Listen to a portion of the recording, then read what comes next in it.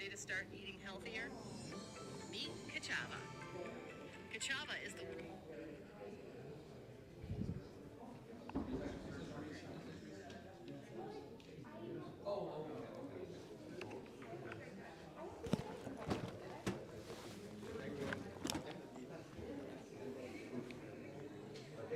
Testing. 1, 2, 3.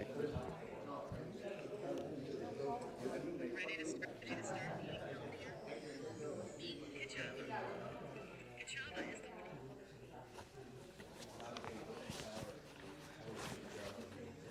Testing. Xin chào bạn Văn Sĩ Võ, người đầu tiên. Say hello.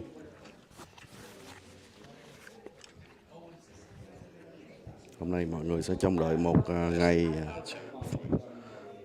họp đầy sóng gió ở thành phố Westminster. Mà sóng gió gì thì tôi cũng chưa rõ.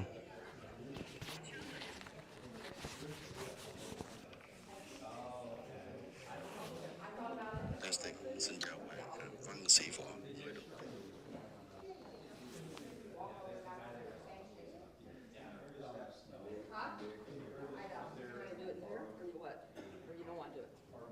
Can we do it here? I think it's too noisy to do it here. Don't you think? Maybe back here? Okay. I just don't want to be out in the wind again, but we got to Right. We just do it here. Okay, we do it here. Trước khi mua cái ghế massage của Luraco thì tôi đã tìm hiểu rất là nhiều cái thương hiệu khác. Biết rằng là cái loại ghế này của Luraco đã được là sản xuất để phục vụ cho quân đội Mỹ phục hồi sức khỏe. Tôi bị khớp rất nặng, cho nên là bác sĩ không cho đi bộ, không cho đạp xe đạp, và tôi đã chọn cái ghế massage của Luraco và tôi thấy rằng kết quả rất là tốt, rất là hài lòng. Tôi thấy rằng tôi ngủ rất ngon. Ghế massage giống như là người thật massage cho mình vậy.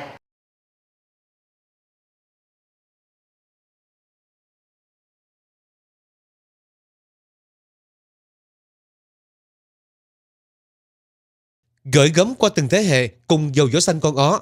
Island Food 301 621 8140 301 621 8140.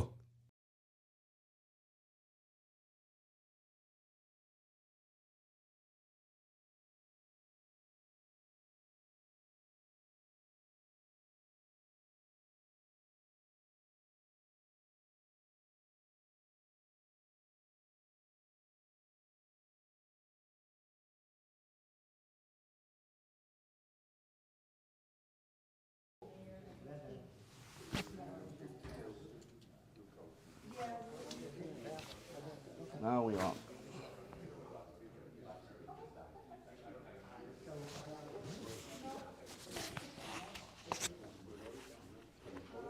Kính thưa quý vị khán thính giả của chương trình PhoBolsaTV, hôm nay tối thứ Tư, một cuộc họp mỗi 2 tuần ở thành phố Westminster. Hôm nay là tối thứ Tư, bây giờ là 6 giờ 52 phút, 7 giờ thì cuộc họp sẽ bắt đầu.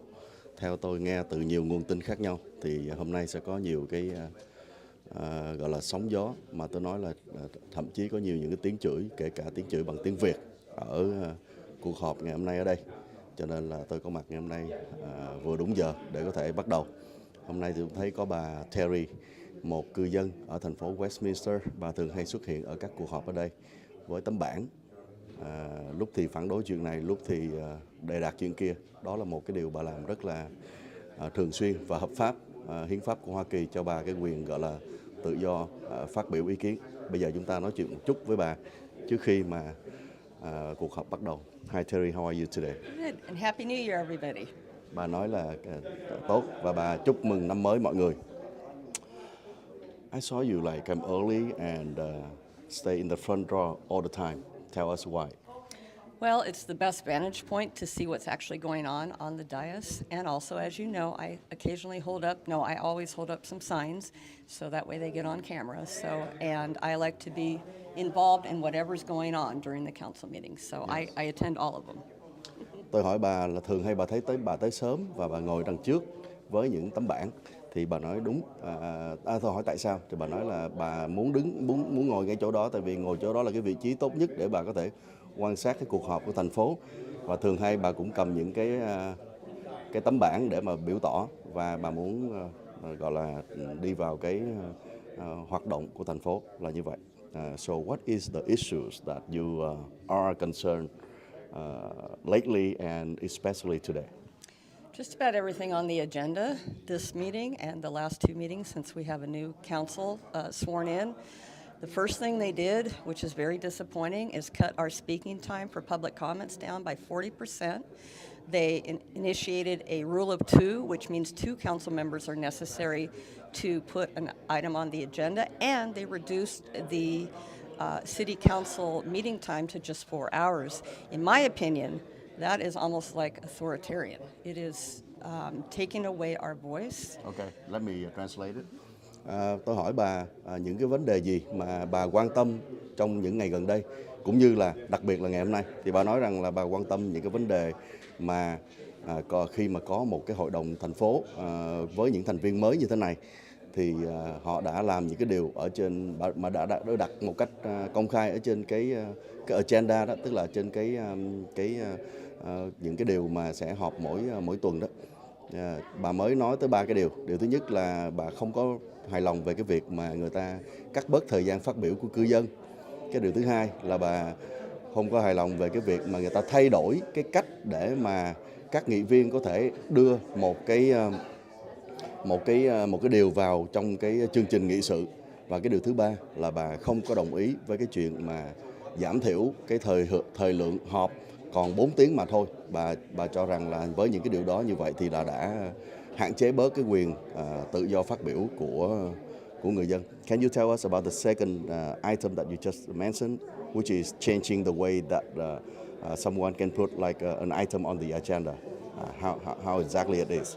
A little history on that. Back in 2019, the then Gang of Three, as they were called, put an item on the agenda to require 3 council members. That was rescinded and reversed last year because Kimberly Ho changed her position on it. But as soon as this council got in, that's the first thing they did is you have to have at least 2 council members to put an item on the agenda. 2 at least. Which we have council members by district. They're elected by district, and they may have agenda items that are important to their constituents that the other council members don't think is important or don't know about. I see. So I object to it. And also on tonight's agenda is the Quan Chi victory or the Quan Chi City Committee to disband it and perhaps consider not having it be a city project anymore, which I'm going to speak on. Okay. Hỏi bà rằng là cái điều thứ hai mà bà đề cập tới đó, tức là bà phản đối cái việc mà họ thay đổi cách để mà một nghị viên có thể đưa một cái điều khoản vào trong cái nghị trình. Thì cụ thể là như thế nào? Bà nói là quay lại một chút xíu lịch sử năm 2019, khi đó có một cái nhóm 3 người, bà muốn đề cập tới ông Chí Tạ, ông Charlie Chí Nguyễn và và bà Kimberly Ho vào thời điểm đó đã đề nghị rằng là phải có 3 người thì mới có thể đưa vào trong cái nghị trình. Rồi cái chuyện đó nó thay đổi. Sau đó khi mà bà Kimberly Ho thay đổi vị trí của bà ấy, thay đổi cái quan điểm của bà ấy thì không còn đòi hỏi cái điều đó nữa. Giờ đây với cái nhóm 3 người mới thì họ đã bắt đầu đưa lại cái chuyện đó. Tức là họ buộc là phải có 2 người đồng ý thì mới đưa được một cái điều khoản nào đó vào cái nghị trình, chứ một nghị viên muốn thì cũng không được. Bà nói cái điều đó không có tốt, tại vì bây giờ hiện nay thì các nghị viên đại diện cho từng cái quận. Mà khi mà đại diện cho từng cái quận như vậy đó thì cái điều mà nghị viên hoặc là cư dân của quận này quan tâm thì cái quận khác có thể không quan tâm, thì người ta không bỏ phiếu để mà đưa vào cái nghị trình thì rất là lỗ cho cư dân. Go ahead. I'd like to also, though, say something really positive, and that is the Tet Parade this last Sunday. I think our staff did a phenomenal job. Everyone that I talked to at the parade were enjoying themselves, even in spite of the tragedy that happened the night before. And I just want to commend our staff for having such a very short period of time to plan this very monumental event. And it went off really well, and people enjoyed themselves, and it was badly needed. It was for all of us. It's not just for the Vietnamese. All of us like to celebrate Tet. I love the costumes and the music and the dancing. It was wonderful. Bà muốn nói một cái điều rất là tích cực theo bà, đó là cái diễn hành Tết đối với bà là cái diễn hành Tết là vừa rồi thì rất là cần thiết do các nhân viên của thành phố tổ chức và nó đã rất là thành công theo bà biết. Đó là một cái diễn hành cái sự kiện mà rất là cần cho không chỉ người Việt Nam mà cho kể cả những người không phải là người Việt Nam ở công trường thành phố. Điều đó nó đã làm cho đỡ nhẹ nhàng đi cái tai họa vào trước cái tối hôm trước, tức là bà muốn đề cập tới cái vụ bắn nhau đó. Bà nói là nhân viên thành phố đã làm hết sức là tốt trong cái việc diễn hành này. Trước đó thì bà có nói tới là một cái điều trong những cái điều mà bà không có đồng ý nữa đó là cái vấn đề mà bà nói qua tôi quên rồi, thôi qua câu hỏi khác. Bà cũng nói là bà có muốn tham dự vào cái việc mà bàn luận về cái liên quan tới vấn đề tượng đài tái chiếm cổ thành Quảng Trị. Cái dự án đó trước đây là được cho rằng là của thành phố sẽ cùng làm việc. Giờ đây thì có thể là qua cái buổi hôm nay sẽ bầu là coi như là loại cái dự án đó ra, không còn là dự án của thành phố nữa. Có thể là nó không phải là nó bị cấm gì, nhưng mà nó sẽ không phải là của dự án bảo trợ của thành phố mà là của tư nhân mà thôi. I heard quite a lot about the talks about the city news vice mayor Nam Quang. What is your take on that position? Well, number one is it was very disappointing that at his very first city council meeting, which you'll hear me say tonight, he left the dais 6 times in just 3.5 hours. He was gone a total of 17 minutes. That's his first meeting. You counted? Well, it's in the minutes. It's in the formal record. Total up is 17 minutes. Yeah, a total After of 6 times. Yeah, 6 times leaving the dais, which is a record.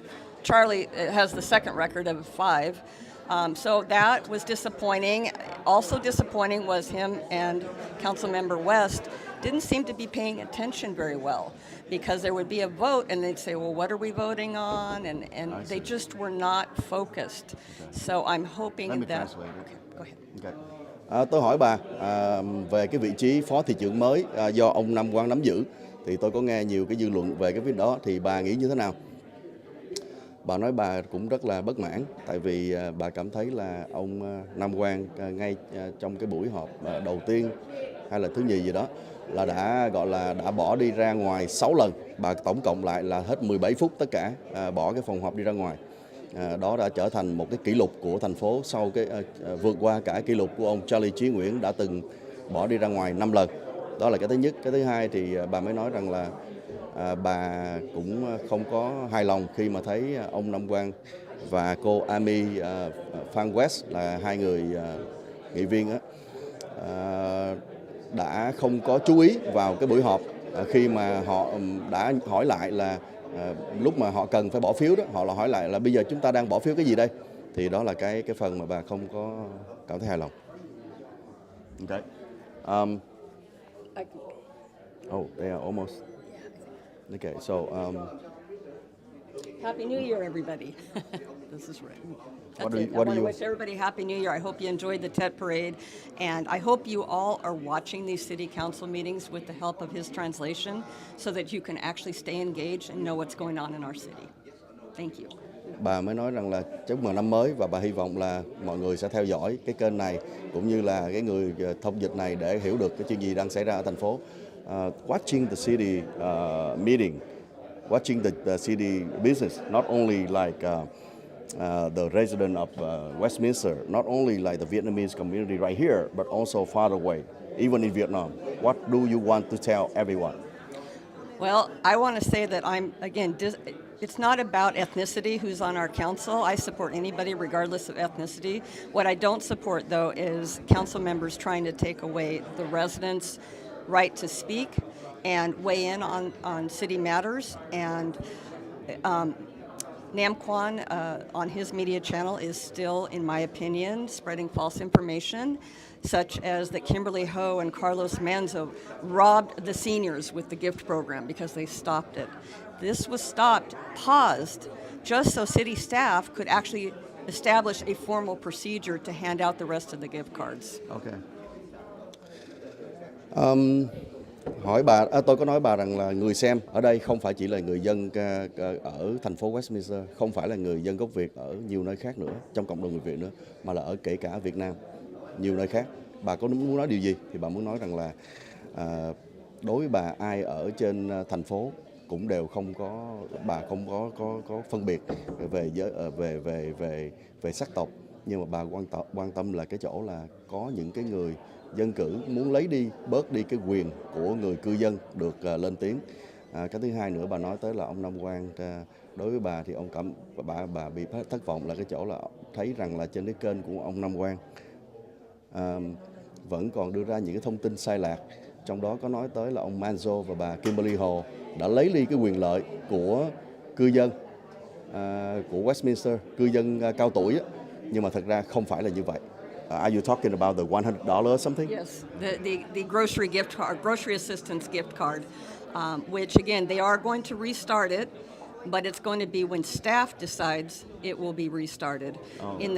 In the past, the Mayor Nguyen, went out on his Vietnamese media and announced the program before staff had even purchased the cards or had a procedure ready in place. And the city staff was overwhelmed by people, 1,000 people showing up to get those cards before they even had a firm procedure ready. So now it's got to be up to staff. Staff carries out policy. Council just sets policy. The city manager is the one who implements policy, and the council needs to let her do that. Khi tôi hỏi bà rằng là cái chuyện mà bà mới đề cập có phải là liên quan tới cái chuyện là $100 gì đó hay không, bà nói đúng rồi. Cái đó là cái chuyện mà là $100, cái tiền mà thành phố muốn tặng cho những người cao niên để mà đi mua những cái thực phẩm, những cái vật phẩm hàng ngày đó. Thì bà nói rằng là ông Charlie Chí Nguyễn đã từng là coi như là thông báo quá sớm khi mà thành phố, các nhân viên của thành phố mới có làm chương trình đó, chưa kịp đi mua mấy cái thẻ đó để phát nữa, thì ông đã thông báo cho cư dân, thì thành ra cư dân kéo tới làm cho thành phố, nhân viên của thành phố bị gọi là quá tải. Rồi bà nói nữa là cái vấn đề là nhân viên đó thì là do cái vấn đề này là do nhân viên làm chứ không phải là do các dân cử, các nghị viên làm cả, cho nên là đó là cái câu chuyện.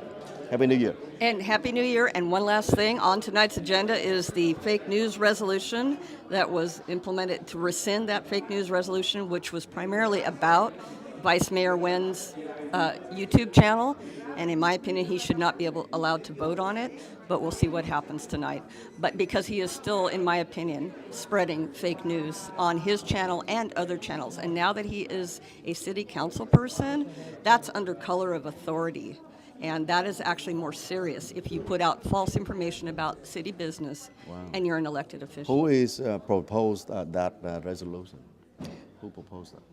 To rescind it, I believe it was him and Charlie, if I have to look at the staff report to be sure. No, Như vậy thì chúng ta đã xong. Happy New Year. Thank you. Hôm nay thì bà nói còn một cái vấn đề nữa, đó là sẽ nói tới cái vấn đề gọi là fake news và cái vấn đề đó. Bây giờ chúng ta nghe bắt đầu chương trình.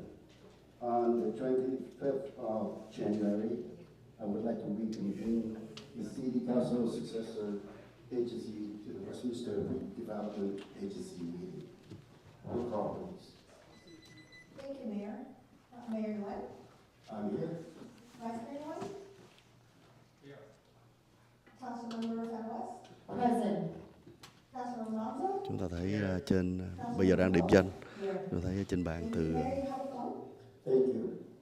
Just one request. từ trên xuống dưới thì từ trái sang phải thì có bà Phan West đang mặc áo dài tím, ông Carlo Manzo. I would like to ask everyone to stand still for a moment of silence before we can continue with the invocation by Councilmember West.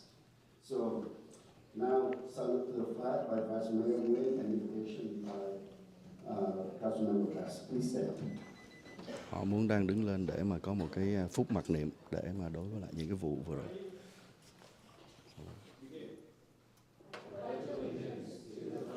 Lời đọc tuyên thệ mỗi đầu. Mỗi hộp.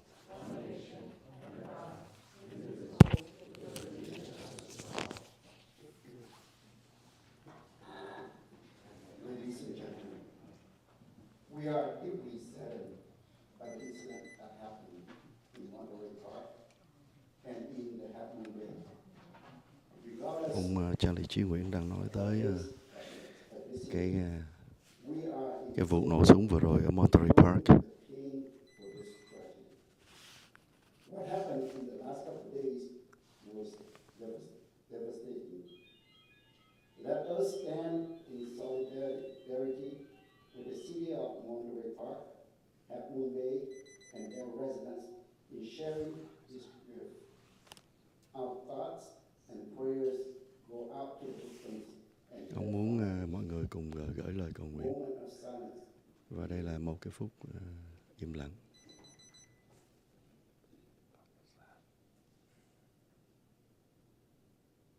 Thank you. Would you join me in prayer? Lord, we just thank you so much for tonight, the opportunity just to have another day, Lord. Bà Amy And Frank as West we đang đọc lời cầu remember nguyện. the Monterey Park incident or shooting, it's unfortunate, but Lord, we know that this incident has drawn people, the community together, Lord, and we're so thankful for that. And I pray, Lord, as we look at each other, that we will unite together to be stronger. United States of America, that's who we are, Lord. And may we unite together in love and helping one another through this tragedy. And Lord, we have so much more in common than what we think. So Lord, we pray that you give us that perspective. And Lord, we thank you as we come tonight to do city business, also to hear the public, Lord, the resident. I pray that you bless this time and may it be free from. In Jesus' name we pray, amen. Amen. Thank you. Thank you, Vice Mayor Nguyen, and thank you, Councilmember West, for our substitute clarification. Next is City Attorney. Cái gì mà nó kêu hoài vậy?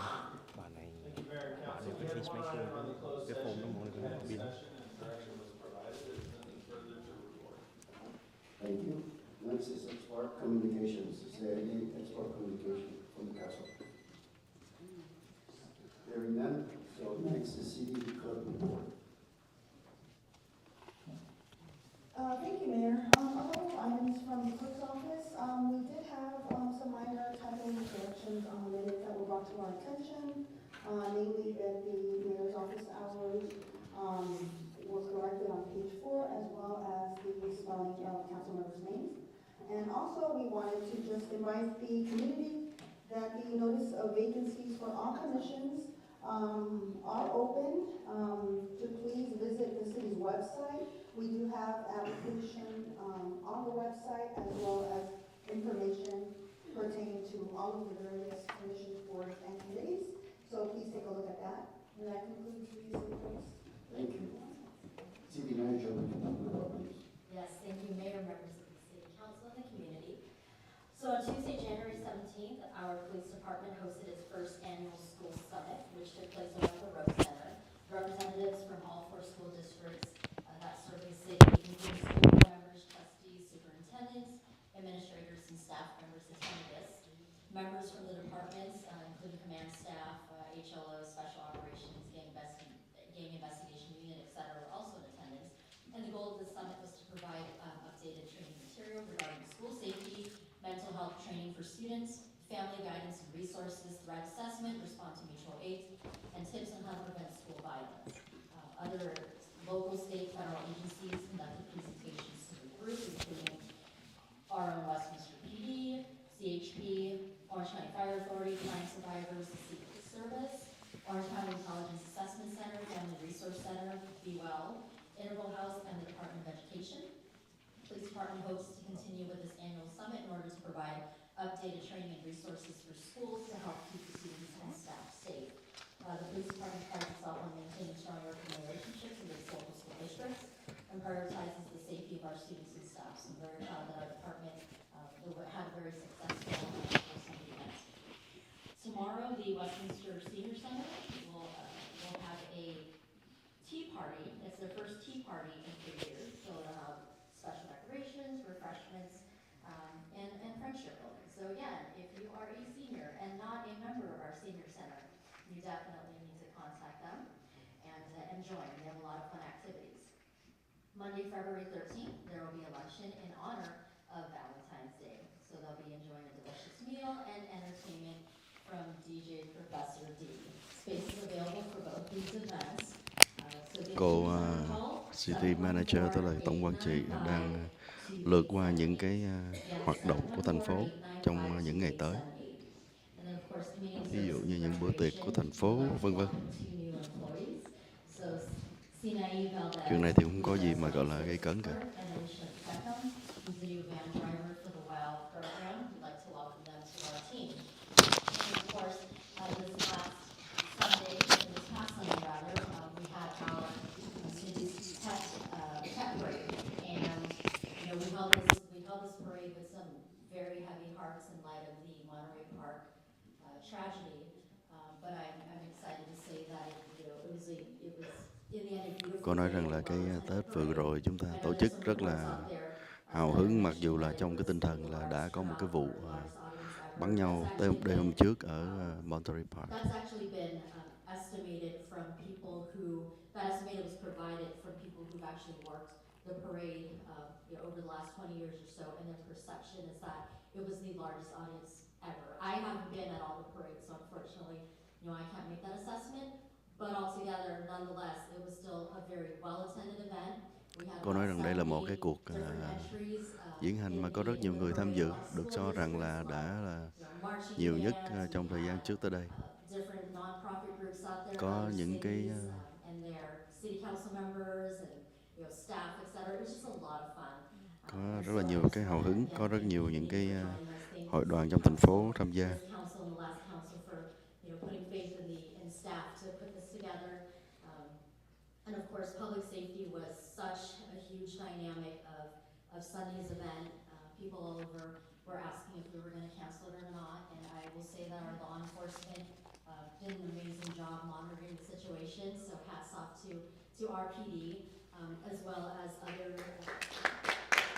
Họ nói rằng là cảnh sát đã làm việc rất tốt khi mà có người hỏi rằng là có nên là loại bỏ cái hủy cái kiện diễn này hay không vì cái vụ hôm trước đó, thì họ đã tiếp tục và cảnh sát đã làm việc rất tốt để mà quan sát cái buổi diễn hành một cách an toàn. Santa Ana, Irvine, Cypress, Seal Beach, Orange, Costa Mesa, La Habra, Fountain Valley, Garden Grove, and the Orange County Sheriff's Department. And of course, our Westminster Races and West County CERT, they were also out there as well providing support. So thank you again for helping us with a very successful tech parade. Thank you, City Manager, and the City Manager worked as hard as everyone else. And I want to take this moment to thank you all for putting effort into making this event happen and have it was successfully done. Well done job. Thank you very much. Thank you everyone. Ông Charlie Chí Nguyễn đang cảm ơn các nhân viên thành phố đã làm được tốt.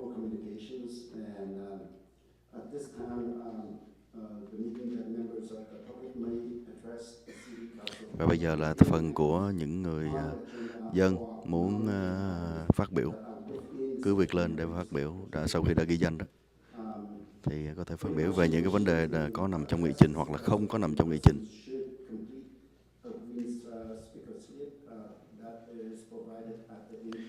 Mọi người nào muốn nói chuyện thì cứ việc điền vào cái mẫu đơn đã để ở trước cửa.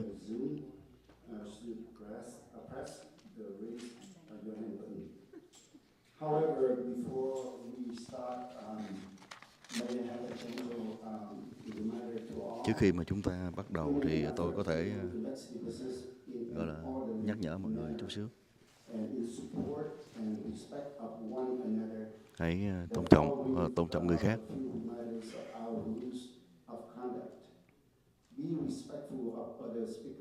Hãy tôn trọng những người khác.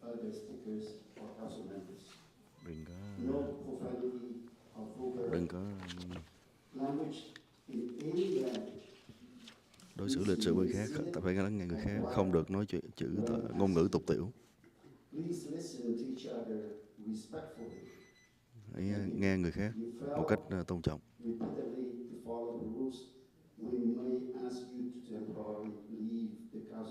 Nếu mà phá thì chúng tôi sẽ mời quý vị đi ra khỏi cái phòng họp. Thank you, Mayor. The first speaker is Michael. Yes, followed by Ken Wong.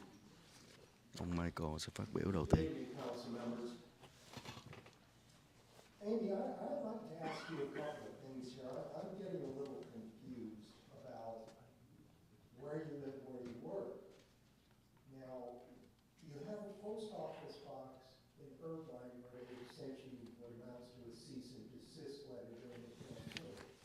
However, your address or record for voting is here in Westminster. Now, maybe it's just me, but if I use the post office box, I probably have one at a local post office, not down in Irvine. The other thing was you identified yourself as a co-proprietor of an independent rental car consortium. But then on other paperwork, I see you're listed as a business development manager for Loan Direct, which is obviously a mortgage loan company. Again, I'm a little confused what that is. You attended a local junior college, which is good for you, but you also said you got your bachelor's in education at Cal State Long Beach, except there really isn't an education program. I looked it up before I came here tonight to make sure I wasn't just imagining things. I don't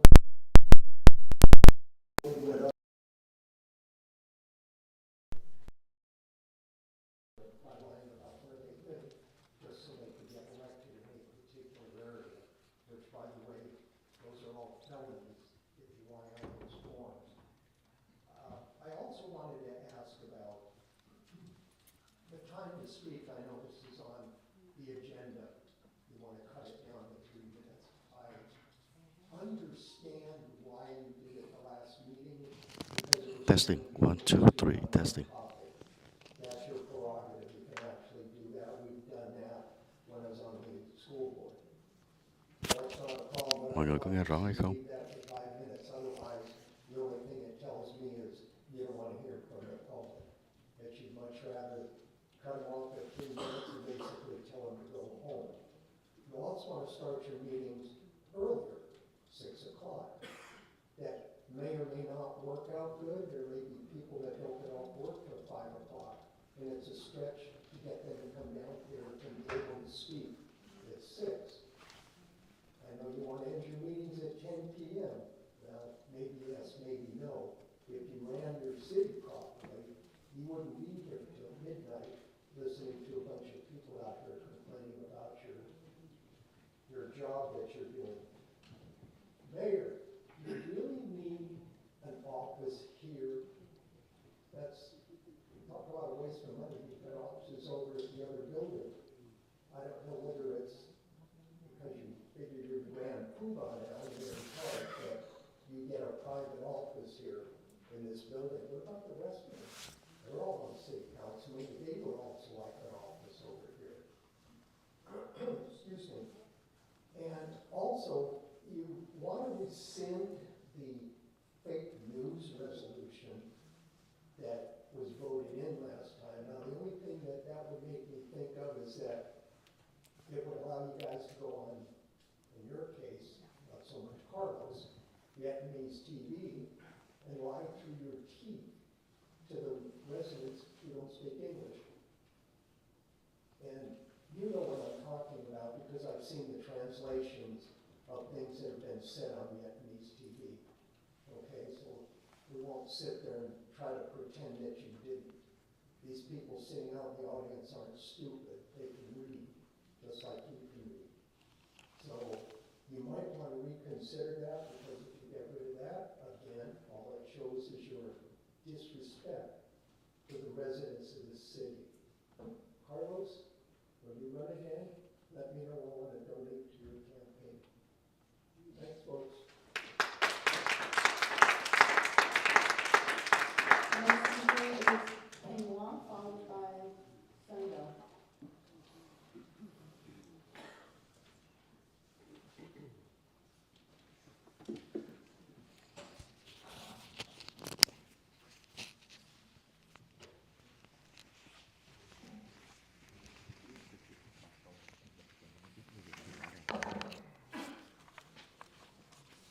Chào buổi tối Ông thị trưởng Charlie Nguyễn, Phó thị trưởng Nam Quang, cùng toàn thể nghị viên Hội đồng thành phố Westminster.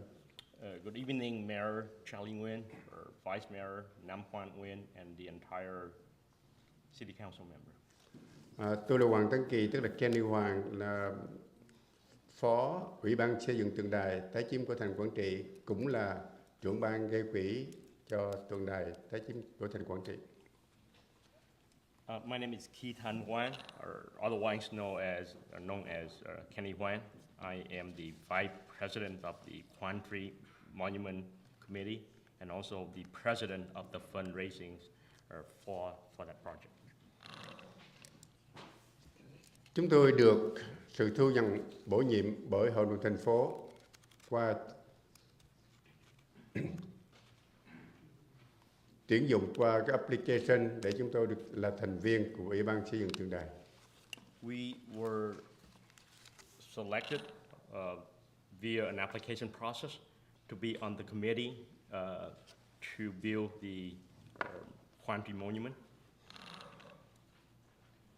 Kể từ ngày chúng tôi được tuyển chọn thì tuần lễ đầu tiên chúng tôi đã bắt tay vào trong cái chương trình phải thực hiện cho bằng được tượng đài tái chiếm của thành Quảng Trị theo sự yêu cầu của Hội đồng thành phố Westminster.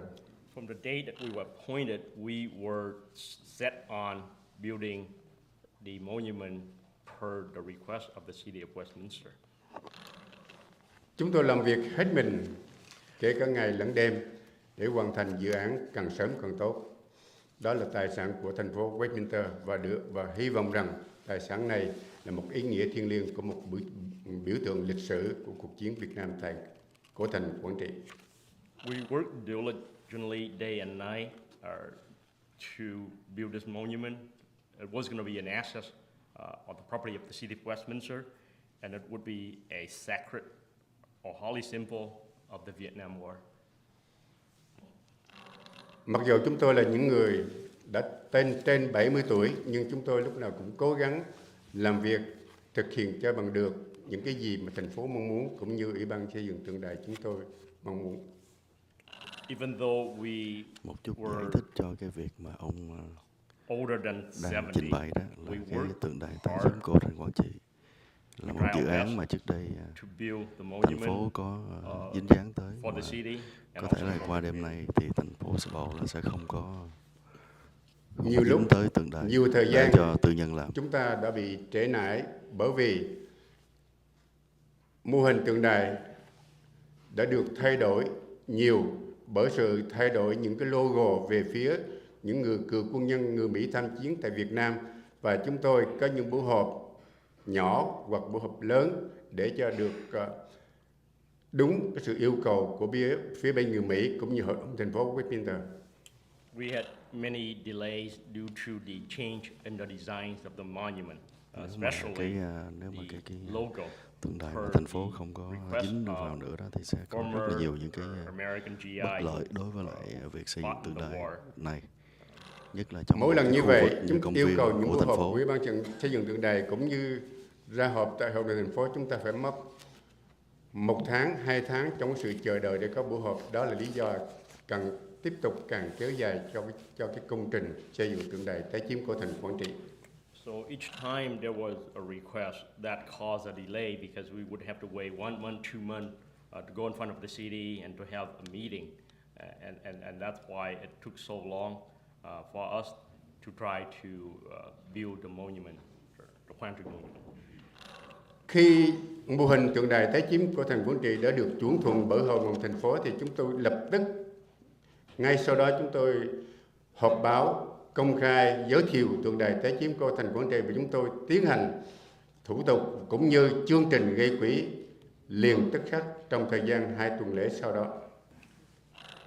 So once the design was approved by the City Council, we have meeting, we have press release, we have a press conference, and we proceed with fundraising within 2 weeks of the design's approval. Và chúng tôi lập tức lái xe qua 4 tiểu bang để đến tiểu bang Utah, và chúng tôi đã nhờ công ty Big Statue tại Utah làm 5 tượng đồng của 5 chiến sĩ tái chiếm dựng cờ trên cổ thành Quảng Trị. So we drove across the country to 4 or 5 different states.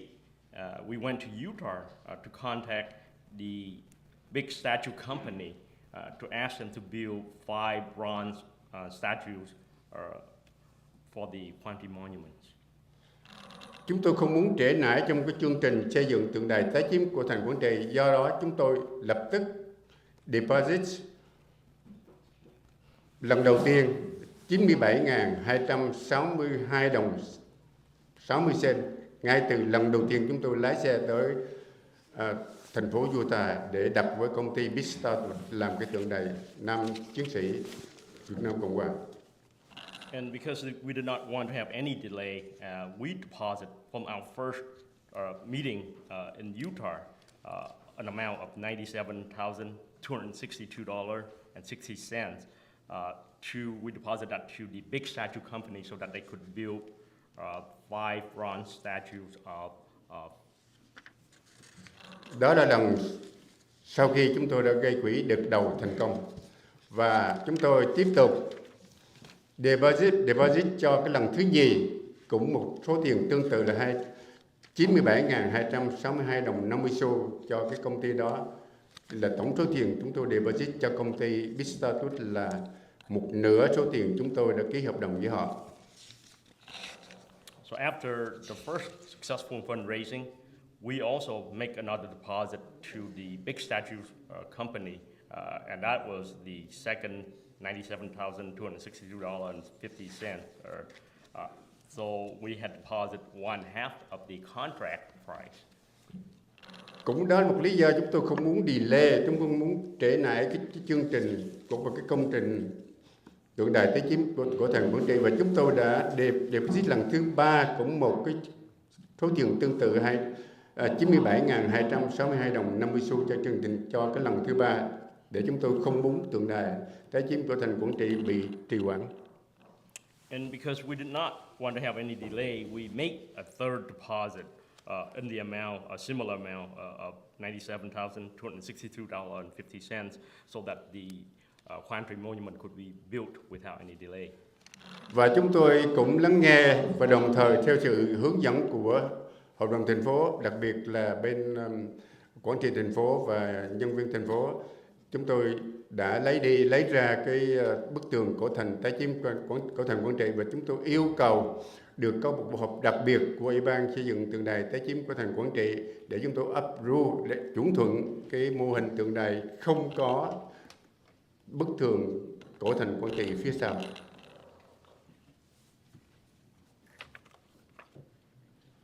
We listened to the opinion and also the city council's input, and because of that, we removed the wall from the back of the monument. We removed the wall from the design, and so the project design was once again approved without the wall in the back. Sau những ngày vào dịp lễ Giáng sinh năm mới Tết Tây Dương lịch, cũng như bởi sự tổ chức của Hội thành phố buổi diễn hành tại Đại lộ Bonsa, do đó chúng tôi đã gửi email trước ngày Giáng sinh 25 tháng 12 cho đến giờ này thì chúng tôi cũng chưa có buổi họp. Chúng tôi hy vọng rằng buổi họp được diễn ra sớm để chúng tôi tiến hành nhanh về cái chương trình và mô hình xây dựng mô hình tượng đài tái chiếm của thành Quảng Trị. And because we were expecting that there would be delay due to the Christmas holiday as well as the Lunar New Year and then the Tet Parade, we emailed the city before December 25 asking for a meeting, but we still have not have a meeting. Nói chung, với Ủy ban xây dựng tượng đài, chúng tôi làm việc cho thành phố với sự ủy nhiệm của thành phố và đồng thời theo sự hướng dẫn của thành phố. Chúng tôi tiến hành với cái sự cố gắng của chúng tôi càng nhanh càng tốt để cho tượng đài được xây dựng càng sớm. Nhưng đến giờ này qua 2 năm, đến giờ này chúng tôi vẫn chưa có một cái kết quả cụ thể nào. And per CD's direction, we try to build. We have the monument built as fast as possible, but it has been 2.5 years and we still do not have a monument. Thank you very much. The next speaker is Sandra, followed by Bob.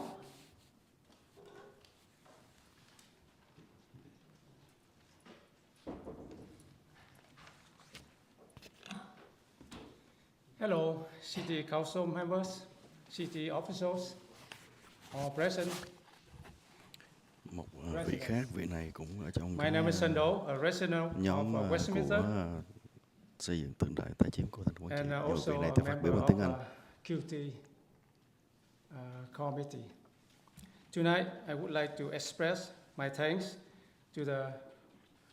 for the opportunity to proudly serve on the QT committee Tôi since muốn cho October biết rằng là tôi cảm ơn đã cho phép tôi 2021. được phục vụ ở trong cái Although we are so busy ủy ban in our daily xây work, dựng tái chiếm maybe của 50 thành phố Quảng Trị. hours a week, we did our best to design the Victory Statue Memorial and raise the fund in Westminster and in Houston, Texas, to build the monument.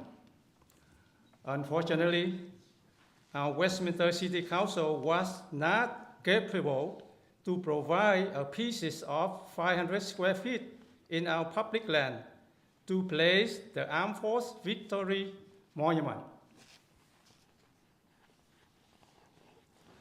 In 2008, General Lê Phi Long of the South Vietnam National Liberation Front, as known as Việt Cộng, said the operation to attack and capture the Quang Tri Citadel was the biggest loss in the two-war history with the French and American.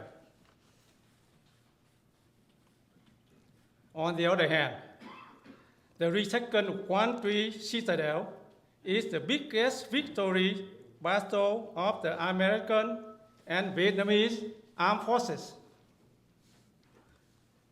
If history is not recorded, it will be lost. Or if we don't write our own history, someone else will. Based on the VC, Vietnam War history, the Republic of Vietnam, as known as South Vietnamese Armed Force, was a missionary force. And the American Armed Force is an invading force. Hence, building the Quang Tri Monument will present our war history and promote a freedom-defending symbolism to our young generation. In the USA, everyone enjoys freedom. But not so many people care for who sacrificed to defend our freedom. In only 81 days, more than 10,000 soldiers sacrificed. But it takes more than 50 years to build a memorial, but it's still up to the air. Who will go to the front line to face our brutal enemy and receive cold shoulder from their unjustified conscience, freedom, and joy? Thank you for your attention.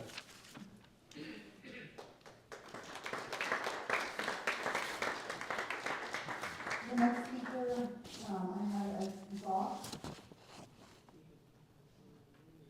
It's a Gmail address. The number ends in 3202.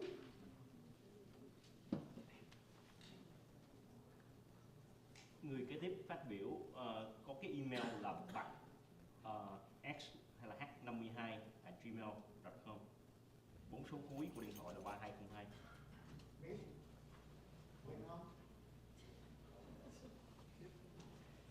4 số cuối là 3202. The next speaker is Tree Long, followed by Tomlin.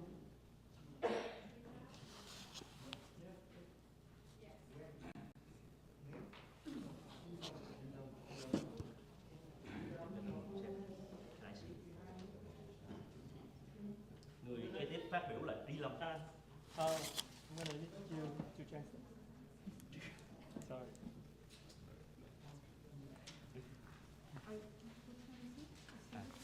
Truy làm gì?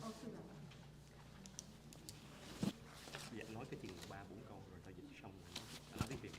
Yeah. Okay. Well, before you start, I just want to remind you that you make sure that your time, when they translate it, it's 10 minutes, then I have to cut off. So make sure that you stop before that. I see my time. Thank you. Okay. I see my time. Ông thị trưởng nói rằng là tôi muốn nhắc nhở là thời giờ của bạn với lại người tổng dịch là 10 phút, sau đó ngừng. Có một sức khỏe dồi dào. On the occasion of the Lunar New Year, I would like to wish all of you, as well as your family, good health. Và mong rằng sau cuộc họp này, quý vị có thể rút ra ít nhiều cũng những ý kiến đóng góp của người dân Westminster để có thể thành lập hoặc để có thể build một cái thành phố Westminster vững mạnh hơn và tốt đẹp hơn.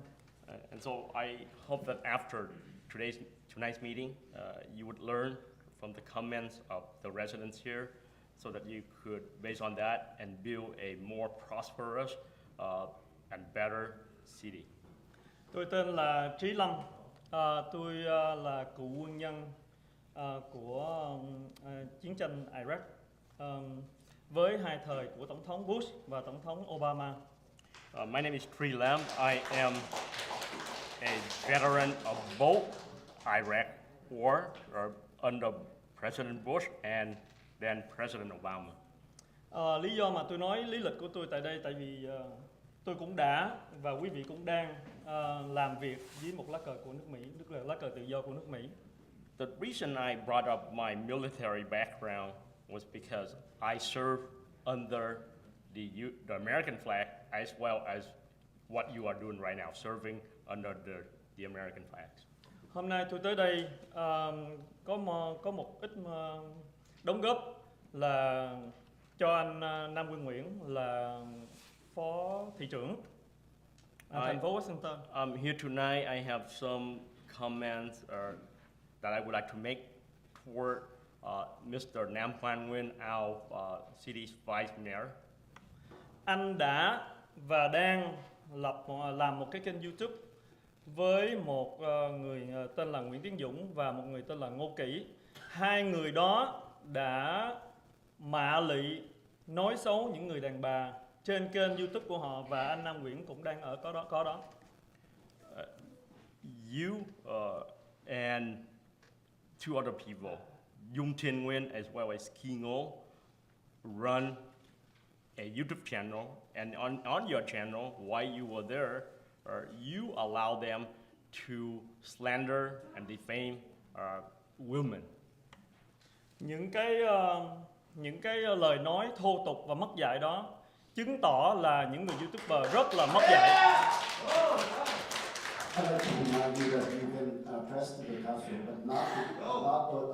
I'm looking at you.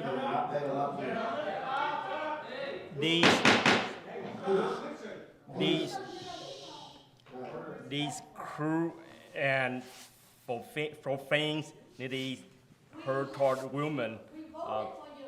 Anh nói lại cái tiếng Việt này. See now he cannot translate what I said. So you said not interrupt. You did interrupt now. Well, let me finish. Then you interrupt. Anh nói lại. I would like to ask for quiet so that he can address the council, please. Xin quý vị giữ im lặng để anh Trí đây có thể phát biểu trước. Tôi đề nghị ông thị trưởng phải nghe lời dịch của anh thông dịch viên trước, sau khi đó anh mới nói được. Tại vì bây giờ tôi đang nói cho anh và những người dân nghe, anh chưa có dịch mà. Anh biết tiếng Việt phải không? I propose that the mayor allow the interpreter to complete his interpretation before you make your comment or interrupting us. You understand Vietnamese, do you? You interrupt me. Và những cái lịch sử của anh ta thì quý vị cũng đã biết, chúng tôi đã gửi thư cho tất cả những nghị viên ở đây về lý lịch của anh Nam Quang, và hy vọng là ông luật sư sẽ kiểm tra lại những cái đó có chính thức hay không. Thì tôi hy vọng là quý vị hãy coi hồ sơ của anh ta lại. And you have already know his background. I send all of you as well as the city attorney our statement regarding his background.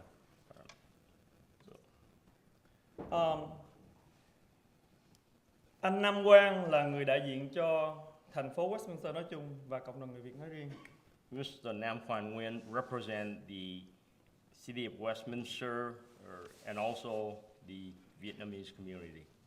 Tôi nghĩ ông thị trưởng nên phải xấu hổ vì có một thành viên như vậy, vì ông ta là người đại diện cho ông đi ra ngoài đường phố.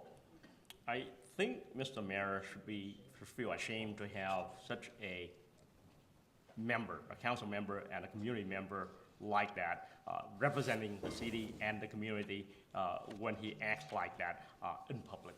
Tại vì một thành viên của mình mà làm những việc xấu thì người chỉ huy phải có trách nhiệm.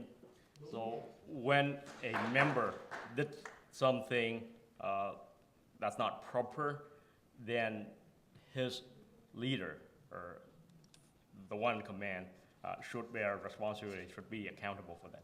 Còn nữa, anh Nam Quang đã để trên cái status của Facebook của anh ta đó là những con khỉ đấu tranh cho tự do ở thành phố Westminster, có nghĩa là tôi nghĩ là những con khỉ là ám chỉ những người speaker ở đây. And Mr. Nam Quan Nguyen has on his Facebook status talking about monkeys fighting for freedom in the city of Westminster. I think he was referring to the residents who are making comments here. Còn nữa, khi mà anh ta ở Phước Lộc Thọ ngay ngày dịp Tết thì ảnh để trên Facebook, ảnh nói là đi Tết gặp chó cắn. So he also posted on his Facebook that when he was at the Asian Garden Mall on the occasion of Tet, he was unlucky in that he ran into and was bitten by a dog. Trong cái lúc đó thì chúng tôi đã coi cái video của ảnh trên YouTube. Chỉ có một cái lúc là chị ảnh cãi lộn với một người dân tên là anh Mai. Thì không hiểu là có thể là ảnh ám chỉ anh Mai là một con chó cắn ảnh. And so we look on his YouTube. The only occasion we saw that he was at the Asian Garden Mall was when he had a ruckus with a resident named Mike. And so if he was talking about that, then he would be referring to our resident Mike as a dog.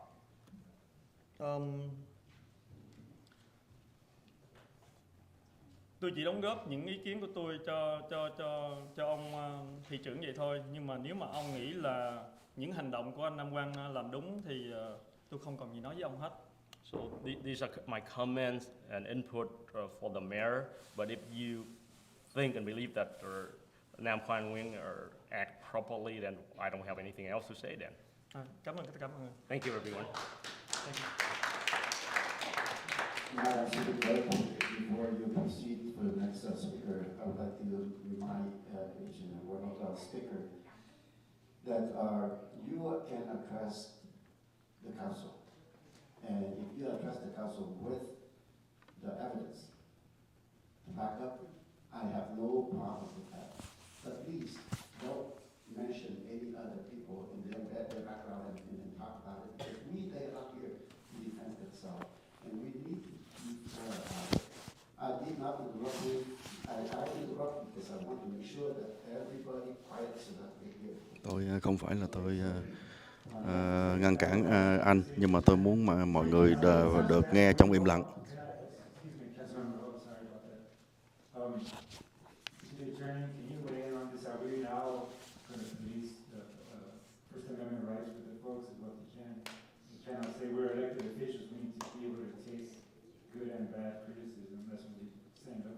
And I Ông Carlo Manzo nói rằng là ông luật sư có thể cho biết hay không, tại vì chúng ta khi mà thề để đi vào trong cái vị trí này, chúng ta phải lắng nghe tất cả những cái câu nói của họ, dù xấu hay tốt. You certainly when you talk about people, you don't come up with evidence, and in this public forum, we have never done that. So let's not start something that is wrong. Start a precedent that is wrong. I disagree, and if the city attorney tells me that they can do that, I will make sure we look into this, and you're gonna see some consequences, because I can tell you that is wrong. Bà ấy nói rằng là cái chuyện vừa rồi nói là rất là sai. Chúng tôi sẽ, nếu mà ông luật sư cho phép, tôi sẽ điều tra về chuyện đó.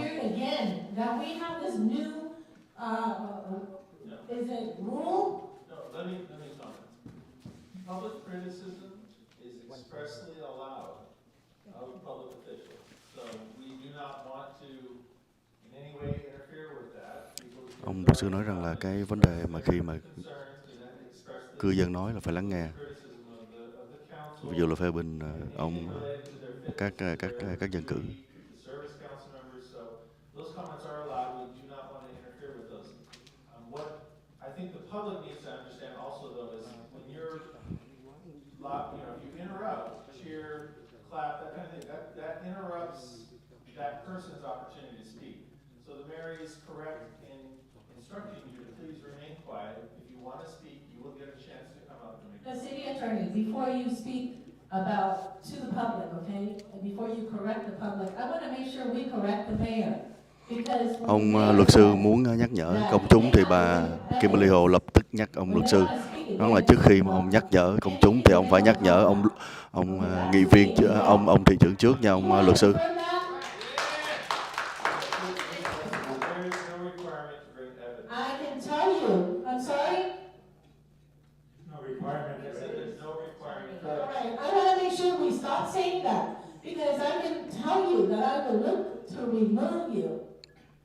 As a city attorney, okay, the city, if you keep letting him say that, tôi sẽ tìm cách đuổi ông nếu mà ông tiếp tục để cho ông thị trưởng nói những cái điều như vậy.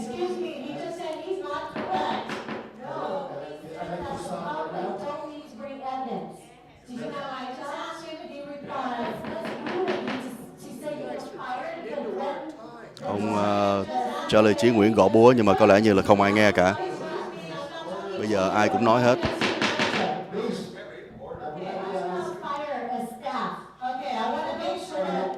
Bây giờ bà Kimberly Hồ phản pháo ông luật sư, vì ông luật sư nhắc nhở công chúng mà là không nhắc nhở ông thị trưởng.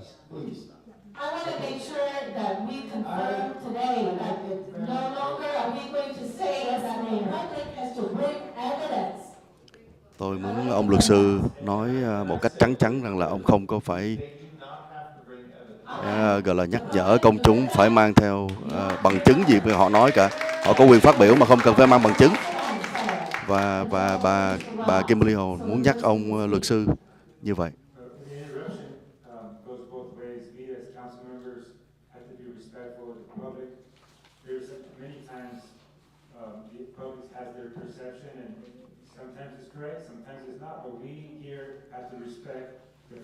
Ông Carlo Manzo nói là khi công chúng nói có thể là đúng, có thể là sai, nhưng mà chúng tôi ngồi ở trên đây, chúng tôi phải tôn trọng công chúng và ngồi lắng nghe.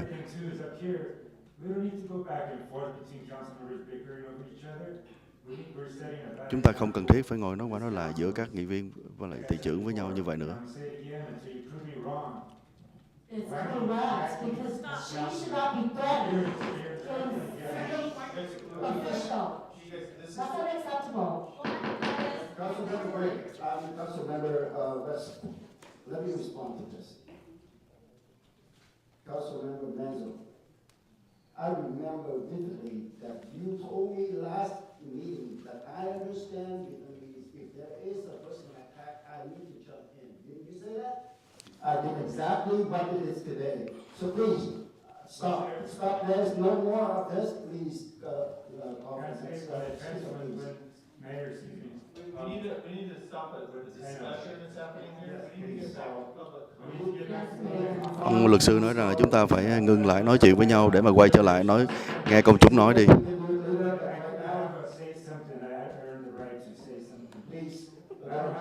Bây giờ thì coi như là gần như là các dân cử họ nói chuyện gọi là overlap với nhau, nói người này nói người kia nói, chứ không còn giống như cái luật của họ đưa ra là cái luật của họ đưa ra là coi như là im lặng khi người khác nói. Chính những nghị viên trong thành phố, dân cử trong thành phố đang vi phạm cái điều họ đặt ra. Và bây giờ là ông Nguyễn Phương Hùng lên phát biểu.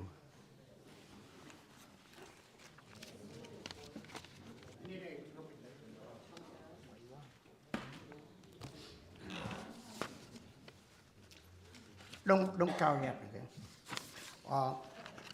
I want to give you a copy for everybody here.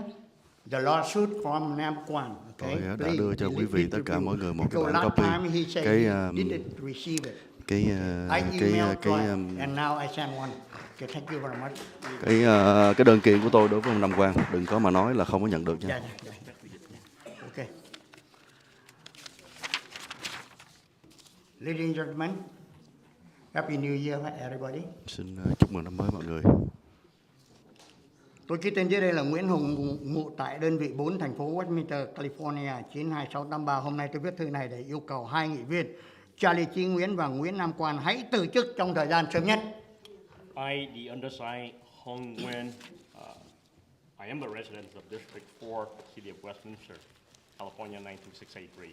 I'm writing this letter today. Cái phần này thì có người thông dịch rồi, cho nên là mọi người lắng nghe cái phần ông Nguyễn Phương Hùng nói tiếng Việt. Trước khi đi vào chi tiết, tôi có một vài đề nghị như sau. Thứ nhất, giữ nguyên thời gian phát biểu của cư dân là 5 phút cho mỗi người. Before going into the detail, I have a few suggestions. First, keep the resident comments to 5 minutes per person. Thứ nhì, tôi không giới hạn thời gian hội nghị. Nếu cần phải làm phụ trợ để giải quyết những việc quan trọng thì quý vị hãy nhìn Quốc hội California hoặc liên bang. Họ cũng cần phải làm việc thêm nhiều phiên họp cho những vấn đề quan trọng cấp bách cần phải giải quyết. Quý vị chỉ có làm việc 26 buổi, không quá 8 giờ trong một năm, 365 ngày, mỗi 2 tuần và đôi khi còn bị hủy bỏ. Nếu quý vị than phiền thời gian họp quá lâu và tăng giờ sớm hơn là không thực tế, bởi vì đa số cư dân phải đi làm về nhà tối, ăn tối nên họp sớm 5 giờ chiều là không thích hợp. Mỗi tháng chỉ có 2 lần mà quý vị không thể kéo dài phiên họp khi cần thiết. Tôi đề nghị quý vị nên từ chức nếu cảm thấy không thể làm thêm giờ để cần giải quyết vấn đề. Second, there should be no time limit to the council meeting. If you need extra work or extra time to do important things.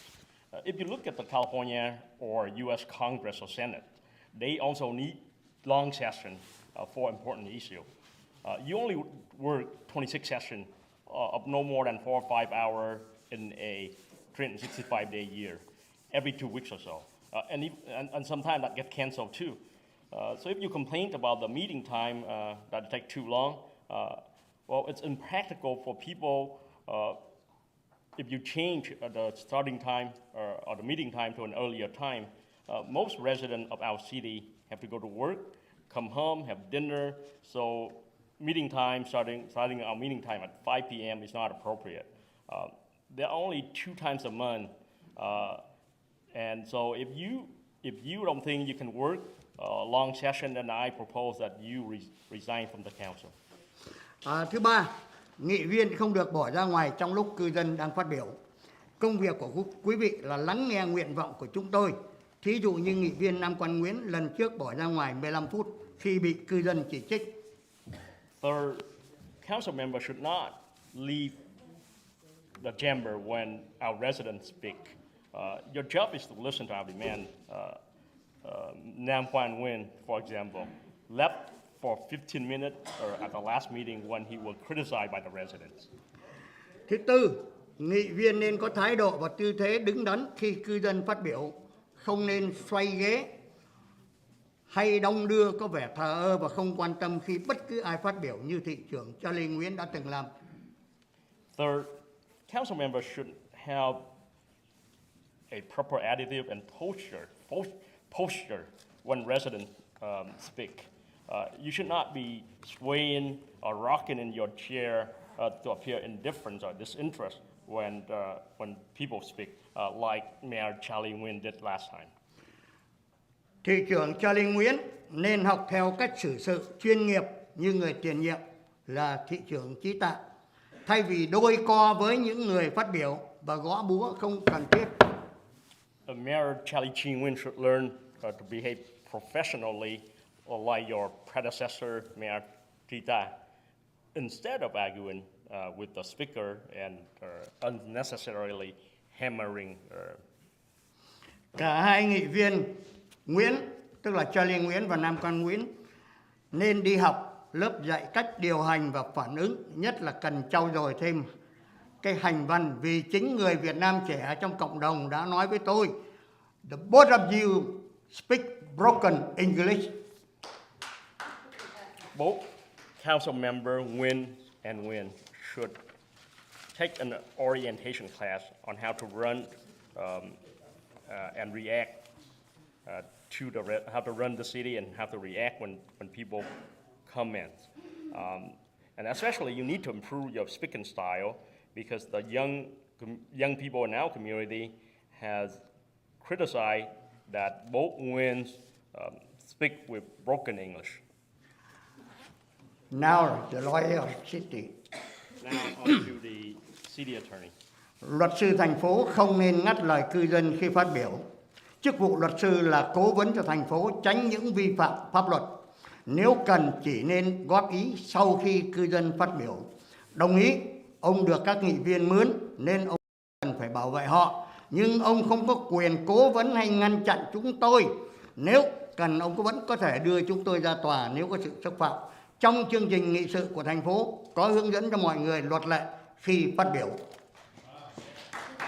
Now on to the city attorney. You should not interrupt residents when they speak. Your job is to advise the city council to avoid violation of the law.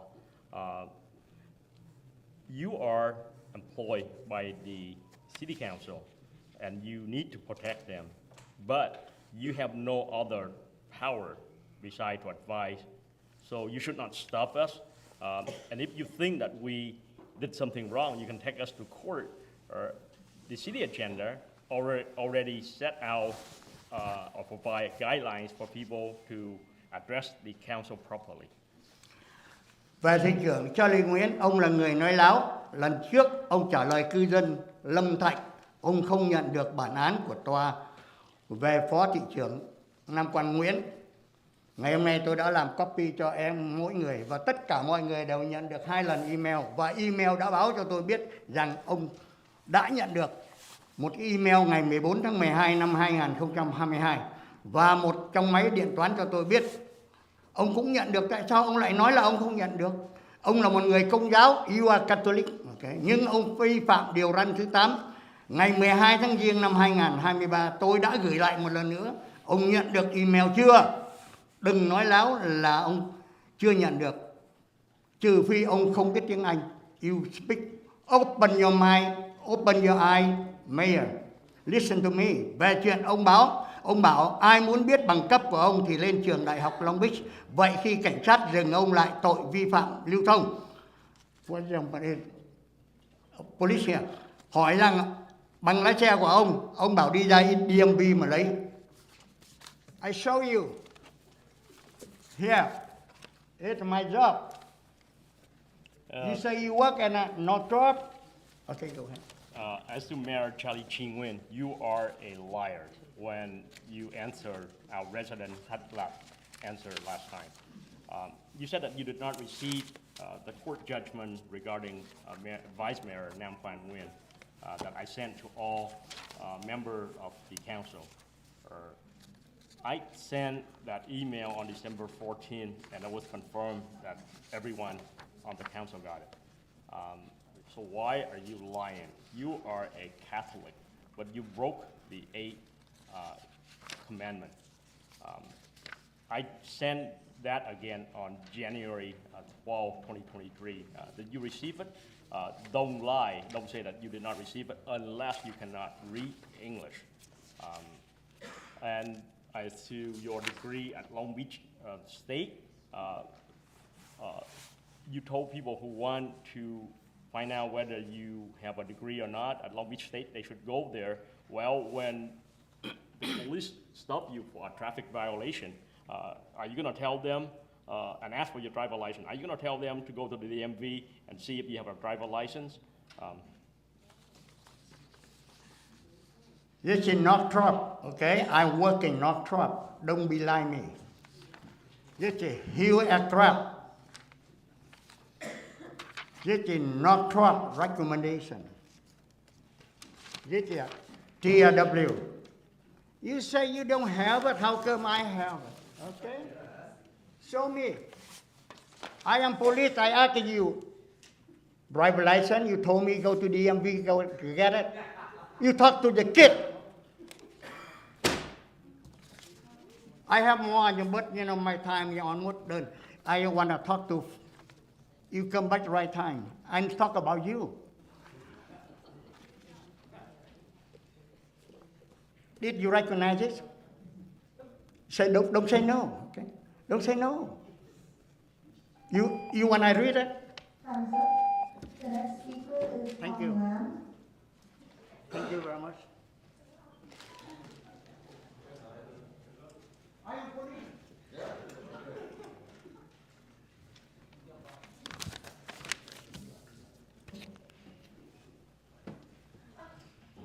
Trước hết thân ái kính chào hội đồng thành phố Westminster ha. First of all, my sincere greeting to the City Council of the City of Westminster. Thứ gì tôi xin cảm ơn ông Carlos và bà Kimberly Hồ hôm nay dám nói tiếng coi như cho được sự công bằng cho người dân của chúng tôi. Second, I would like to thank our council member Carlos Manzo and Kimberly Ho for bringing justice and fairness to the voice of our residents here tonight. Tôi cũng muốn nói là thưa với ông luật sư. I would like to address our city attorney. Ông Hùng Nguyễn đã nói rồi, nhưng hôm nay tôi vẫn nói tiếp là ông nên coi như là đừng bao giờ chĩa vô cái bản họng của chúng tôi. Even though Mr. Hong Nguyen had already said it, I'm going to say it again. I want to ask that you, the city attorney, do not jump in and interrupt us. Giờ đây tôi xin thưa Phó Thị trưởng Nam Quang Nguyễn. You do have a different one? Yes.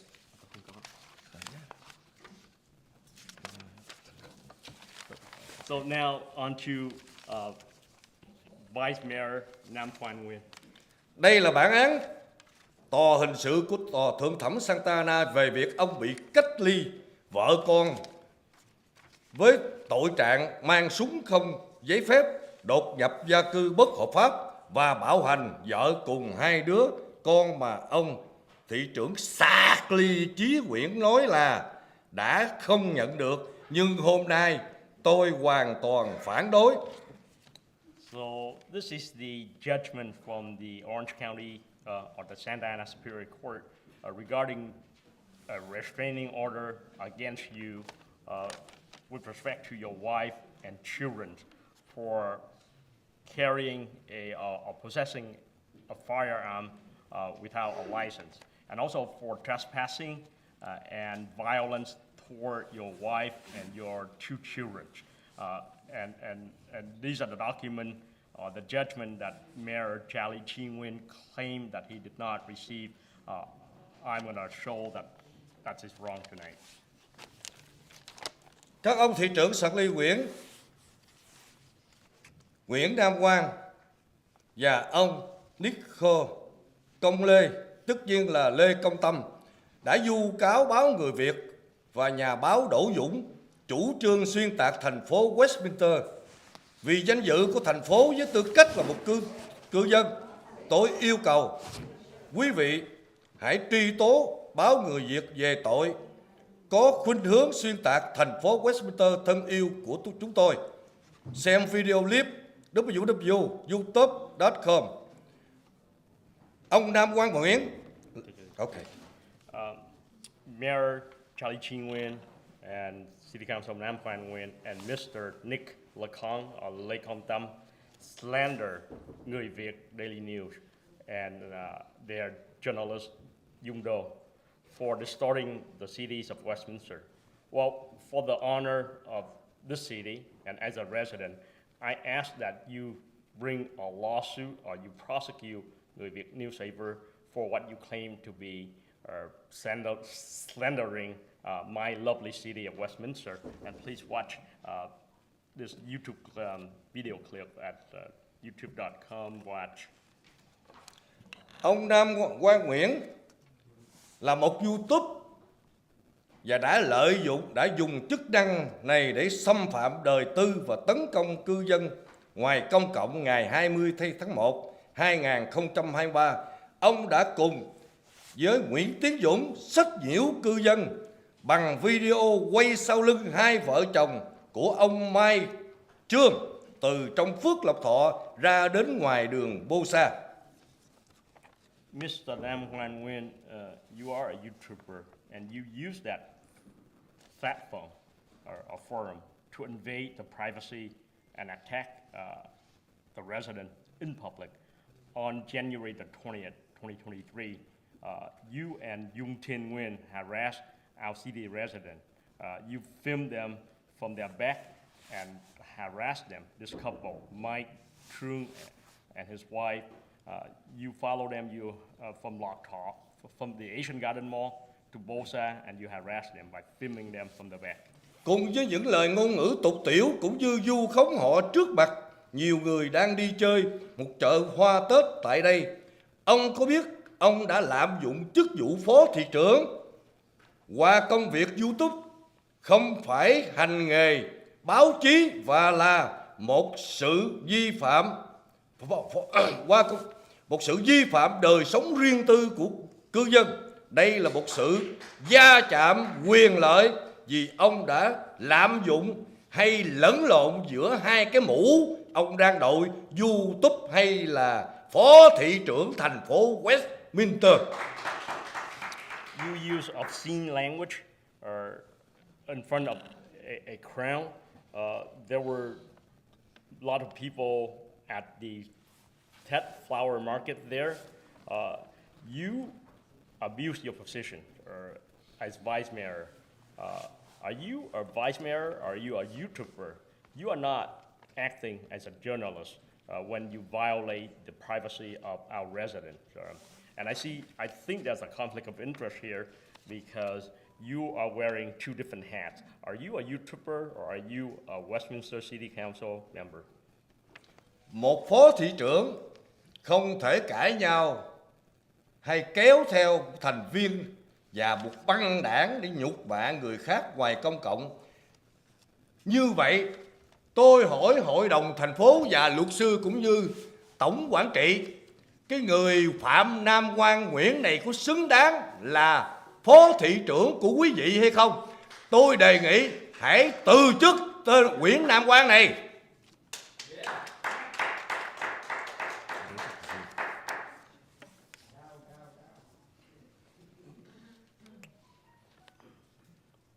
As a vice mayor, you should not be hurling profanity and bring gangs member with you and insult people. So I have a question for the city council here. Is Nam Quang Nguyen worth it or deserving to be a city council member? I suggest that he should be removed. Một lần nữa, thưa quý vị, một người giống như Nam Quang Nguyễn không xứng đáng là một cái người nghị viên, chứ đừng có nói chi mà phó thị trưởng. Tôi không biết cái bà em Phan West gì đó, không biết bà có học cái khóa training để mà vào làm nghị viên hay không. Mới vô tuyên thệ chưa đầy 10 phút đã giới thiệu cái tên Nam Quang Nguyễn này vào làm phó thị trưởng.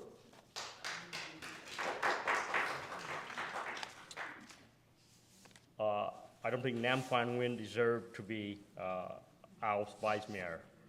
I don't know if council member Amy Phang West have gone through the orientation on how to act and how to become how to act as a city council member, because just 10 minutes after being a city council member, she vote or recommend that Nam Quan Nguyen be our vice mayor. Lần cuối, một lần nữa tôi đề nghị ông Nam Quan Nguyễn hãy từ chức đi. Đừng để cho người dân bị phẫn nộ tiếp tục. Cuối cùng, tôi xin chúc quý hội đồng cũng như quý vị có mặt ngày hôm nay được nhiều sức khỏe, an khang, thịnh vượng. Xin chào. Once again, I ask that Nam Quan Nguyen resign from the council. And as to the entire city council, I would like to wish all of you a new year with good health and prosperity. Thank you. The next speaker is Mike Cohn, followed by Robert Pearson.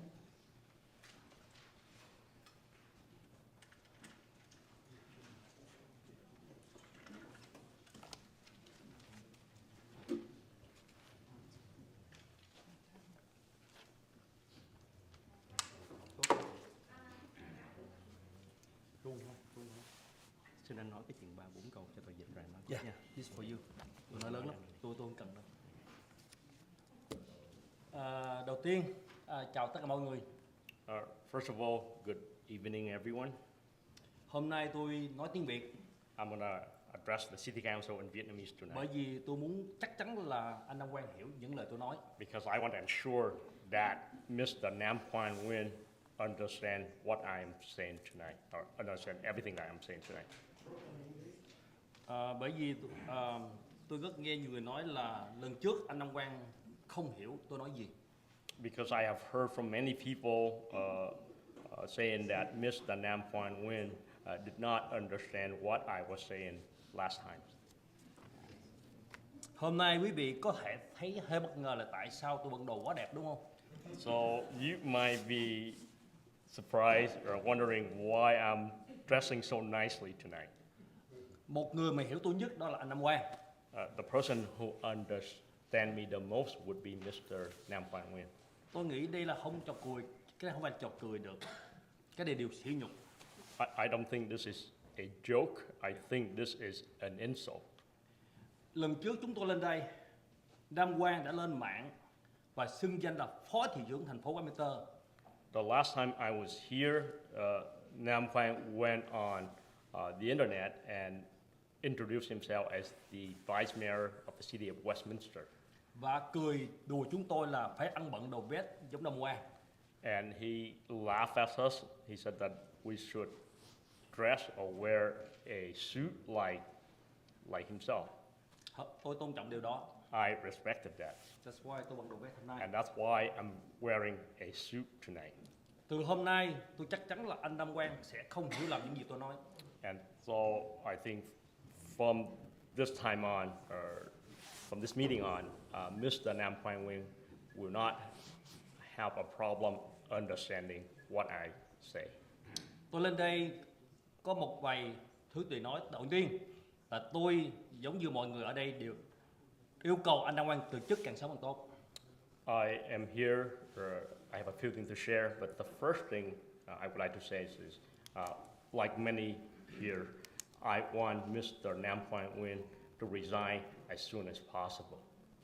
Thứ hai, tôi lên đây, tôi cho thành phố biết và thông báo cho thành phố biết là Nam Quang đang tấn công Mã Lị tôi với chức vụ là Phó Thị trưởng thành phố Westminster. I'm here tonight because I want to let the city know, and I also want to give the city notice that Nam Quan Nguyen, as a vice mayor, as the city vice mayor, is attacking and defaming me. Tôi là một thương gia. I am a business person. Tôi đang thưa người partner của Nam Quang. I am suing Nam Quan Nguyen's media partner. Và cái case đang là ở appeal, bên đó appeal. And that case is on appeal, or is being appealed by their side. Tôi lên đây với tính cách xây dựng và tôi không muốn là một cái gai mắt cho thành phố Westminster. I am here, I want to contribute positively. I do not want to cause problem or trouble for the city of Westminster. Là thành phố phải ra biện pháp hay là một cái gì đó để ngăn cản Nam Quan tiếp tục mạo lị phỉ báng gia đình chúng tôi với danh nghĩa là phó thị trưởng. I want the city to have some measure to prevent Nam Quan Nguyen from attacking and defaming my family as the vice mayor of the city. Những gì đã xảy ra tôi có thể tha thứ nếu bắt ngày từ hôm nay mà Nam Quan còn tiếp tục mạo lị chúng tôi phải để tên thành phố Westminster với là người bị cáo. I can forgive and let go what had happened, but from tonight on, if Nam Quan Nguyen continue to attack and defaming us in his position as the vice mayor, then anh sẽ làm sao tôi bỏ tên thành phố như đơn thư kiện luôn. Then I would name the city of Westminster as a defendant in my lawsuit. Điều tôi không muốn làm. That is something that I do not want to do. Okay. Sau đây tôi sẽ đưa những vài bằng chứng. So I have some evidence that I would like to present here. Mới ngày tối hôm qua, just as recent as last night, Nam Quan tuyên bố tôi là phó thị trưởng thành phố Westminster. Nam Quang announced that he's the vice mayor for the city of Westminster. Trên channel của him là bạn quảng cáo bán thuốc nhuộm tóc. On his channel, hawking hair coloring products. Và dùng tên tuổi tôi để mạ lị, làm cho cười.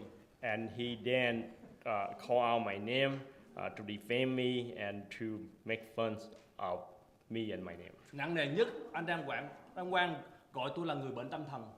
Most seriously, Nam Quang said that I am a person with mental problems. Trước đó, ngày 20, before that, on the 20th, tôi đã gặp Nam Quang ở ngoài Phú Lộc Thọ. I ran into Nam Quang at the Asian Garden Mall. Nam Quang đã giở trò côn đồ. Nam Quang was acting as a thug. He put để cái phone gần mặt như là vậy. He put his phone up close near my face like this. Quý vị nhớ 2 tuần trước tôi ở đây với tinh thần rất là mạnh mẽ. You knew that I was here 2 weeks ago with a positive attitude, strong, loud voice. And I spoke in a loud voice. No, Mr. Nam Quang, can you be serious, man? You have to show your serious. Don't laugh like this, please. Like Mr. Chi, he laughed.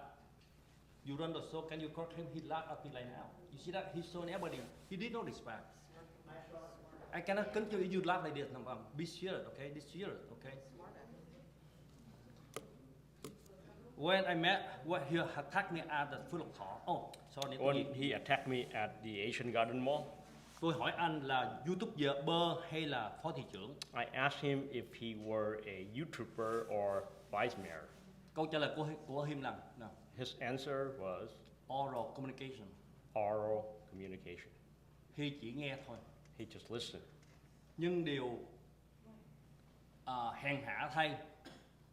But hèn hạ. Sao đó hèn? Nói tiếp, nói nguyên câu đi. Nhưng điều hèn hạ, xin lỗi. Cái điều dơ bẩn là Nam Quang không trả lời gì cả. The nastiest or most cowardice thing that he did was that he did not respond at all. Khi về cái channel YouTube của him, he then went back and went on his YouTube channel. Cộng với người tôi đang thưa. together with the defendant that in that lawsuit I mentioned. Phỉ báng tôi thậm tệ. And the two of them defamed me. Với danh nghĩa là phó thị trưởng thành phố Westminster. And when he did that, he did it as the vice mayor of the city of Westminster. Lần trước tôi lên đây rất là lớn tiếng, mạnh mẽ. The last time I was here, I spoke in a loud voice. I was strong. Nhưng hôm nay tôi không còn nữa. But tonight, I'm not like that tonight. Bởi vì sau khi đọc cái án lệnh của Nam Quang, because after I read the judgment against Nam Quang, ví dụ như khi Nam Quang sử dụng súng bất hợp pháp, for example, he used a gun or had a gun illegally. Mua súng bất hợp pháp. He bought a gun illegally. Mr. G, I have the evidence. Mr. G, I have the evidence. Và dùng súng để đe dọa vợ của him. And he used a gun to threaten his wife. Thì đơn giản nghĩ rằng Nam Quang đối xử với vợ như vậy thì đối với tôi sẽ khủng khiếp hơn. And so if Nam Quang can do that to his wife or treat his wife like that, then to me, or he can do what he would be able to do to me. Nothing that tôi prevented. tin rằng những người trong nhóm của Nam Quang trước sau sẽ tấn công tôi. I believe that Nam Quang and his group, or the people in his group, will attack me soon or later. Nên bây giờ tôi phải đi với cận vệ của tôi. So now I have a bodyguard to accompany me. Hôm nay tại thành phố. Tonight. Yeah. The next speaker is Robert.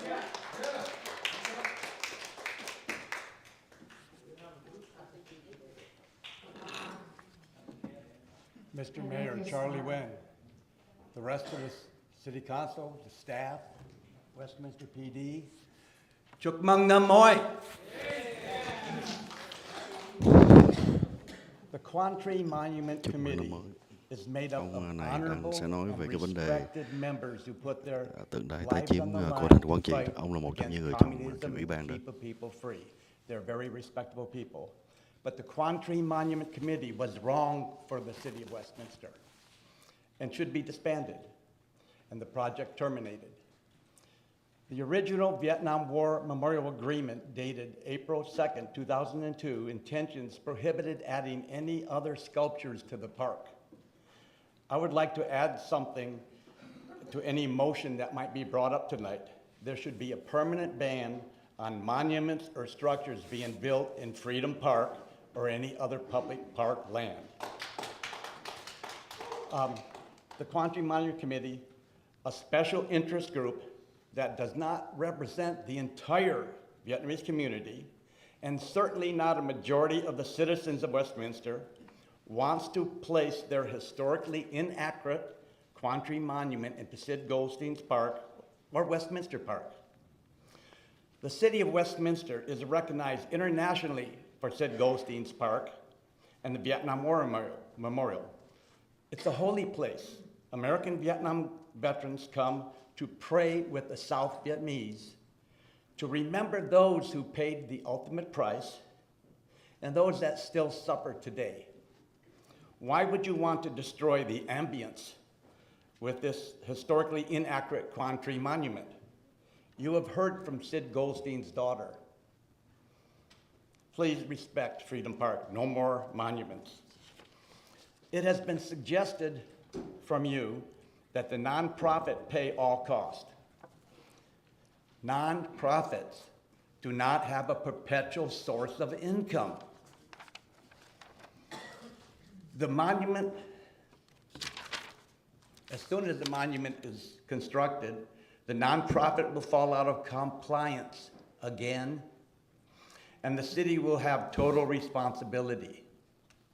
Westminster Memorial Park is the permanent, no-cost solution. That's where it belongs.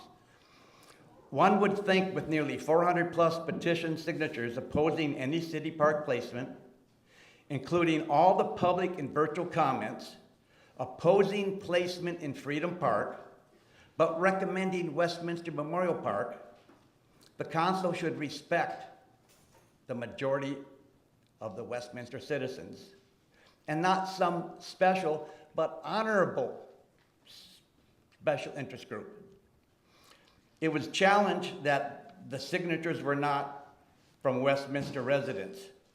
Not all the American Vietnam veterans and other actual participant signatures signers on these petitions, these people who take part in Freedom Park events need to live in Westminster. I personally know there are some from LA, Arizona, Nevada, San Jose, San Diego, Lieutenant Colonel Greg Mandible, Oklahoma. Veterans are from all over, and we come to Westminster for the Vietnam War Memorial and pray with the South Vietnamese. Tasked with selecting a location, the Parks and Recreation Commission, they said no to Freedom Park or Westminster Park. It was supported by an outraged citizens, 100-1 against any park placement. I resigned from the committee, and these are reasons that the City Council should look at. I did not want my name associated with the committee skirting the democratic process, a pre-planned, agendized, historically inaccurate depiction, not open to the general public, Brown Act violations, no real code of ethics, dishonoring the American Vietnam veterans and America's contribution. There would have been no victory without American participation. Disband, dissolve, terminate. They will seek private placement. Stop all the future cost to the city. Be financially responsible. Thank you. The next speaker is Westminster Watchdog, followed by Lee Wang.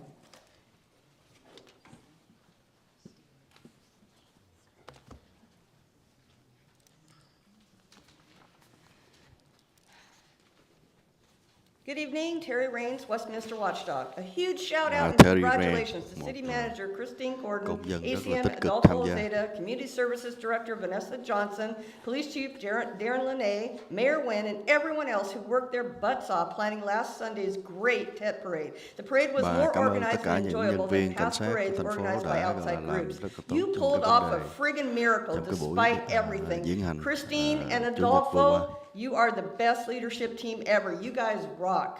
Item 3.5, destroying and robbing staff of a perfectly good conference room just to accommodate Mayor Nguyen's ego and his whopping 4 hours per week office hours, costing taxpayers $11,000 is ludicrous. Meanwhile, offices in this chamber building sit vacant most of the time. The council meeting time ordinance, item 3.6, is not effective until the first regular meeting in March. Our two new council members are unwilling to put in the work required to hold their seats. Nam Quan, during your very first council meeting, you left the dais 6 times in less than 3.5 hours, and you missed 17 minutes of the meeting. On the dais, like now, you look completely bored and unable to even pay attention.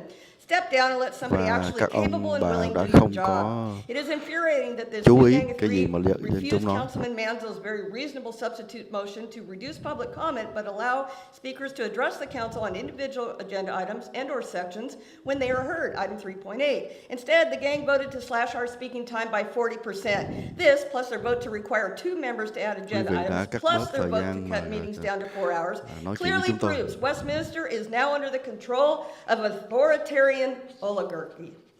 Just how does that align with fighting for and preserving personal freedom, Amy? Look up hypocrite in the dictionary. Then look in the mirror, because you are the ultimate definition of hypocrite. Vice Mayor Nguyen, you must recuse yourself and not participate in item 5.1, rescinding resolution 5103, denouncing fake news. 5103 came about because of the plethora of lies and disinformation propagated by you on your trash media network. On Form 700, your income sources are listed as YouTube and Facebook. You clearly have a financial conflict of interest here and extreme bias.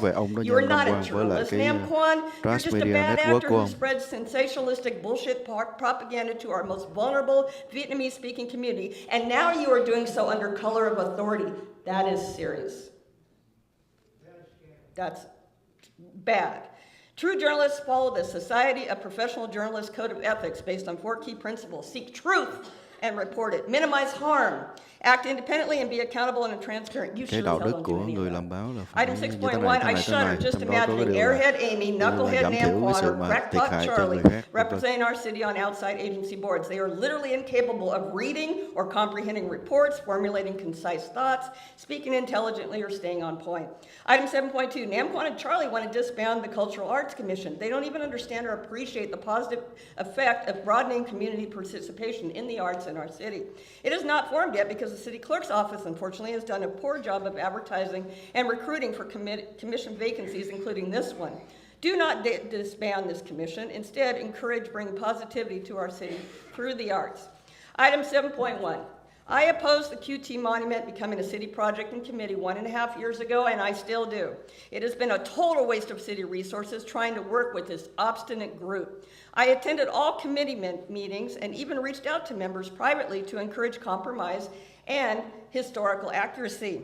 My efforts were rewarded last July with a publicly disclosable email from a committee member, Quan Nguyen, that read, in all caps, quote, "How dare you send me an email? I don't know you and I don't care. F-U-C-K off." And it wasn't spelled out, unquote. Nice, huh? So, demand that this committee be disband this committee and terminate the project. This will either A, force them to pursue placement at the Memorial Park or other private property, or B, it's going to result in another monument-related lawsuit filed against our city. It's amazing that our own elected and appointed officials seem hell-bent on suing the very city they represent. Good God.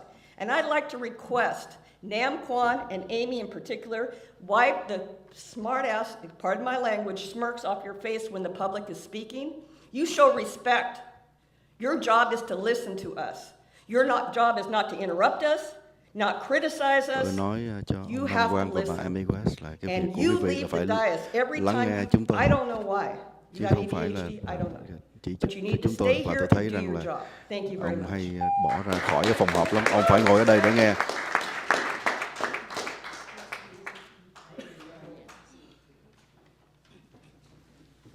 Good evening, everyone. My name is Lee Wen. Because my English sucks, so I need my friend read for me in English. Một cô này đang I have biểu two nhưng mà đều questions. Number one, for tiếng Miss Anh của tôi kém cho nên nhờ bạn của tôi Phạm nói. West. Câu hỏi cho bà Amy. Bà vừa châm ướt chân ráo vào thành phố chưa biết gì cả. Bà biết gì về đồng chí Nam Quan mà bà vội vã đề nghị cho đồng chí này lên chức phó thị trưởng, dù bản thân của đồng chí này cũng không có một chút kinh nghiệm nào. Có phải vì bà ở trong cái đảng mafia Bolsa cùng với những người đó nên bà cần phải tạo thế lực vây cánh cho băng đảng của bà không? Bà không nên coi thường dân của thành phố như vậy. In English. The first question is for Mrs. Amy Pham West. You just got elected into the city council. What do you know about Mr. Nam Quan that you hurried to promote him to be the vice mayor while he himself doesn't have any experience as a council member? Is it true that because you are a member of the Bolsa mafia gangster, therefore you need to establish the power and secure the control of your gang? Câu hỏi thứ hai cho đồng chí Nam Quan. Người Việt Nam tị nạn ở đây hầu hết là nạn nhân của Cộng sản và đã liều chết chạy trốn Cộng sản. Sau gần 20 năm ngồi trong thành phố Westminster, đồng chí Chí Tạ đã mở rộng vòng tay chào đón Việt Cộng sang xâm chiếm khu phố Bolsa, thủ đô tị nạn của chúng tôi. Đồng chí Nam Quan từng công khai ca ngợi Chủ tịch Đảng Cộng sản Việt Nam Chọc Lú, từng công khai ngồi ăn nhậu với cán bộ Việt Cộng ngay tại thành phố này. Bây giờ đồng chí tìm cách vào trong chính quyền của thành phố, có phải với ý định để biến cái thành phố này thành một thành phố sẽ do Việt Cộng kiểm soát hay không? The second question is for Mr. Nam Quan. The majority of Vietnamese immigrants here are victims of the communist government and risking their lives to run away from the cruel, evil, and inhuman communist rulers. After almost 20 years sitting in their city, Trita opened arms to welcome communist Vietnam to invade Bolsa Boulevard, the main street in Little Saigon. Mr. Nam Quan has officially praised the chairman of Vietnamese Communist Party in one of his YouTube videos. Mr. Nam Quan also participated in a party with a group of communist government officials right in the city of Westminster. Now you got your way to be the vice mayor. Do you have intentions to put the city under the council and control of communists later? That's it. I think if this job is too hard for you, three of you need to step down, please. Câu cuối của bà ấy nói rằng là nếu mà cái công việc này quá khó cho quý vị thì ba quý vị hãy từ chức đi.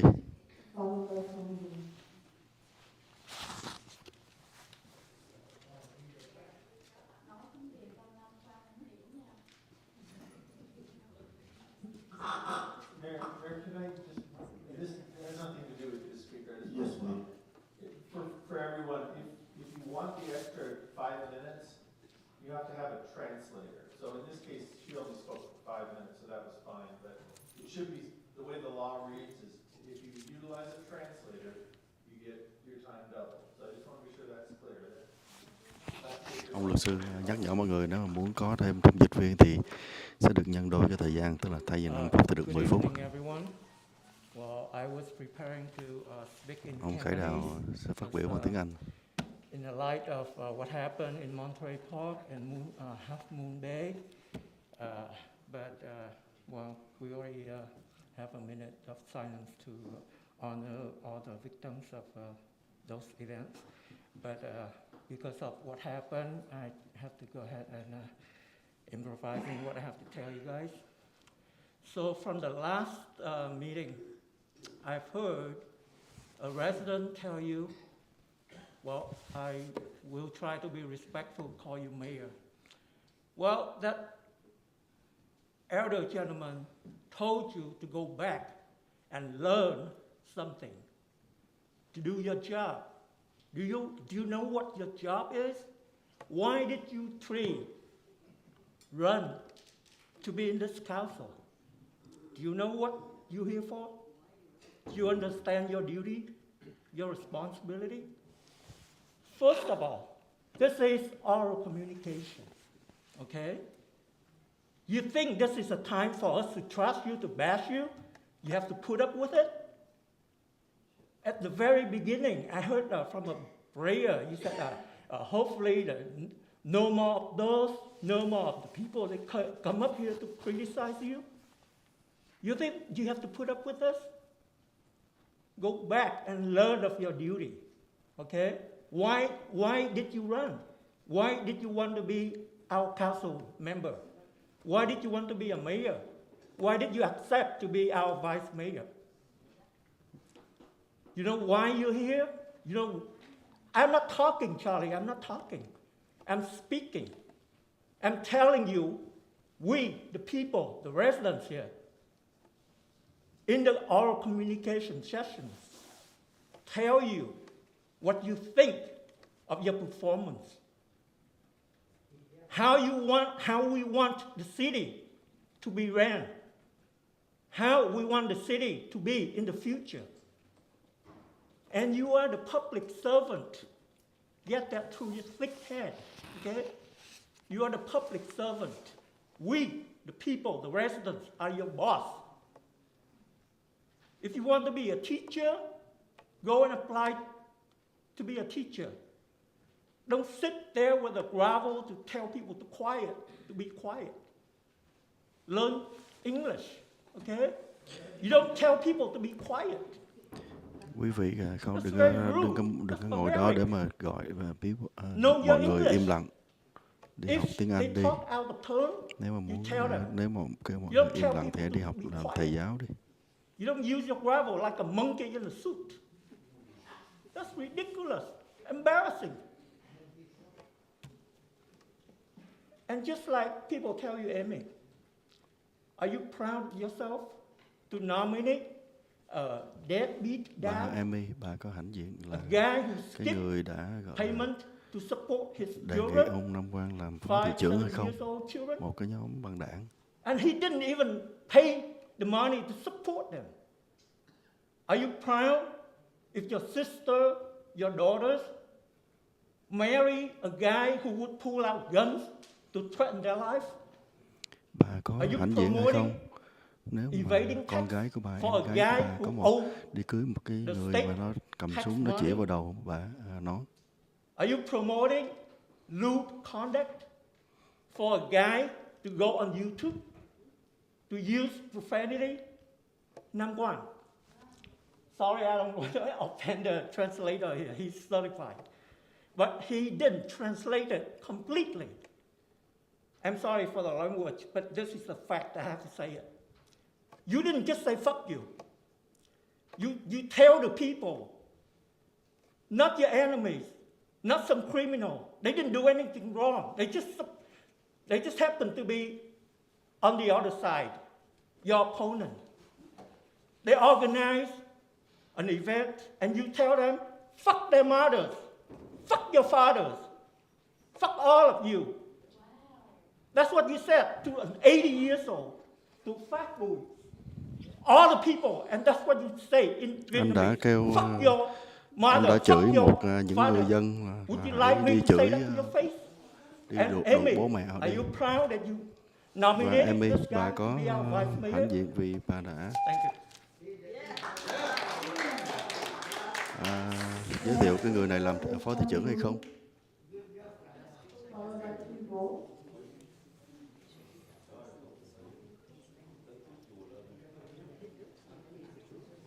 Ông Tony Bùi. Good evening, Mayor Charlie Nguyen, the Mayor Vice Mayor Nam Quang Nguyen, City Council Member Charles Menzo, Council Member Alan West, and Council Member Kimberly Ho. I am Tony Bui. I have been living in this city for 22 years, and I keep coming up to this podium to express my concern to our city. Today, I will review my true color. This is the color of. Hôm nay tôi cho thấy cái áo của tôi là cái màu thật của tôi. Đây là cái màu thật của tôi. Make America American great again. MAGA. Not MAGA only, okay? Please remember this. This is the first one is make American. That means all American. No matter you are Vietnamese, no matter you are Chinese, no matter you are Japanese, no matter you are Colombian or Mexican or Germany or Irish, you are all American. You have been naturalized to be America, so you have to serve the American country. And I have been witness, all of you come up here. You represent for Vietnamese to condemn your own Vietnamese. Shame on you. Most of the people here, American real, they look down on the Vietnamese. You are the one who turned down our Vietnamese American heritage. What is our American heritage? We trust, we hold truthfulness. We hold honesty and we hold solidarity. But you all come up here to spread fake news, fake issue, to divide among Vietnamese. And especially the roots of all the problems is from Madame Ho. She is the one who create all the problems for our city. I tell the truth. And I am the one who come up here to keep telling the truth of that. Because when they have the Quán Trì Monument One already established, 5 of the members established and agree that it will be going for the people. So then Kimberly Ho, she cut down and she colluded with other two to cut down the things. And then it created big problems for our Cái tượng đài city quản of trị nó đã được rồi, mà Westminster bà and Kim Minh Hồ dividing phá our people.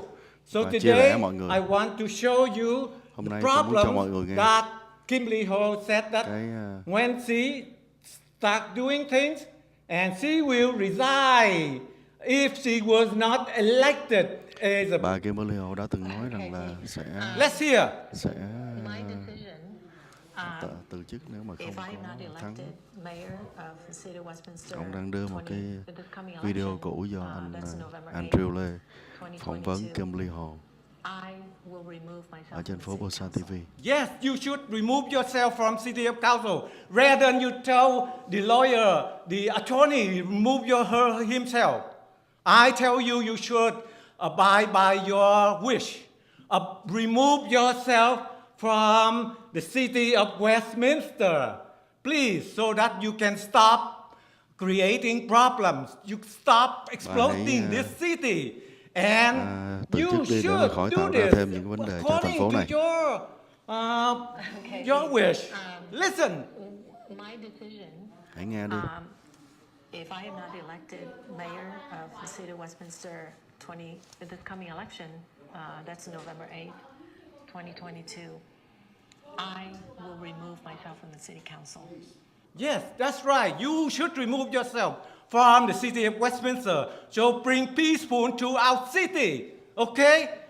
It's same thing with your father who have escaped Vietnam, deserting the people army before the war ended. See, he is a high-ranking officer. He has deserted the army.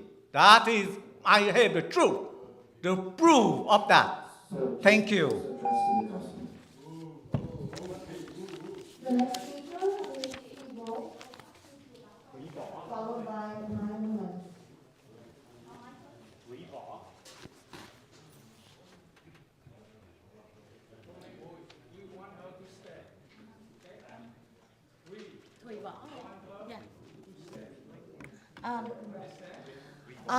Tôi biết tiếng Anh nhưng mà tôi muốn make sure là ông Nam Quang hiểu tiếng Việt. Tại vì mấy lần trước tôi họp thấy vote yes or no mà ông cũng không biết vote yes or no, ông phải hỏi đồng viện. I understand English, but I want to address the council in Vietnamese because I want to make sure that Mr. Nam Quang Nguyen understand what I'm saying. Because last time I saw that when he had to vote and he did not understand whether it's time to vote or to vote yes or no like his colleagues. Hồi nãy có một cái chị nào đó nói là trash media. Tôi xin nhắc lại, cái này là đúng là trash media vì hay interview những người làm trong sở rác á, mà trong đó có ông cựu phó thị trưởng. Những người này là không phải phục vụ chân, mà tôi biết là cứ mỗi tháng á là 6 lần họp, có vụ gì cũng ráng được họp 6 lần, mà một lần là $600, tức là 3.600 một tháng. A lady said earlier tonight that it's trash media. I think that's true because your channel, or you often interview people from the sanitation department, and that was the former vice mayor. He would have a meeting for the sanitation department 6 times a month. 6 times a month at $600 per meeting, that would be $3,600 a month. Vì như vậy nên thành có thể là City of Westminster bankrupt, và bây giờ đương kim thị trưởng của chúng ta cũng làm trong sở rác. And because of that was perhaps why the City of Westminster might be on the verge of bankruptcy. Now we have our mayor. He's also with the sanitation department. Thì Thì đó là một cái đài vừa là interview những người làm sở rác và interview những người lên nói toàn những cái rác rưởi không nói gì bổ ích cho dân chúng. Chẳng hạn như ông phó thị trưởng đương kim ngồi cùng chung với đồng viện cái người partnership, là cái người đó nói là bây giờ không gọi con đĩ chó, không gọi con đĩ ngựa thì gọi con đĩ chó được không? Cái đó một ông phó thị trưởng mà có một cái channel mà lên xúi dục dân, chửi người dân khác, thì quý vị coi cái đó có được không?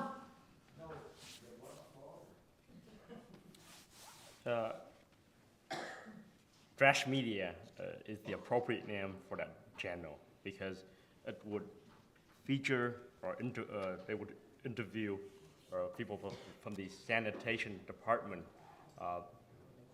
like our current mayor, and then he also has his partner on his channel, calling people, if I cannot call you a fucking bitch, should I call you a fucking whore instead?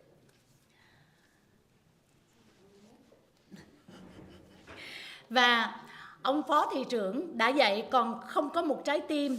Cháu ruột của ổng là một người da đen. Thì bữa đó tôi dự cái lễ diễn hành, tôi thấy cô bé đó khóc sướt mướt, khóc như mưa. Tôi mới để ý, thì thành ra ông phó thị trưởng đã không cho cô bé đi vô xe bus để vào cái xe diễn hành với cô em của ông ta. Thì sau khi đó có một người nào đó gọi cho ông ta mới đem chiếc xe và chở cô bé. Thì đầu năm tôi làm được một cái chuyện phúc đức đó, tôi cũng rất là mừng. Our vice mayor is heartless. At the Tet parade, his niece, who happened to be African American, want to go on a parade float, but he wouldn't let her, and she was crying. So I was able to do a good act for the new year. After all that, I got her onto a float. Và một điều nữa, đầu năm tôi gặp ông, tôi muốn chúc Tết cho ông và tôi hỏi là ông có còn chửi văn tục đầu năm với dân chúng hay không? Thì ông đã sai một người staff của ông lấy cái phone dí vô mặt tôi, kêu mặt tôi mặt này mặt nọ mặt kia. Cái điều đó làm một ông phó thị trưởng mà đi harass và assault người dân như vậy có đúng hay không? And another thing, during Tet or the New Year, the Lunar New Year, I ran into him, and all I want to do was to wish him the best. And then he instead has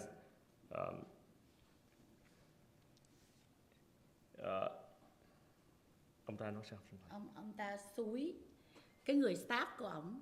He asked his staff to harass me and to harass and to assault me, having that person putting a phone close to my face. I'm asking whether that is appropriate for someone as a vice mayor. Và tôi nghe nói là kỳ này họ bỏ lên một cái agenda, họ sẽ cancel cái tượng đài Quảng Trị.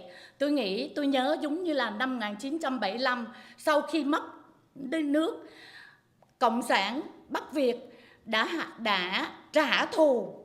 Tức là bây giờ bà Kimberly là cái người đề nghị cái tượng đài Quảng Trị. Bây giờ quý vị lên có bộ ba, quý vị muốn cancel cái đó để mà trả thù. Rất là tội nghiệp các ông lính đã từng chiến đấu giành giữ quê hương để cho chúng ta còn cái mạng sống ngày hôm nay. Và chúng ta vì thù ghét nhau, đánh qua đánh lại để cho những vị đó không được an vị. Đó là một tội rất lớn. Cái sông Hồng Hà nó không rửa được tội của ông phó thị trưởng đem cha mẹ người ta ra chửi. Mà cái này cái sông Hồng Hà tôi nghĩ không rửa hết tội của những người mà cancel cái tượng đài Quảng Trị này. I heard that they placed on the agenda, on tonight's agenda items, that they would disband and cancel the Country Monument Project. I think this is similar to what happened in 1975 after the communists taken over. Retaliation. It's just retaliation. Now that you have 3 of you on the city council, you try to retaliate against council member Kimberly Ho for sponsoring that project. And so I feel sorry for the veterans who have sacrificed their life to protect us, protect our freedom. Your sin here, it would take more than the Hong Ha River to wash away your sin, you Vice Mayor. Và chỉ có Cộng sản, chỉ có những người Bắc Việt Cộng sản, những người mà vô văn hóa, những người mà không có cái sự mà nhân văn mới làm những điều như vậy. Only the North communists and people who were not raised properly by the family would do something like that. Và ông Nam Quang cũng đã lên với ông Nguyễn Mạnh Trí nói là nhà nước, dùng cái chữ nhà nước cho tiền, tức là ông đã bị nhiễm. Không biết là ông đã nói chuyện với lại những người Việt Cộng sản ở Việt Nam hay sao mà ông bị nhiễm độc vào trong đầu. Ông dùng cái chữ nhà nước trên trash media. And Mr. Nam Nguyen Nguyen, along with Charlie Chi Nguyen, used a term in Vietnamese. It's called NHA, NUOC, nhà nước or government. That's a term that the communists used. I don't know why he had that term in his head, perhaps because he associated with them, and so now that term got to his head. Tôi rất là đau buồn là tôi có cái cảm nghĩ là đây là một cái thành phố Westminster đã bị chiếm bởi Cộng sản, vì từ ngữ mà đã thốt ra từ một ông phó thị trưởng, và những cái hành xử là y chang như Việt Cộng sản trả thù nhau. I'm saddened because it looked like our city is being taken over by the communists because we have a vice mayor who employ term and act like a communist. The next speaker is Manuel, followed by Tom Dong.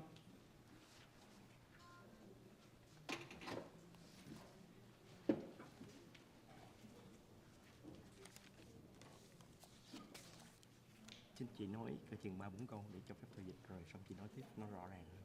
Okay. Kính chào thị trưởng Charlie. Kính chào thị trưởng Charlie Nguyễn Mạnh Trí, phó thị trưởng Nam Quang Nguyễn, nghị viên Kimberly Hồ, nghị viên Carlos Manzo, nghị viên Fami West và thành phố Westminster. Good evening, Mayor Charlie Chi Nguyen, Vice Mayor Nam Quang Nguyen, Council Member Kimberly Ho, Council Member Carlos Manzo, and Council Member Amy Fang West, as well as the entire city staff. Chúc mừng năm mới đến tất cả mọi người trong phòng họp ngày hôm nay. Happy Lunar New Year to everyone at the meeting tonight.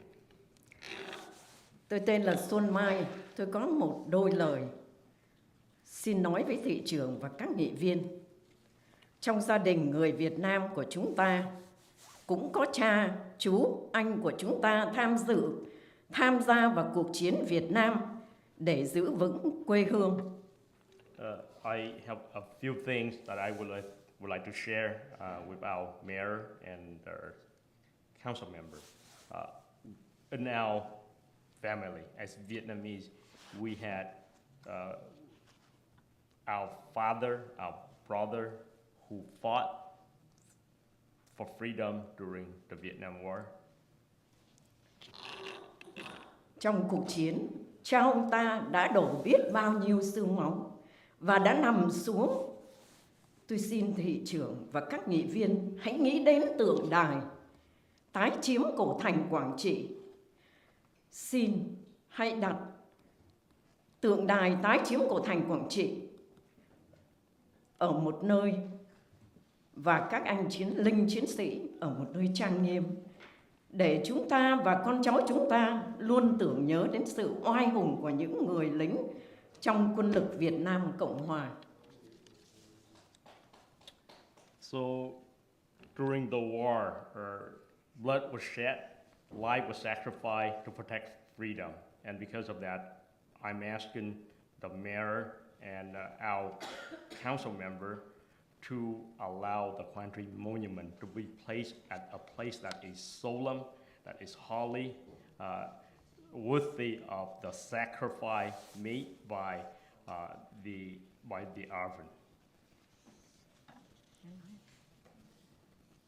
And to symbolize their heroic act.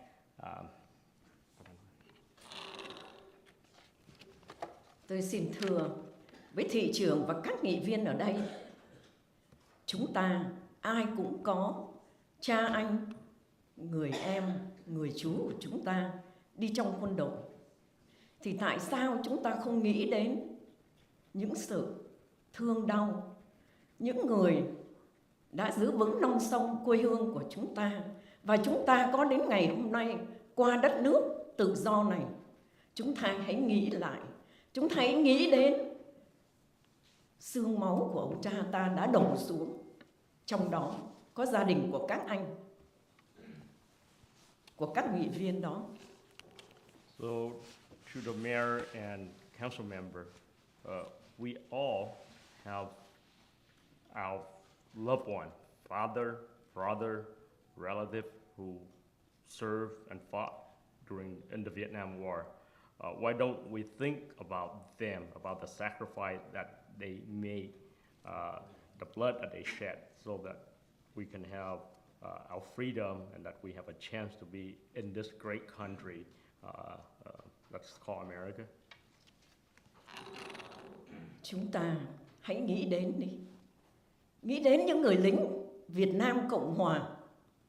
Và chúng ta xin gì?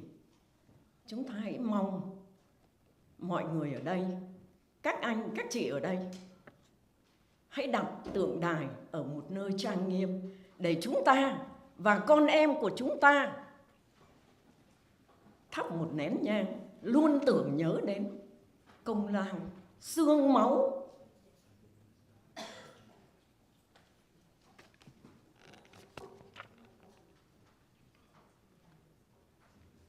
Let's think of the sacrifice made by the member of the military of the Republic of Vietnam, military member of the Republic of Vietnam. Think of the sacrifice that they made, and because of that, allow the monument to be placed at a place that is solemn, that is holy. Từ đầu cho tới bây giờ, Xuân Mai cũng nghe rất nhiều những lời chúc tụng, những lời phải nói là không được đẹp. Chúng ta sống ở đất Mỹ này, những người Hoa Kỳ họ sẽ nhìn thấy. Rất mong các quý vị hãy đoàn kết với nhau, hãy hàn gắn những gì đã đổ vỡ. Và xin thị trưởng, các nghị viên, phó thị trưởng, hãy ngồi lại, hãy lắng nghe những tiếng nói của những người dân, tất cả người dân, cho dù thành phố Westminster hay thành phố Garden Grove, Santa Ana. Chúng ta hãy đoàn kết và để cho người Hoa Kỳ họ nhìn thấy những sự tốt đẹp của chúng ta xây dựng một đất nước Hoa Kỳ.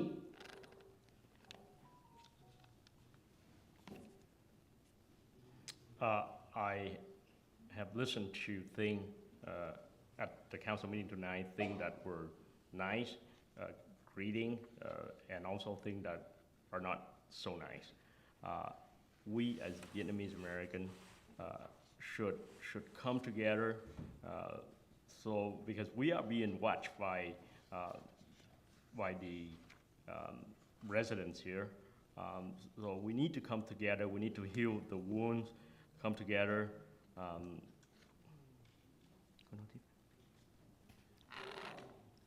Xuân Mai xin có đôi lời. Và cũng rất mong thành phố Westminster trong tương lai có một sự tốt đẹp. Tất cả mọi người hãy ngồi xuống hàn gắn với nhau. Cho Xuân Mai xin nói một đôi lời. Và cái ngày hôm tất cả các anh thị trưởng, nghị viên, cái ngày ra mắt tân thị trưởng, tân nghị viên, Xuân Mai cũng có tham dự, đến sớm để chúc mừng cho các anh trở thành tân nghị viên, tân thị trưởng. Xuân Mai đã đến rất sớm, 6 giờ đã có mặt, nhưng rồi được ngồi ở trong phòng được nửa tiếng, không bao lâu.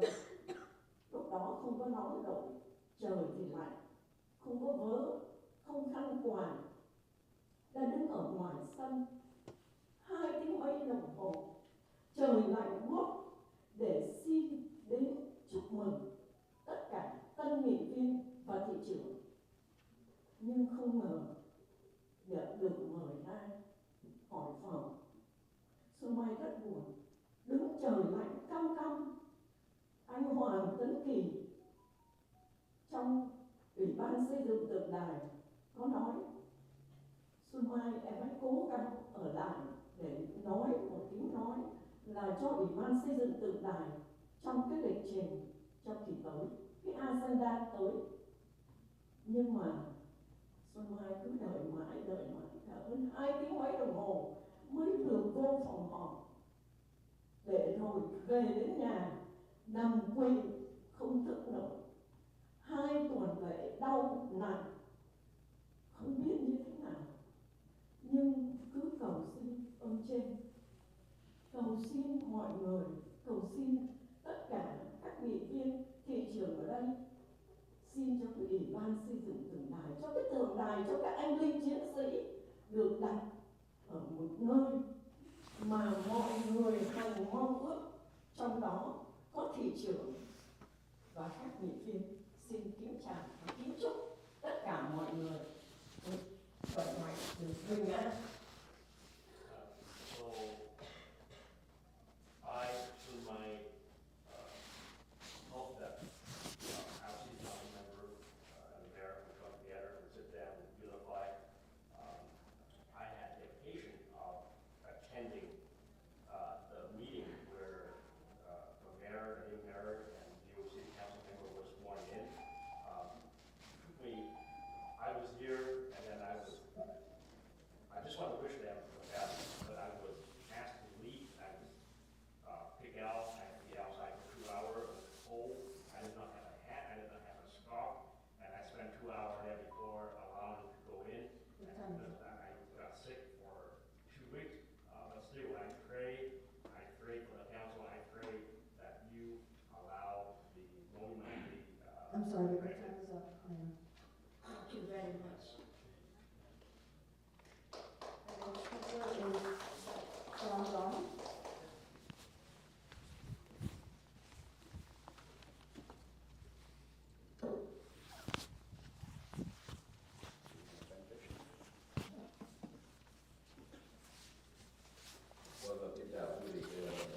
Ông Đoàn Trọng lên phát biểu.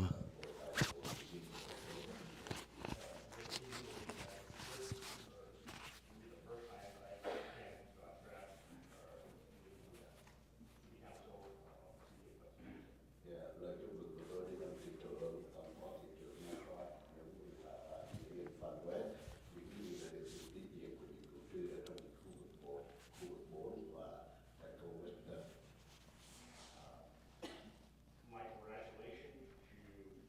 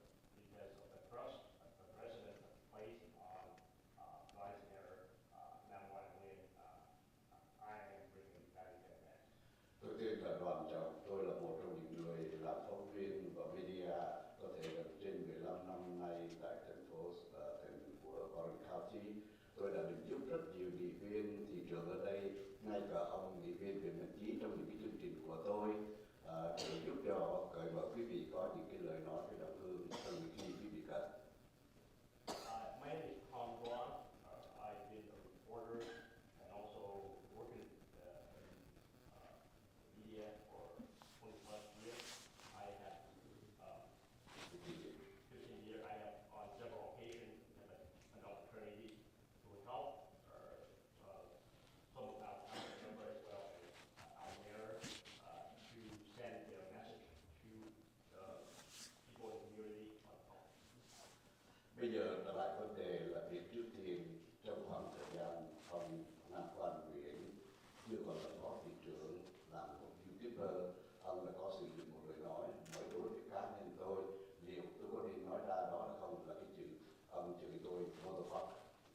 So going back to the time when Vice Mayor now Prime Minister yet Vice Mayor and he was a YouTuber.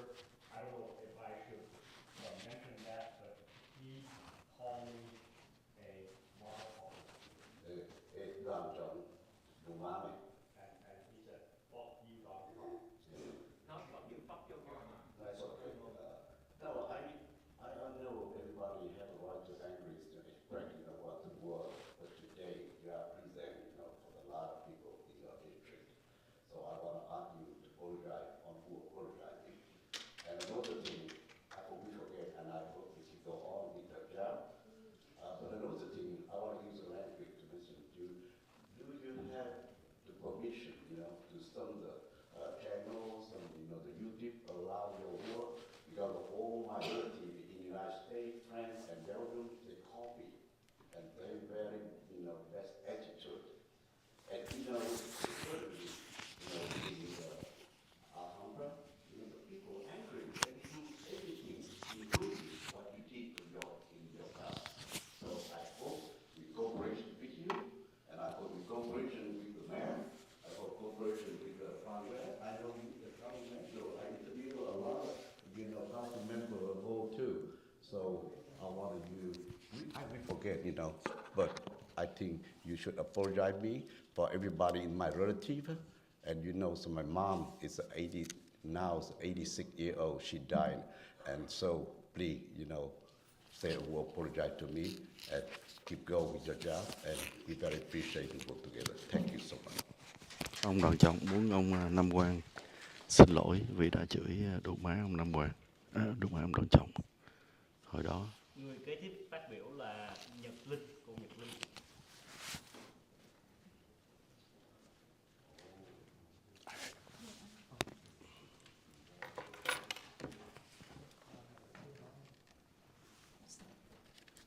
Xin cô nói cái chuyện 3-4 câu cho tôi, các cô dịch rồi nói tiếp nha.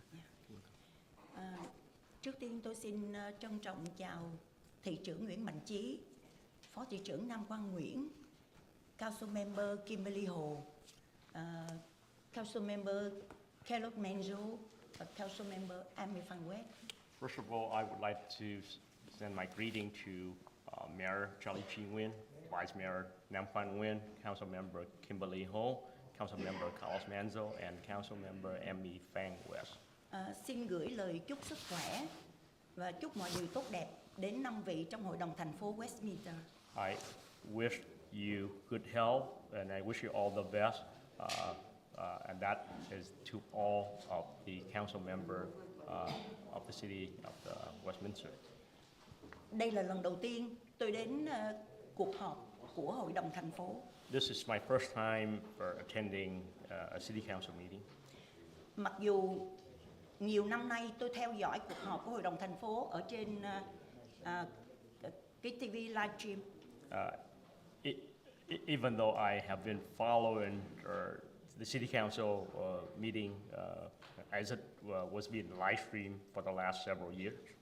Thưa quý vị,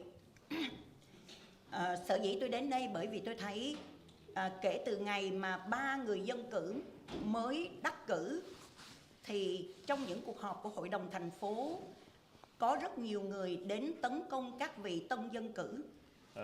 Ladies and gentlemen, or city council member and mayor, I'm here tonight because I saw that after the election of the new mayor and 2 new council members, I saw that there would be a lot of people coming to the meeting, and attacking the new mayor, and the 2 new council members. Và tôi tìm hiểu thì tôi được biết hầu hết những người đó phần lớn không phải là cư dân của Westminster. And as I found out, most of them are not residents of the city of Westminster. Và những người này, tôi có thể nói rằng họ là những người đã từng ủng hộ vận động trong cuộc tranh cử của nghị viên Kimberly Hồ. And I can tell you that these people were people who were supporting or who were the supporter of Council member Kimberly Ho in her campaign to be the mayor of the city of Westminster.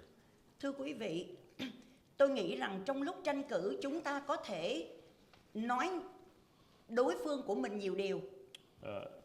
I think that during an election campaign, you can call your opponent a lot of things. Nhưng mà khi phần lớn cử tri người ta đã chọn ai đó và đã có kết quả bầu cử, thì chúng ta nên bắt tay nhau để thực hiện những cái điều tốt đẹp để xây dựng thành phố. But once the majority of the voter have decided and have selected or elected someone, I think we should all come together and work together for the betterment of our city.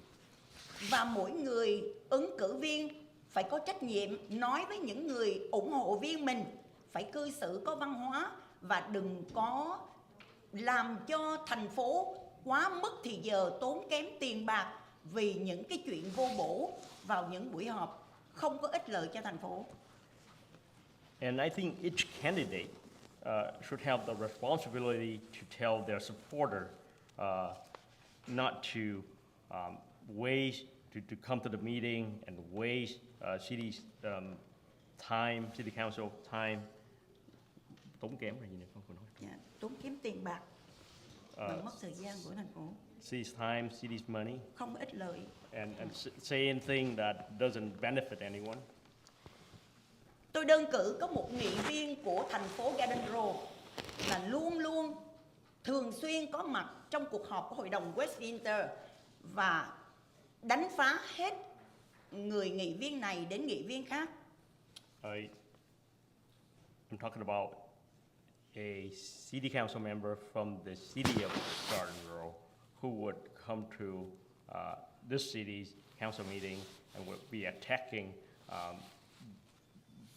this person and that person and certain council member.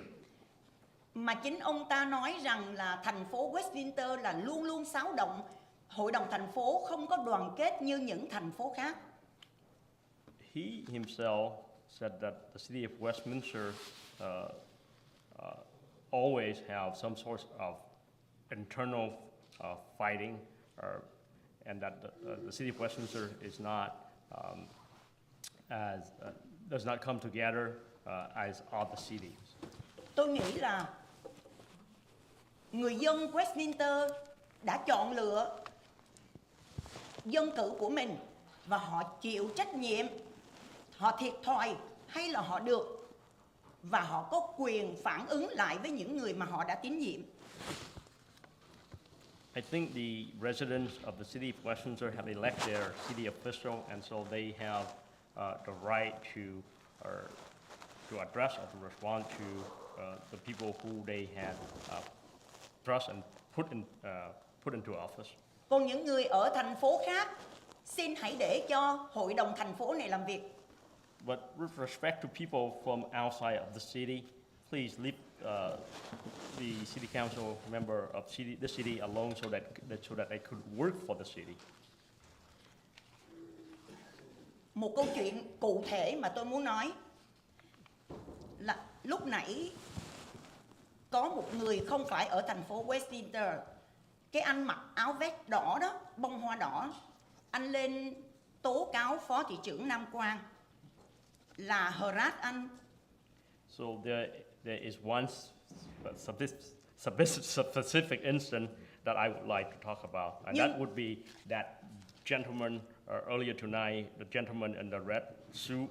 He came here to harass and to attack Vice Mayor Nam Quang Nguyen. Nhưng mà tôi là người chứng kiến là hôm đó anh ta gặp anh Tiến Dũng là một YouTuber ở ngoài chợ Tết. But I witnessed this myself, or I saw him running into Thiên Dung, a YouTuber, and he ran into Thiên Dung at the Tet Festival. Và anh ta chủ động tấn công anh Nguyễn Tiến Dũng bằng lời nói. And he took upon himself to attack, to verbally attack Thiên Dung.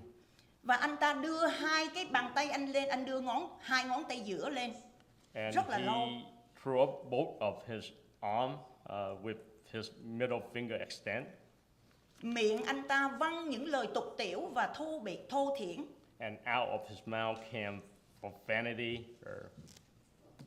Rồi sau đó mà miệng anh ta luôn hỏi là thằng Nam Quang đâu, phó thị trưởng Nam Quang đâu. Anh ta hỏi hàng trăm lần như vậy. And he kept on asking, where's Nam Quang Nguyen, where's the vice mayor? Or, he said that repeatedly, hundreds of times. Và sau đó anh Tiến Dũng, YouTuber mới đi tìm anh Nam Quang và nói lại cái lời của cái anh mặc áo vest đó như vậy.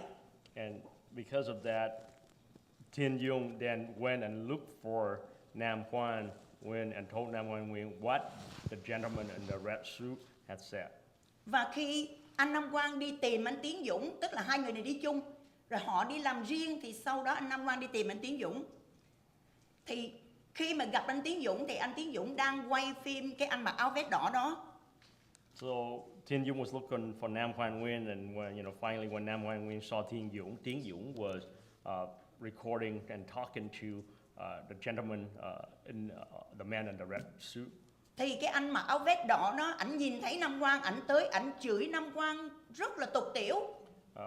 The man in the red suit saw Nam Quang Nguyen. He came toward Nam Quang Nguyen and heard profanity or crude language toward Nam Quang Nguyen. Ảnh sát tới, ảnh hỏi mày có phải là phó thị trưởng không Nam Quang? Nam Quang, ảnh hỏi hàng trăm lần như vậy. He came toward Nam Quang Nguyen and asked Nam Quang Nguyen repeatedly, hundreds of times, whether Nam Quang Nguyen is a vice mayor. Tôi thề, tôi lấy danh dự của tôi thề, anh Nam Quang không nói một lời nào xấu xí. I can swear upon my honor that Nam Quang Nguyen did not say anything that was cruel or improper. Anh Nam Quang chỉ quay phim và ảnh cười thôi. Thì Nam Quang was just filming or recording, and all he did was smiling. Và anh áo vest, anh nói mày câm hả? And so the man in the red suit said, "Are you mute?" Chuyện chỉ vậy. And that was all. The next speaker is PhoBolsaTV.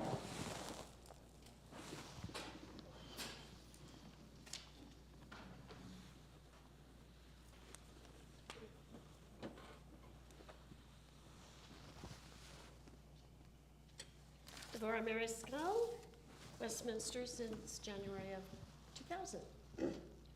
Mayor, Vice Mayor, Council Member, City Clerks, Officers. Council Member Kimberly Ho and Council Member Carlos Menches, thank you for standing up for First Amendment rights. We do have the right to speak, and I do believe that we should be allowed to have 5 minutes. Not everybody can say what they need to say in 3 minutes, so thank you very much for standing up for that. I appreciate it.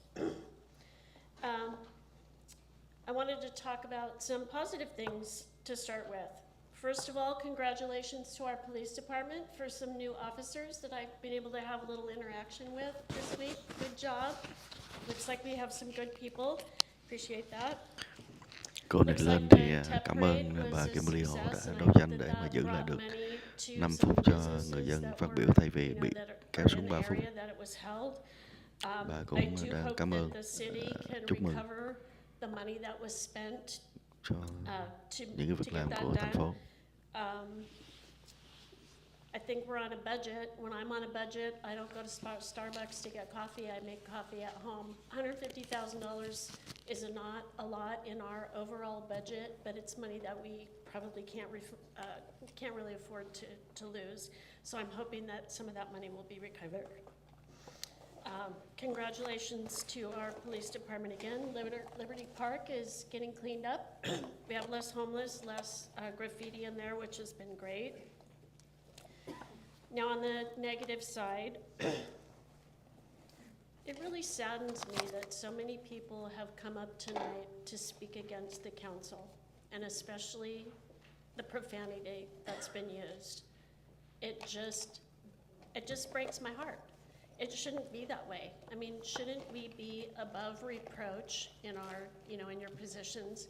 I'm expected to be that way in the position that I hold in working as an insurance agent representing the state of California. Item 6.1, in my opinion, and I apologize because I was late tonight because I worked until 8 o'clock tonight. In my opinion, council members should not be double dipping in different positions. So you work on the council, you shouldn't be active in another, in another thing within the city or the county. My opinion. 7.1, dissolving the monument. We have spent so much money and time on this. I get it. I totally get it. There are people that would like to have that. And that's great. Let them pay for it. Put it on private land. I'm good with that. As a Jew, 6 million people, 6 million Jews died in World War II. I'd love to see a monument for that. Not just for the Jews that died in the Holocaust, but the homosexuals, the disabled, the gypsies. But I wouldn't expect the city to pay for it. My biggest concern as I try to spend my dollars in Westminster when I shop. Cô này đang nói nhiều vấn đề liên quan tới những cái mục đang nằm trong cái nghị trình đó. Cô có nói tới cái việc mà cái dự án tượng đài và tái chiếu của thành Quảng Trị. Cô nói rằng hãy để cho cái đó cho tư nhân làm và hãy để cho họ tiền cái chỗ của riêng họ. Tôi không muốn tiền của thành phố gọi là chi phí cho cái chuyện như vậy. Tôi cũng kính trọng những người Do Thái cũng có những cái vấn đề của họ, nhưng mà không có nghĩa là tôi muốn cái tiền của thành phố vào những cái chỗ như vậy.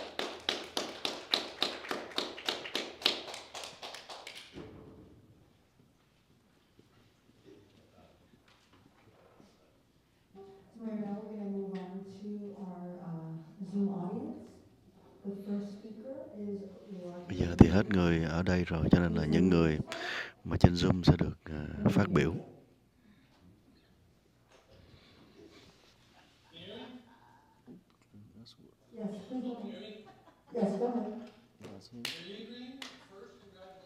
Vị này lấy cái hình của ông Clint Eastwood, chứ không phải là ông đang phát biểu đây nha.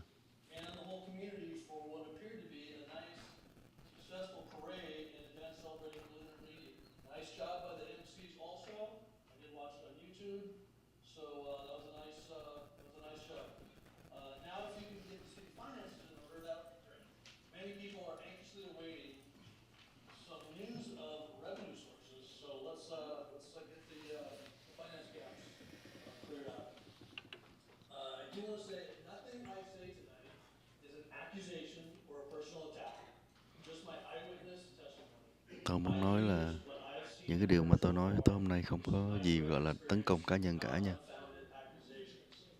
hoặc là tố cáo gì cả. Ông là tên là Roger M.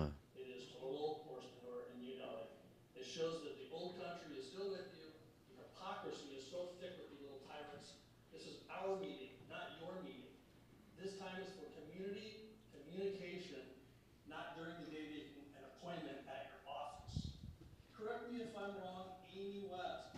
Delete all comments of a Facebook post on our local politics page tonight.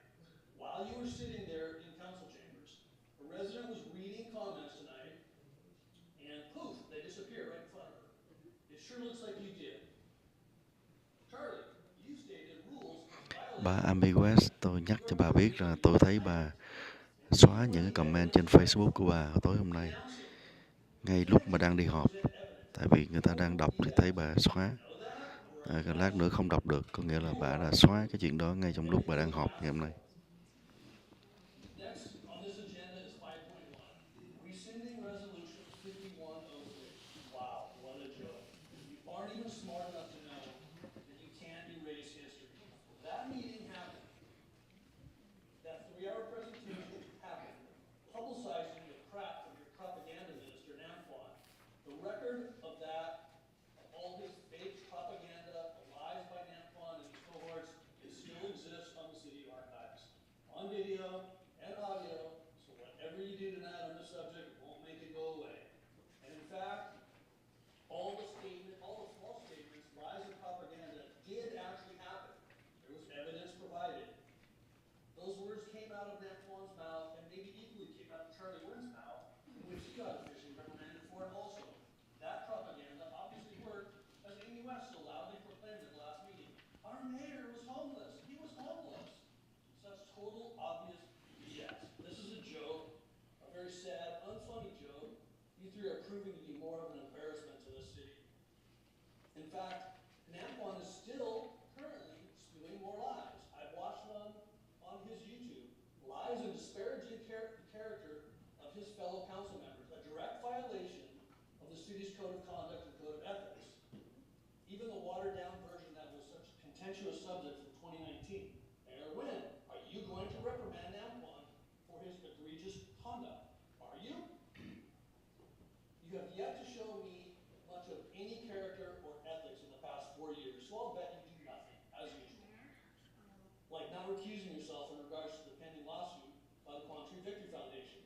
So 100% obvious conflict of interest. It's free speech only when it's convenient and agreeable to you.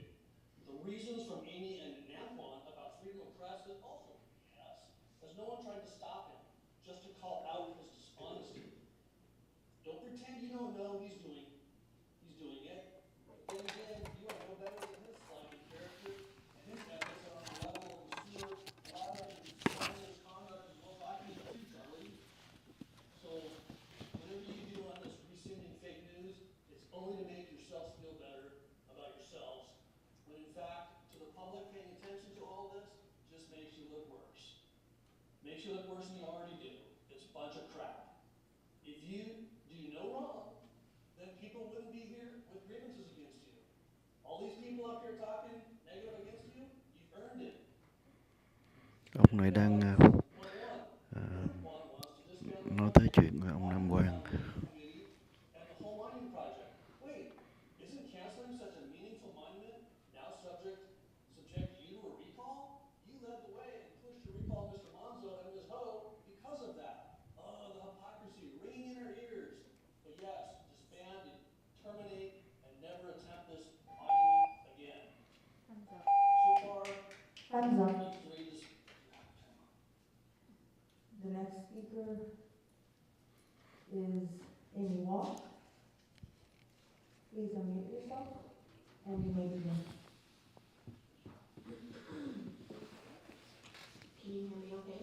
Yes, please go ahead. Amy West. Oral surgery yesterday, so I'm a little sore. So I'd like to first off say thank you to both Kimberly and Curtis for standing up for human rights. I'm in shock with what I've seen tonight so far. Tôi thật là khủng hoảng khi mà tôi thấy những cái chuyện gì đang được nói ngày tối hôm nay. I literally have no words. Tôi cứ đến nỗi tôi không thể thốt ra lời luôn. There's a lot, because normally I have many. Có quá nhiều thứ. In regards to all the just mudslinging that has been happening this evening, you know, I really thought that it couldn't get worse, but apparently it did. Tôi tưởng rằng là không có thể tệ hơn, mà nó cứ tiếp tục tệ hơn. I know Amy had made a point of saying this, as well as Charlie.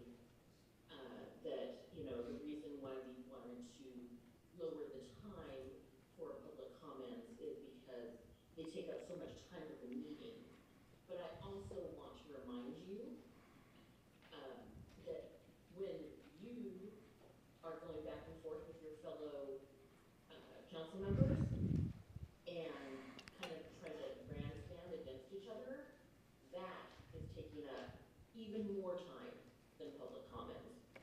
Just making sure Tôi nhắc cho bà Amy West biết rằng là bà muốn cho người ta ít thời giờ hơn để phát biểu vì sợ là mất thời giờ, thì cái chuyện mà các vị chữ cãi qua cãi lại với nhau giữa các dân cử với nhau không, nó còn tốn tiêu nhiều thời giờ hơn là người dân họ nói chuyện phát biểu. because she's constantly smirking and people go to the bathroom and whatnot. You know, you guys want us to respect you as council members. It goes both ways. If you're not going to respect the people that are coming and speaking, you know, you can't ask us for any modicum of respect whatsoever. When you're getting up 50 times in a meeting to go to the restroom, talking to each other, checking your phones. I mean, Khi mà quý vị nghe người dân nói mà quý vị cứ đi vô restroom, rồi quý vị đi vô rồi quý vị nói chuyện với nhau rồi bấm phone của quý vị. you know,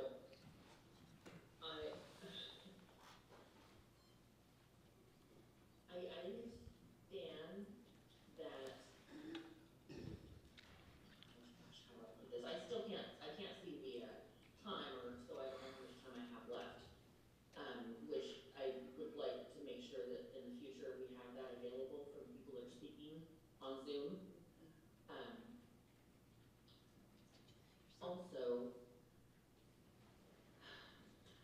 I can't, I was actually privy to go to other cities' council meeting the other night, and something happened there that would never have flown in Westminster. And I wanted to thank you, Mr. Bettenhausen, because at least on that front, we know, like me and another person actually made the comment, that would have never flown in Westminster. Christian would not have stood for that. So thank you. I know you don't get many thanks from us, but thank you. You just get your, you know, I really didn't want to curse tonight, but I guess I'm not as bad as some. Really get your shit together, council members. It looks like a cluster F up there. I mean, you know, we joke, but people call Westminster council meetings a dumpster fire, and that's exactly what's going on here. And I really. Tôi nghe những cái chuyện mà gọi là giễu cợt, như là người ta nói là những cái buổi họp của thành phố Westminster như là những cái bãi rác. Councilmember Monzo, not Carlos, not Monzo, not guy that sits next to me, not dude with the suit, none of that. It's Councilmember Monzo, Councilwoman Ho. Get it right, or sit down, let someone else do it, because obviously you don't give two shits. That's all. The next speaker is Emily Grant. Please unmute yourself and you may begin. Oh. Did you need to, you don't want to speak? If you do, please raise your hand again. Okay. You may unmute yourself. Thank you. Honorable Mayor and City Council, my name is Emily Grant. Public Affairs Manager for SoCalGas. We're reaching out tonight to inform all customers that natural gas prices are going to be even higher than usual this January due to several unprecedented. Một người từ công ty ga cho biết rằng là giá gas sẽ tăng lên từ tháng 2 này. As you know, SoCalGas doesn't set the price for natural gas. Instead, natural gas prices are determined by national and regional markets. SoCalGas buys natural gas in those markets on behalf of residential and small business customers, and the cost of buying that gas is billed to those customers with no markup, meaning SoCalGas does not profit from gas commodity prices going up. According to the U.S. Energy Information Administration, or the EIA, a number of factors are contributing to higher natural gas commodity prices. Widespread below normal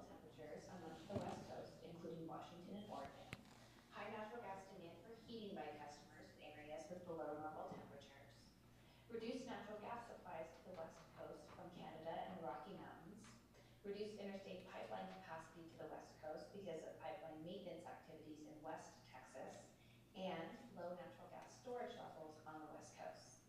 We really want to help our customers reduce energy bills, and we encourage them to lower their thermostat 3 to 5 degrees, health permitting, install proper caulking and weather stripping, and this could save roughly 10 to 15% on heating and cooling bills. Wash your clothes in cold water. Reduce the temperature on the water heater. In fact, lowering the temperature on the water heater or setting it at 120 degrees could save up to 22% in energy costs. Limit the use of non-essential natural gas appliances such as spas, pool heaters, and fireplaces. And you can visit socalgas.com/management bills for more information. We also offer several ways to help income qualifying customers through our bill assistance and forgiveness programs, home improvement assistance, and the level pay program. In addition, SoCalGas recently announced a $1 million contribution to the Gas Assistance Fund, a program that helps income qualified customers pay their natural gas bills. And to learn more about that, please visit socalgas.com/assistance. If you or a member of the community have any questions, please out to me directly. I also provided the city clerk with a one pager or one sheet of information that can be posted on any of your social media feeds or for the city's use to pass out to residents. Thank you. The next speaker is Camila Overby. You may unmute yourself and you may begin.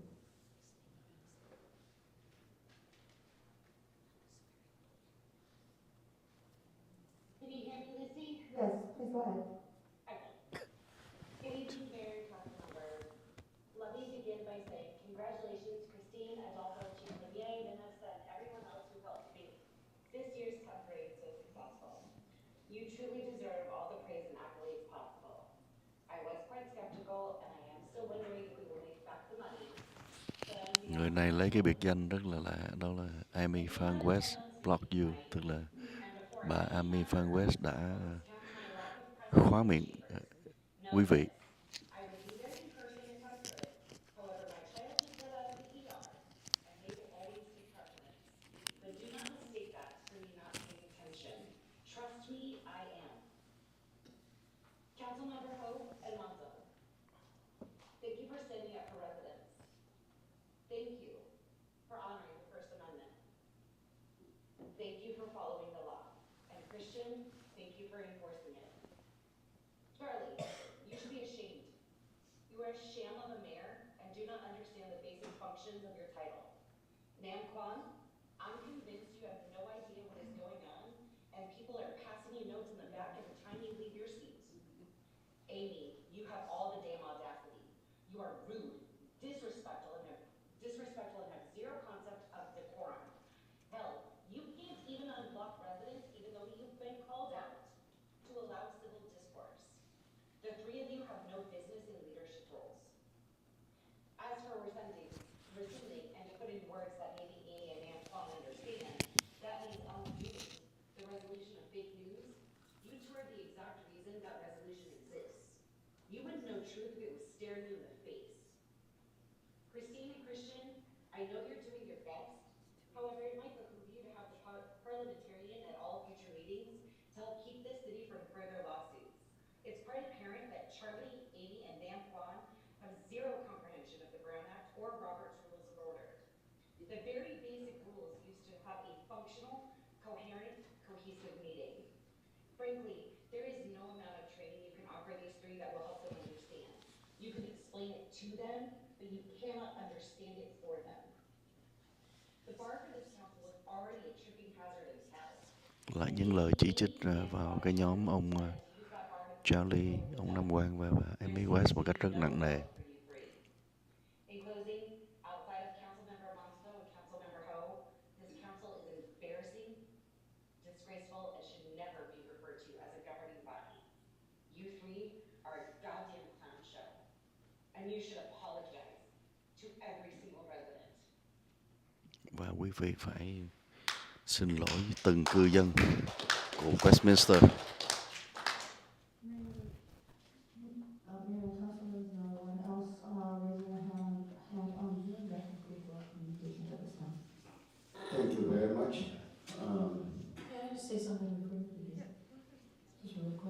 Như vậy là hết You know, if I could hết người phát request biểu. that Bây giờ bà while Hồ the phát biểu. public is speaking, please do not, you know, a lot of chatter over there and talking, and not only is that disrespectful, but it really, you know, interfere with our concentration and our hearing.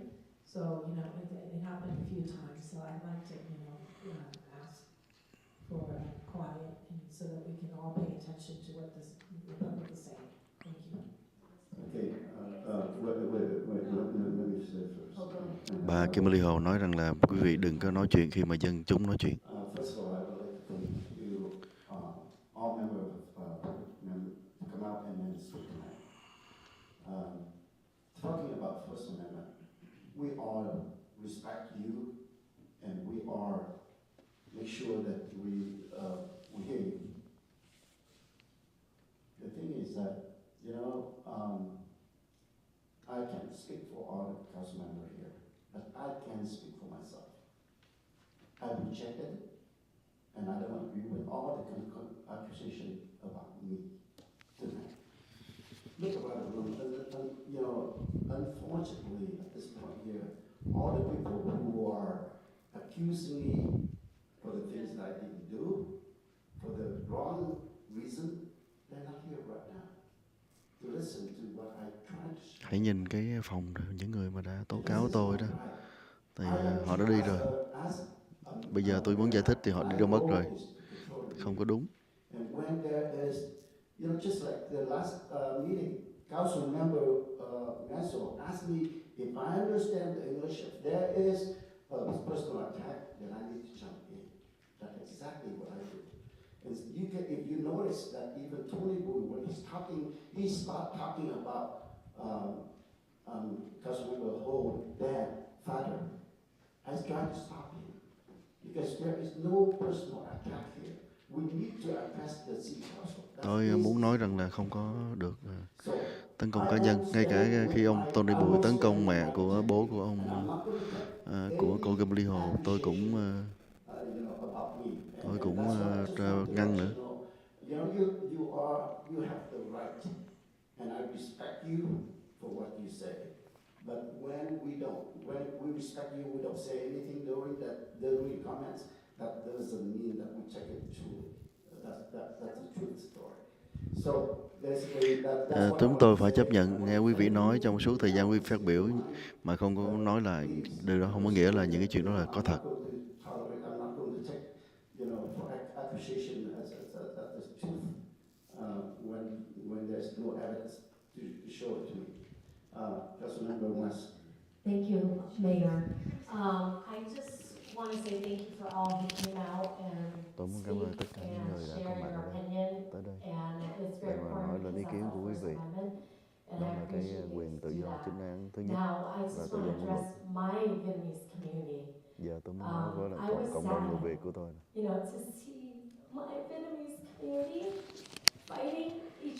Tôi rất là buồn khi thấy cộng đồng người Việt của chúng ta chống nhau. Tôi mặc cái áo dài, ngày hôm nay là mặc cái áo dài nè, để mà mang cái văn hóa của chúng ta tới đây nè. Thật là xấu hổ khi thấy các người Việt Nam chúng ta đấu đá với nhau. Tôi muốn nghe cái sự lo lắng của quý vị, nhưng mà khi mà quý vị đấu đá nhau thì người trẻ nó sẽ nhìn thấy.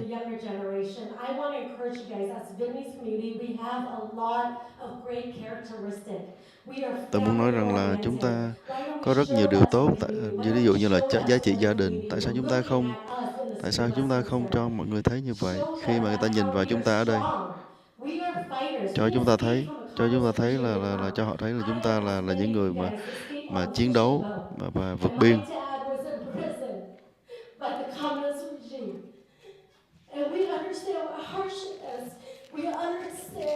Chúng ta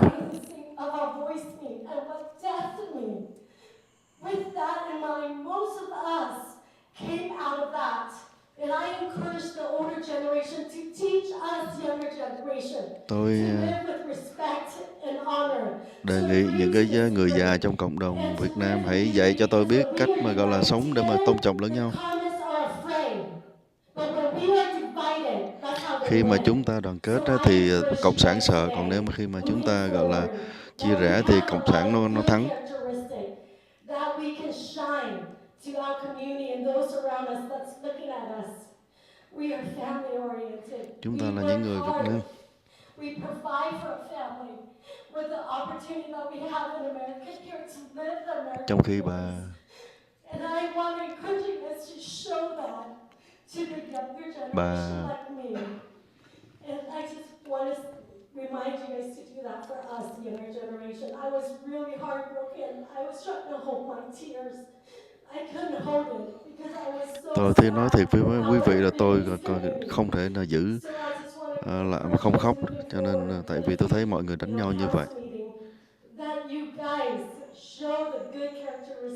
Tôi hy vọng là những lần tới mà quý vị xuất hiện hãy nói điều tốt thôi.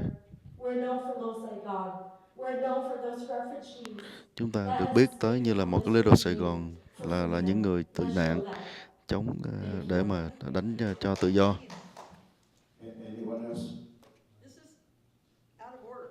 I'm sorry. I'm sorry. It's time for the council, to do the business. So I'm sorry. You can't. So, is there any other comments before we start, doing the city business? From council? I thought Who first? This is not the order. We're supposed to. If you want to talk, then just tell me. So I call your name. Oh, sure. Okay. Thank you. Well, I just have, one thing to say to Amy is that, stop being preachy. When you're talking, if you're Vietnamese, then you should know that you should not be preachy or trying to teach your elderly folks. Tôi đề nghị là bà không có, khi bà nói về cộng đồng Việt Nam thì bà đừng có dạy người già phải làm gì về vấn đề văn hóa. Tôi đâu thấy có vấn đề gì mà khi mọi người lên đây nói chuyện đâu, dù là họ già hay trẻ gì đó.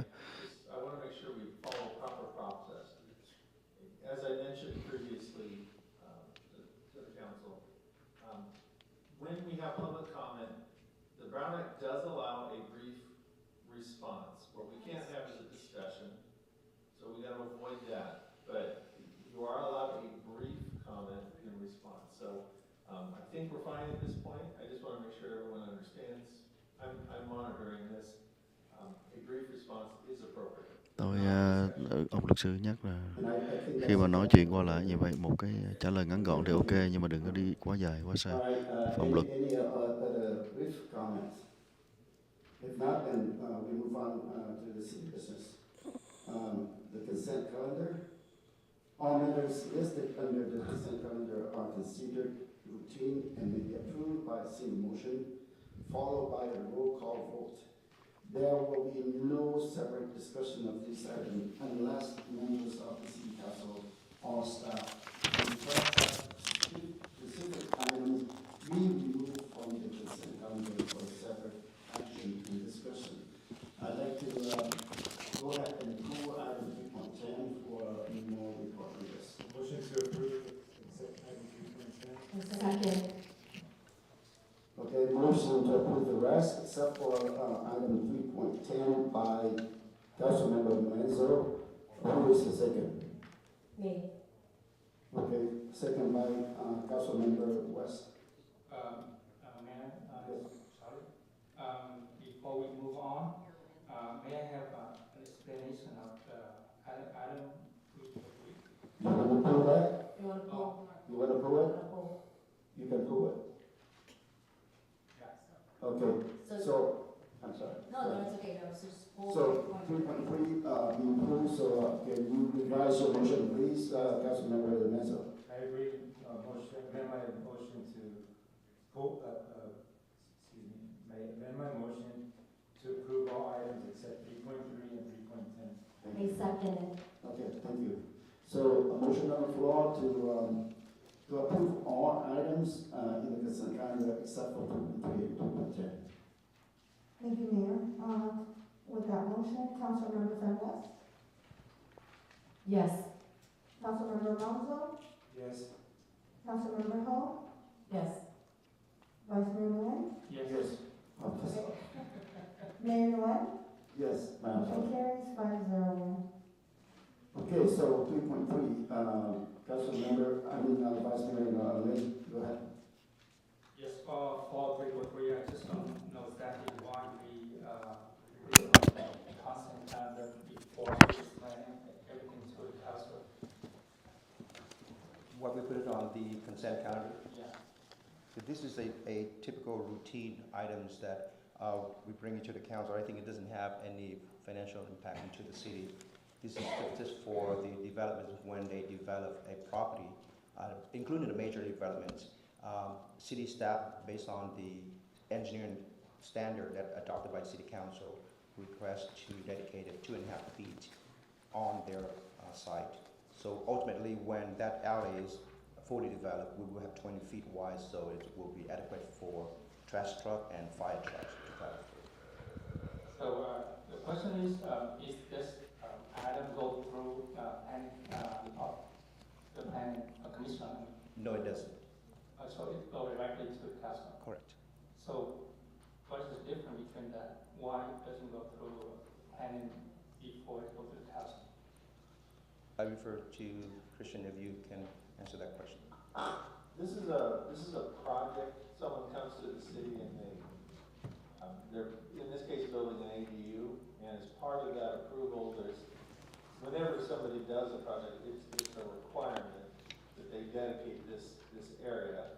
And so we're trying to process the application, and part of that is for them to dedicate this area as an easement. It's not a quitclaim deed, it's an easement, as I understand it. That's correct. That's correct. If and when we have enough space to widen the alley, then the city will be able to do that. If we ever were to not do that, eventually that would go back to the property owner. But actually, the property owner will still likely have control over this area until the city widens it. Correct. This is an easement only. When we have the ultimate on both sides, then we widen it to 20 feet. Okay, so you move to approve? Yeah. I second that. So move to approve the item 3.3 by Vice Mayor Nguyen and second by Mayor Nguyen. Thank you, Mayor. And Councilmember Van West? Yes. Councilmember Monzo? Yes. Councilmember Ho? Yes. Vice Mayor Nguyen? Yes. Mayor Nguyen? Yes. Motion carries 5-0 to approve. May I have the report, photo report on the 3.10, please?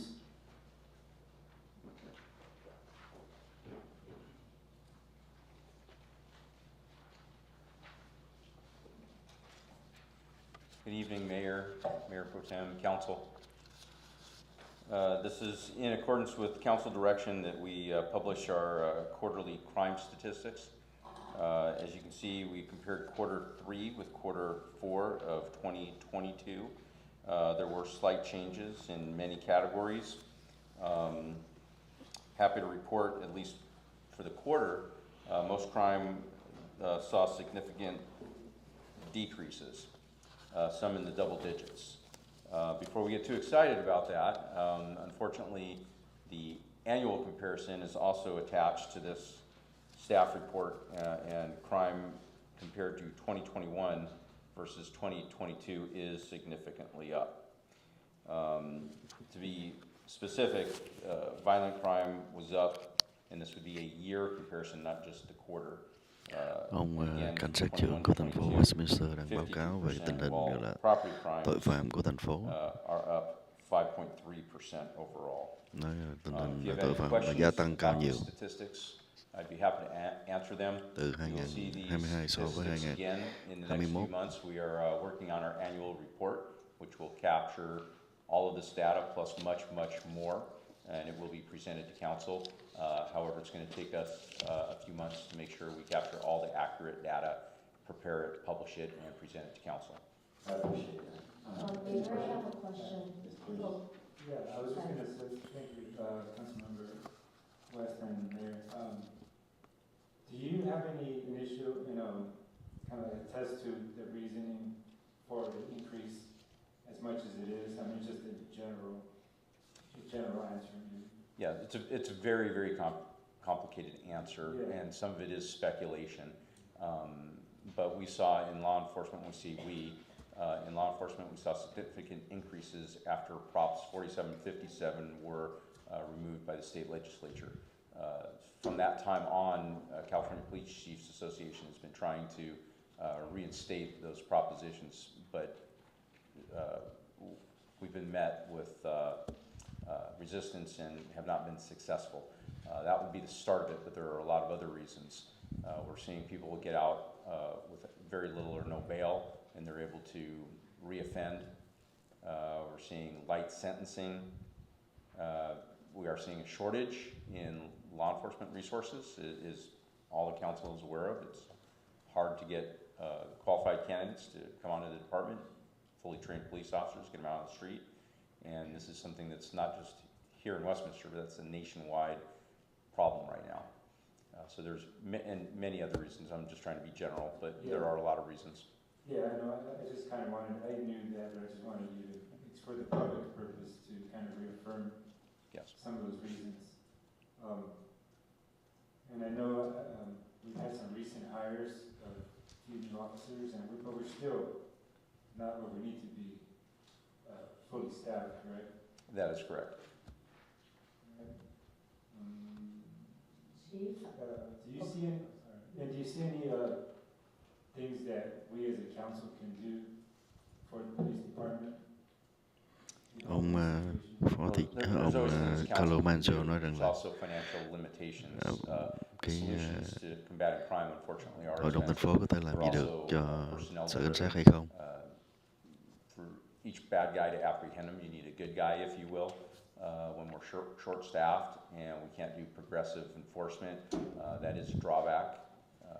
Doesn't help with crime.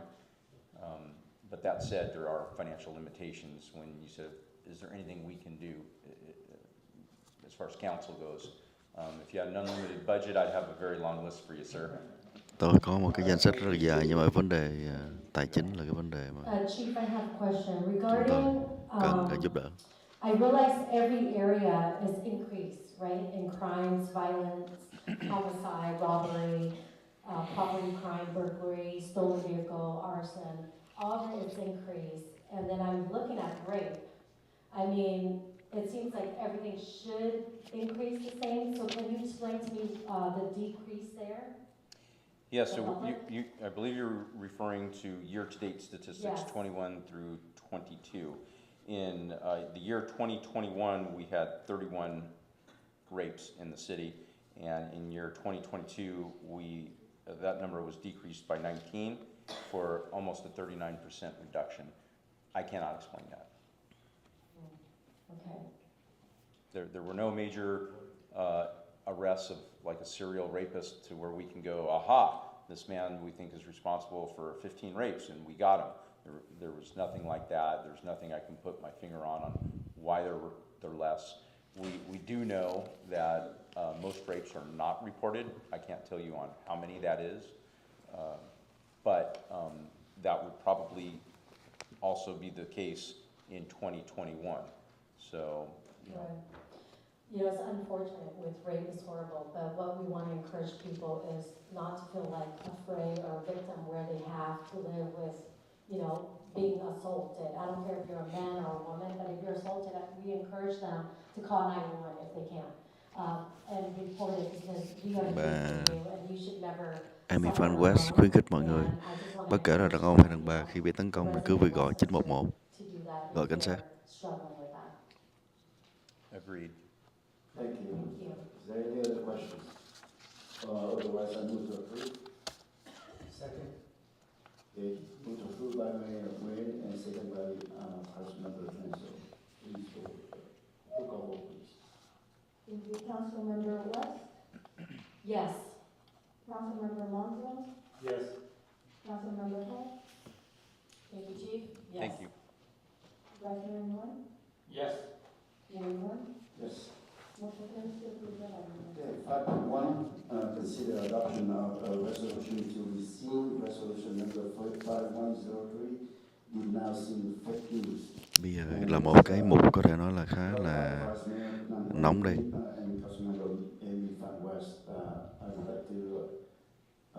Your time for both of you. Who wants to speak first? Thank you, Mayor Nguyen. I am going to say why we rescind the fake news resolution.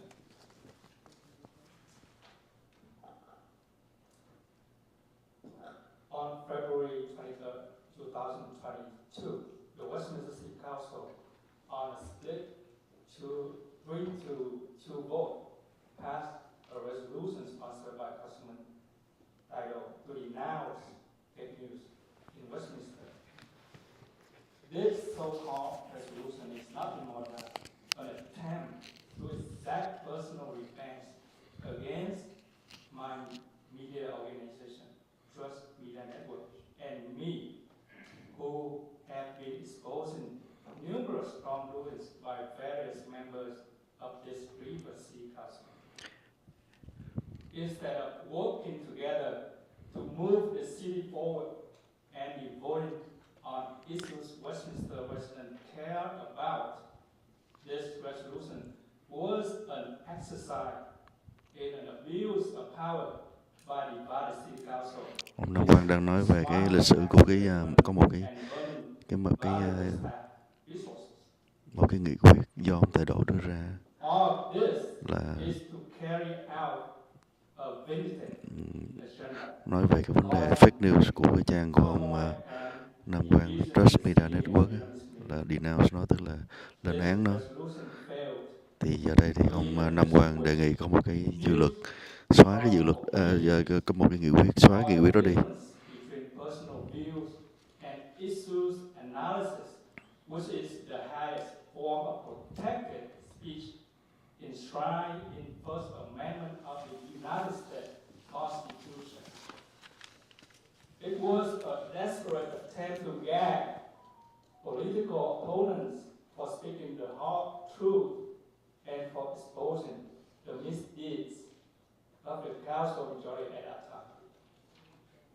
As passed, this resolution was for baseless suppositions, unsubstantiated accusation, biased paraphrase, false speculation, and outright. Ông Nam Quang đang nói cái việc mà cái nghị quyết mà lên án cái trang của ông là fake news đó là không có cơ sở. I have called on the proponents of this resolution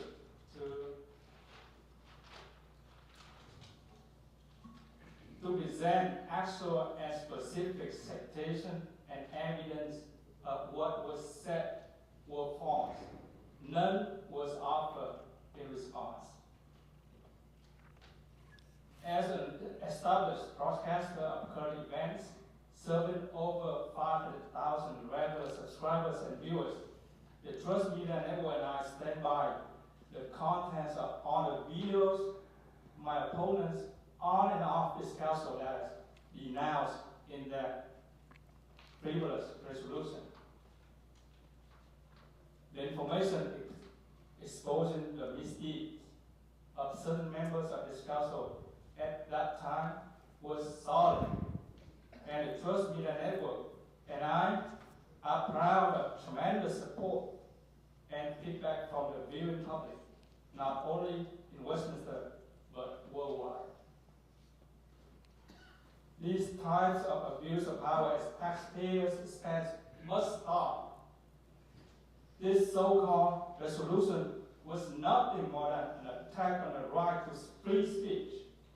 Ông Nam Quang nói rằng là cái nghị quyết cũ đó không có cái gì gọi là khác hơn là cái vấn đề tấn công vào cá nhân, tấn công vào cái quyền tự do ngôn luận.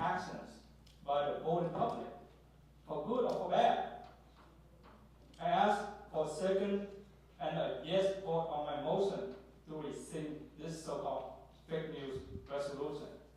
Thank you. Tôi yêu cầu có thêm một người đồng ý với tôi để mà gọi là loại trừ cái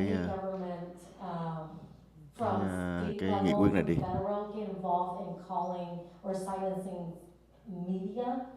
of free speech. I've never seen anything like that. Tôi chưa bao giờ thấy ai mà gọi là cho một cái một cái mức gọi là một cái chính phủ nào mà lại đi Resident of Westminster, they are smart. They can choose who to listen to and who đi not. đi And nói they've chuyện done với. it. Tôi nghĩ rằng And I believe cư dân in Westminster họ residents thông minh, họ muốn nghe cái gì họ making nghe, that decision họ for nghe themselves. And we, cái đài nào as họ the nghe. council board, should never silence which media Chúng ta is là fake and which is not. những người Because mà I cao trust sồ the people, they're không bao smart giờ enough nên to gọi discern là for themselves what they want to bịt listen miệng to and cái what's cơ quan right truyền and thông nào cả. wrong.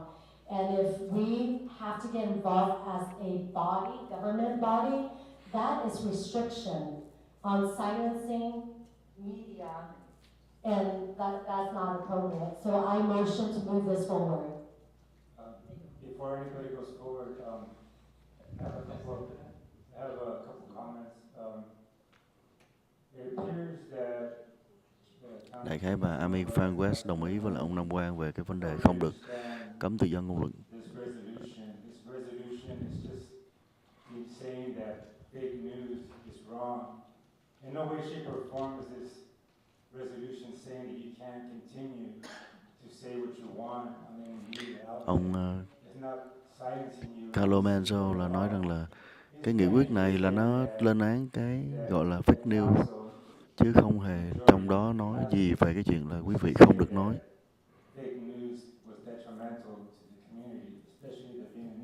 Cái fake news nó rất là tai hại đối với cộng đồng người Việt này.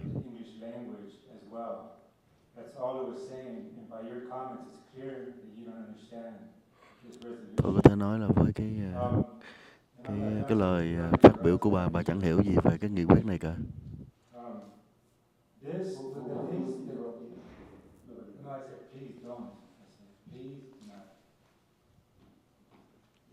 Some of the stuff that was being said by then, prior to Vice Mayor Nguyen being elected, some of the things that I've heard that was coming out of his media outlet was downright dangerous, especially to me. There's a lot I can take it, like I said, if you're elected to be an elected official, you got to take the good and the bad criticism, and I can take it. Tôi đã nói rồi, nếu mà đã được đắc cử thì phải nghe những cái lời phê bình xấu hay là tốt cũng được, tôi chấp nhận chuyện đó. Nhưng mà cái vấn đề tin giả, tin fake news ở chỗ ông Nam Quang là không được.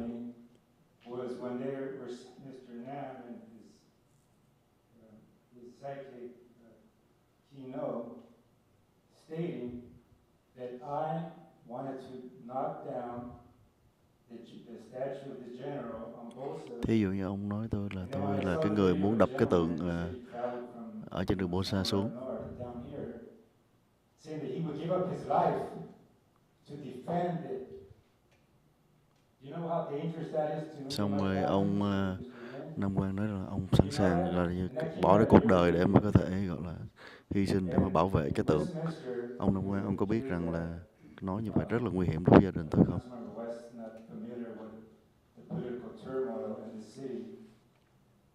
Fake news, all these accusations in our city has been a cancer. Có thể nói là cái sự fake news ở trong cái thành phố này là một cái gọi là ung thư trong cái cộng đồng người Việt này. Mr. Nguyen at the time, before he was vice mayor, has pretty much involved in a lot of it with some of his partners that he partners up with. And to me, being a non-Vietnamese resident of the city, that's extremely sad to see Vietnamese folks taking advantage of Vietnamese folks in that manner. Tôi không phải là một người gốc Việt, cho nên tôi nhìn thấy rất là đáng buồn khi mà những kẻ gốc Việt là đi lợi dụng, lạm dụng những người gốc Việt khác và nói dối trá về những gì đang xảy ra. And by you guys rescinding a resolution saying that fake news is detrimental to the city, is in essence saying that you want to continue. Cái việc mà quý vị muốn là xóa bỏ một cái nghị quyết lên án về fake news Có phải là vì là quý vị như vậy cho thấy là quý vị muốn fake news tiếp tục à? From saying what they want to say in any media outlet. No way, shape or form at all. So I don't understand why you guys are saying that this is freedom, denouncing freedom of speech. This is not preventing you to keep saying what you want to say. Cái nghị quyết này không có hề cấm quý vị anh nói cái gì cả, nó chỉ có nói là lên án cái fake news mà thôi, cho nên không có gì mà liên quan tới tự do ngôn luận cả. Cái nghị quyết này nó chỉ nói là fake news là tệ hại cho cộng đồng này thôi. I'd like to see you explain that away to the Vietnamese community. Say, oh, we want to keep saying, we want to keep telling you lies. So go ahead and do what you want to do. Mr. Mayor, Tôi không biết làm sao để giải thích cho các vị. They are smart. You know, we know what is fake news and what's not. And for another member to say. Cô Amy Phan West nói là cộng đồng này rất là thông minh, biết cái nào là fake news, cái nào là không fake news. Now the thing is that with this, when would it stop? Would we start calling Voice of OC fake news now because we don't agree with it, or should we label OC Register fake news? Chúng ta có gọi là Voice of OC hay là OC Register là fake news không? Hay là gọi LA Times là fake news? Chúng ta không phải là cái nhiệm vụ của chúng ta không phải là làm cái chuyện như vậy. Chúng ta là cái nhiệm vụ của chúng ta là làm luật ở trong thành phố để mà giúp cho những cái cư dân trong thành phố sống thôi. And to beautify our city and move our city forward. And so the thing is that, number one, I want to applaud our Vietnamese community. We are smart people. Tôi muốn khen ngợi cộng đồng người Việt là chúng ta thông minh, chúng ta không có ngu. Chúng ta quyết định là chúng ta xem cái gì và coi cái gì chứ không có. Never call a news outlet fake news or silencing them. They have the free speech. And I think I motion, Mayor, I'm sorry, Councilmember Mezzo, and Councilmember. I understand, but you have a chance to express it. I'd like to ask Councilmember Ho. Councilmember Ho, can you give me a second here, because I'm going to say what I got to say, because this is, you don't understand, Councilmember West. There are specific items. There's no way here. Obviously, you didn't read it. You didn't read it. You didn't read it. You didn't read it. Yes, you did. Tôi thấy là bà chưa có hề đọc cái nghị quyết đó, bà đã nói. Cô Amy Phan West nói tôi có đọc. This guy should never get involved in politics. Read the resolution. Read the resolution. Bà hãy đọc cái nghị quyết đó đi. Bà đã đọc đó chưa? There's a number here, and as a matter of fact, since we have Mr. Vice Mayor Nguyen here, Vice Mayor Nguyen, I want to ask you personally, where did you get this information? Where did you hear this information that I wanted to knock down the general? Tôi muốn hỏi ông Nam Quang, ông lấy cái lý do ở đâu, lấy thông tin ở đâu mà ông nói tôi là tôi muốn đập tan cái tượng, hả?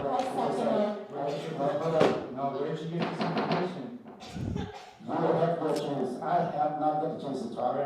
And Councilmember has not got a chance to talk. And I'd like to have Councilmember go have the opportunity to express their mind. Thank you. And if I may request, because this happens so many times, if we could have the city manager or assistant city manager go over the quorum with Miss Councilwoman Amy West, please. So I think there's lack of quorum, and I just think we need to go over and speak about that in more detail, because I don't think it's helped go ahead. Okay, so Attorney, want to speak? No, please. Let me just speak to that. The mayor runs the meeting, and what needs to occur is, actually, council members, the best thing to do would be to wait until you're acknowledged by the mayor. Whoever has the floor should be the one allowed to speak until that time is relinquished, and the mayor will acknowledge another person. Ông luật sư giải thích rằng là ông thị trưởng gọi là điều khiển cái buổi họp và mọi người phải lắng nghe, đợi cho ông nói, cho ai nói.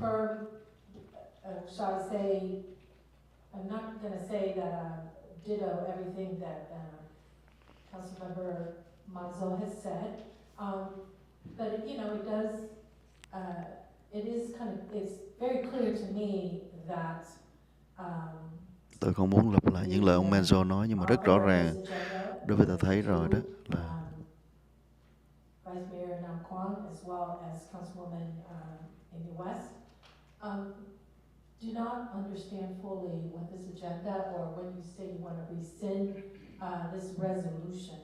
So tôi thấy ông Nam Quang với bà Amy West chẳng hiểu cái nghị trình này gì hết, khi mà quý vị đòi gọi là hủy bỏ cái nghị quyết, cái nghị quyết 5013 đó. It stated very clearly, it is important for the city council to take a strong stand against the concept of fake news and against the fake news that has recently been spread.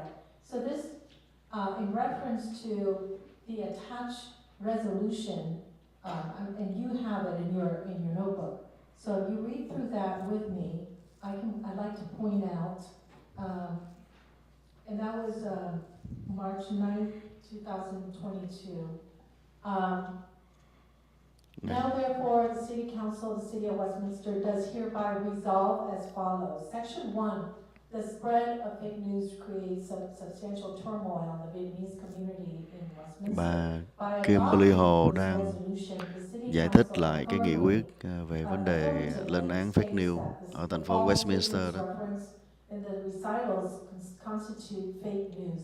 It is entirely false information which is being spread to serve private political purposes and which significantly damages and misleads our community. Section 2. Nói tới những cái gọi là fake news mà là chỉ có mà phục vụ cho những cái mục tiêu chính trị mà để làm cho hại cho thành phố. That it does not condone the spreading of fake news. It is false, dishonest, selfish behavior which will only result in damage to our community as a whole. For this reason, the City Council finds it necessary and prudent to declare its strong disapproval of any fake news. Section 3, the following items are examples and clearly stated examples of fake news which is being spread in our city in those recent months leading up to March 22nd of 2022. And is harming to our community. Mà cái nghị quyết cũng nói tới là những cái fake news ở trong thành phố làm hại cho thành phố. As follows. So it's very specifically stating why we're passing this resolution. And so by rescinding, you're saying that you condone fake news. Như vậy là coi như là cái nghị quyết này để chống lên án cái việc fake news làm hại cho thành phố.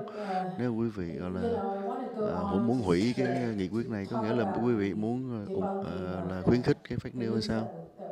We actually debunked and that had passed in this resolution. And it is attached. I'll name a few. Number one is fake news that Nam Quang made a statement that Councilman, I'm reading the background here, I'm not making any of it up, it's in the resolution.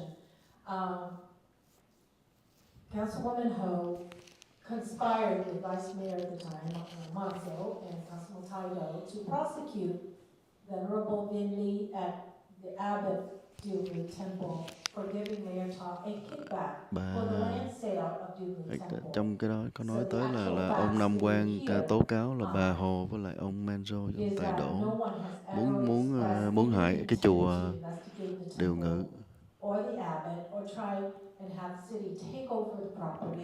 Hay là nói rằng là thành phố sẽ lấy đi cái chùa. During a city council meeting on February 9th, which is before passing this resolution March 22nd, 2022, when she stated the city has no plans to investigate the land sale to Duglu Temple. So that is debunking that news. And number two, fake news number two, Nam Quang states that cái fake news thứ hai là ông Nam Quang nói rằng Councilman or Vice Mayor at the time, Manzo is giving the Vietnamese Buddhist temple in Westminster too much trouble and did not vote to allow Duglu Temple to build a wall. The actual fact is that Vice Mayor Carlos Manzo is a strong supporter of the Vietnamese community.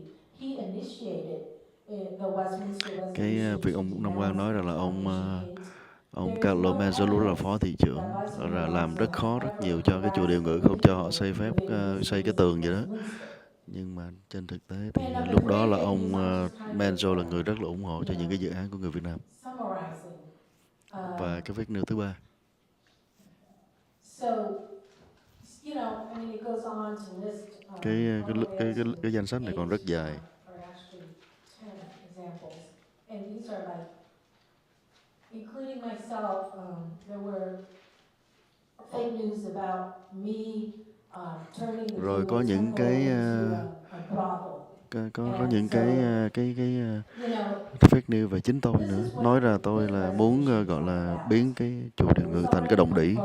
the actual facts were no, I did not have any intention whatsoever to turn it into a brothel, and there's never been. Tôi hoàn toàn không hề có cái ý muốn đó, muốn làm cho cái chùa Điều Ngự biến thành cái đồng đỉ. Và cho tới nay thì rõ ràng là cái chùa vẫn còn là cái chùa chứ không có phải là cái đồng đỉ. So I just want to say the resolution 5103 denouncing fake news, it doesn't impede on the freedom of the press. It seems like, you know, you want to believe what you want to believe, but think again, the press can say, as I heard Councilmember Manzo said earlier, yes, they can say whatever they want to say. This resolution does not stop the press. Cái nghị quyết này như ông Manzo nói đó, là cái việc mà các vị muốn nói gì nói, chỉ có là cái nghị quyết này nói là lên án cái chuyện mà fake news mà thôi.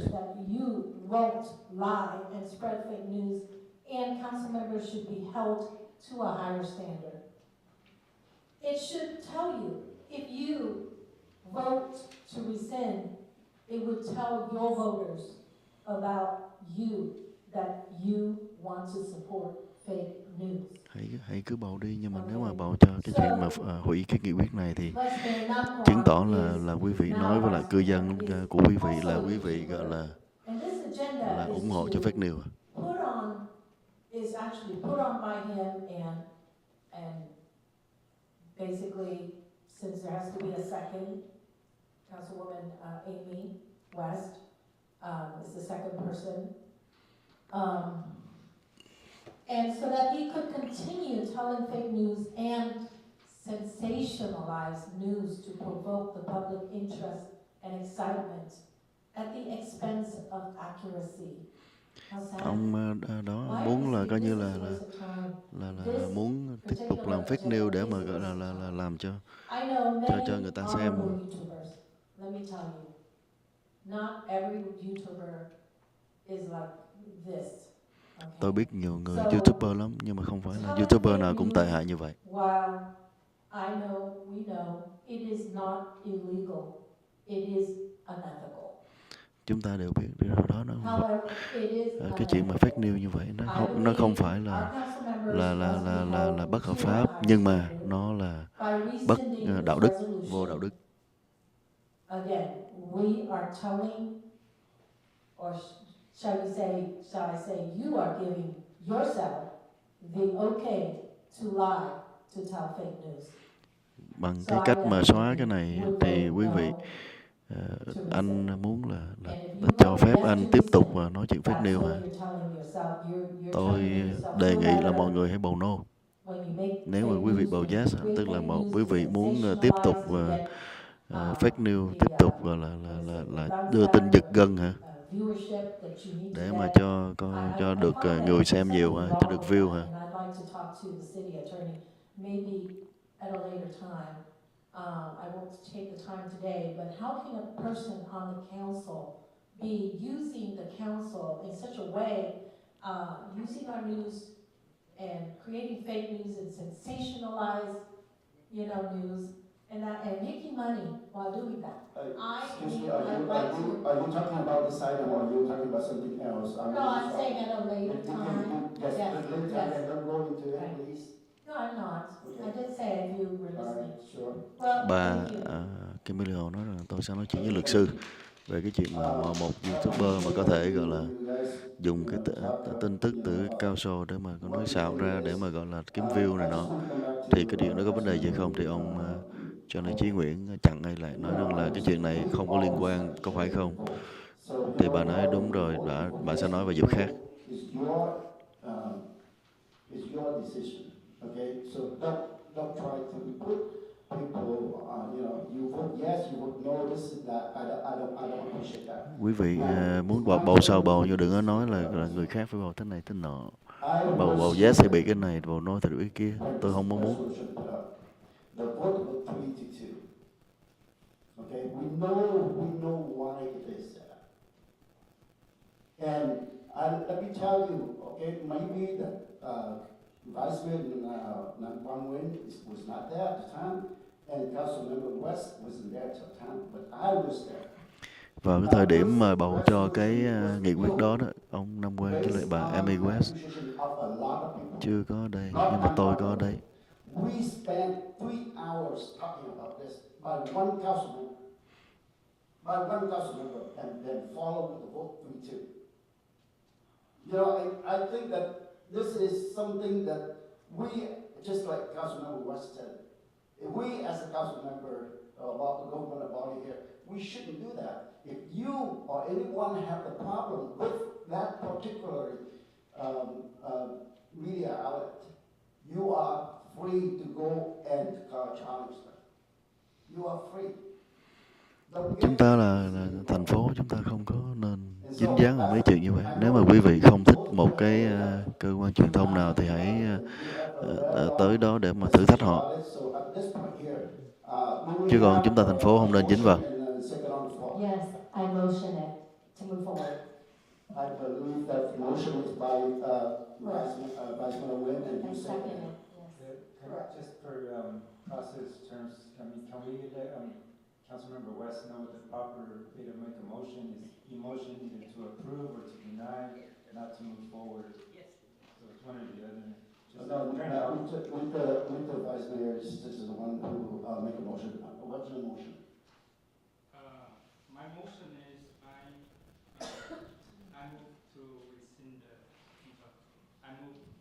I move to rescind the resolution. Resolution number 5. Okay, second.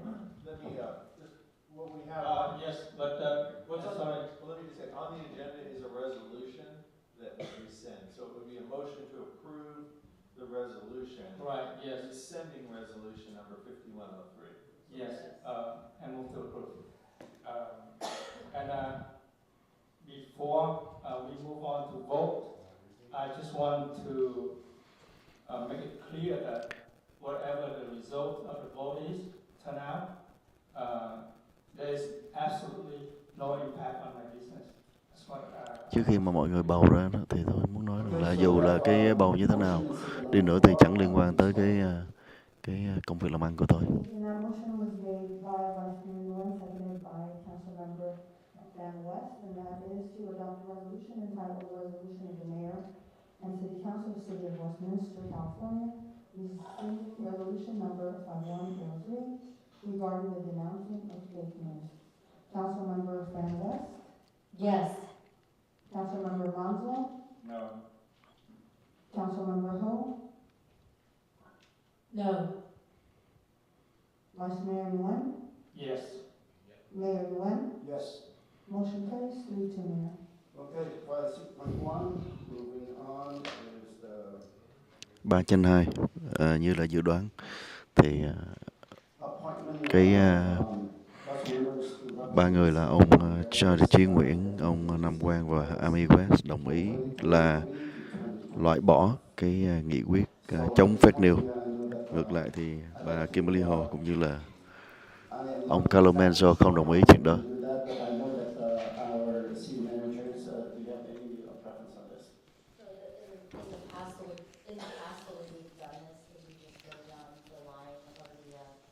chart of all the different agencies, and if there's one that interests you, you just let the rest of the council know.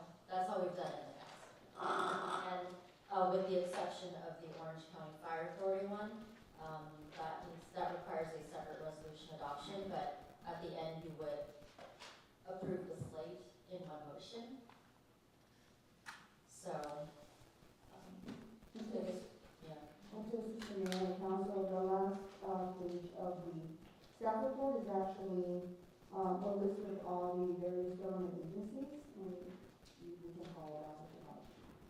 So my understanding is that for a certain board that the mayor is the one who represents the council.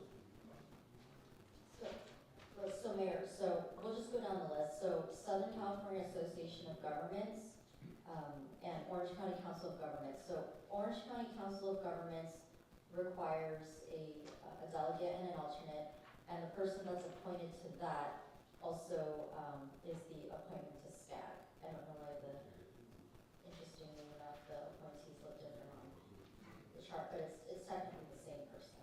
Okay, let's go with Orange County Council of Government for that one. Anybody want to get that one? So can we, Well, for the first one, So you can nominate yourself. So in the past, when it comes to these, you don't normally nominate each other. You just express your own interest in a board that you would want to be a part of. Keep in mind the schedule of those meetings. I'll let you know, historically, the Orange County Council of Governments and SCAG has generally been the mayor that's done it in the past, if that helps. And I can let you know what's been done in the past, if that really helps. okay, for Orange County Council of Government, I can take that if nobody wants that one. And for the Southern California Association and Government, as well as the Orange County Fire Authority, I know that the mayor that was there to represent us for the We will do OCFA after, because that's the one that is a separate resolution. So let's just go with Orange County Council of Governments and SCAG. So Mayor, you're interested in that one. Okay, is any other council member interested? No. Okay, perfect. All right, so what do you want as the alternate? You'd like to be the alternate? The rest of the council is okay with that? We're talking about Southern California Association. Yes. Yeah, it would be OCOG and SCAG, which is going to be ultimately the same person. Okay, the next one is Orange County Public Library. Okay, next one is Orange County Public Library Advisory Board. Hội Tết sinh viên lần thứ 41 sẽ được diễn ra vào ngày 27 đến ngày 29 tháng Giêng tại 88 Fair Drive, thành phố Costa Mesa, đối diện trường đại học OCC với hàng ngàn chỗ đậu xe thoải mái.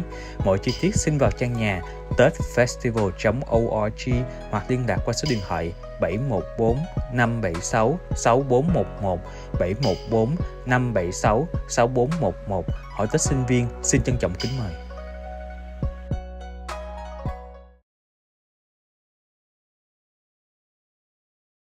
Gửi gắm qua từng thế hệ cùng dầu dõi xanh con ó. Island Food 301 621 8140 301 621 8140.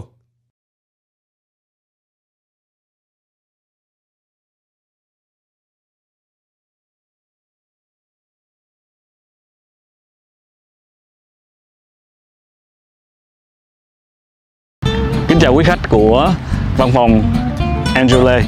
Chúng tôi hân hạnh giới thiệu đến các bạn các dịch vụ của văn phòng công ty chúng tôi là DMV, sang tên xe, bảo hiểm, dịch thuật, các dịch vụ pháp lý và đầu tư.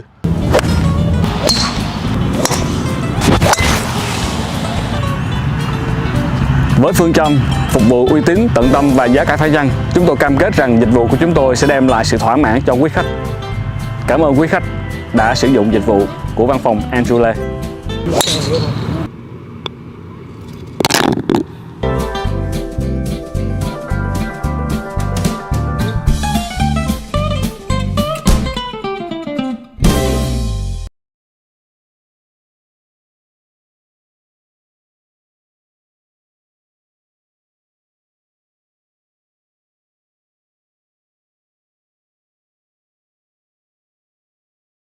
Trước khi mua cái ghế massage của Luraco thì tôi đã tìm hiểu rất là nhiều cái thương hiệu khác.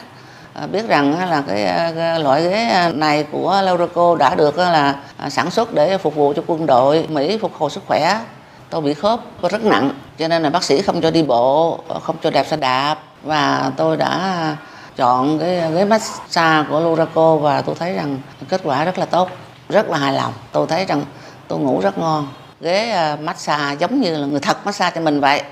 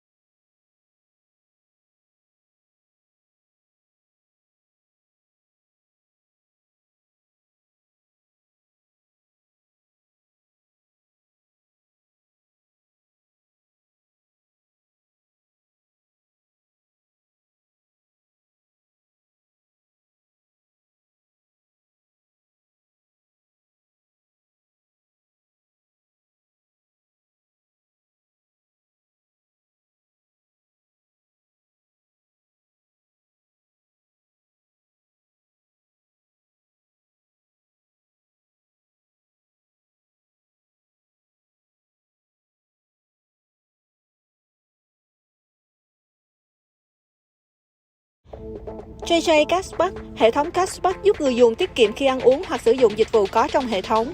Có hoa hồng khi người dùng giới thiệu bạn bè và người thân đăng ký. Không cần vốn, vẫn kiếm được tiền, không cần xài, vẫn có tiền. Hãy cùng Tường Vi scan QR code để đăng ký miễn phí hôm nay.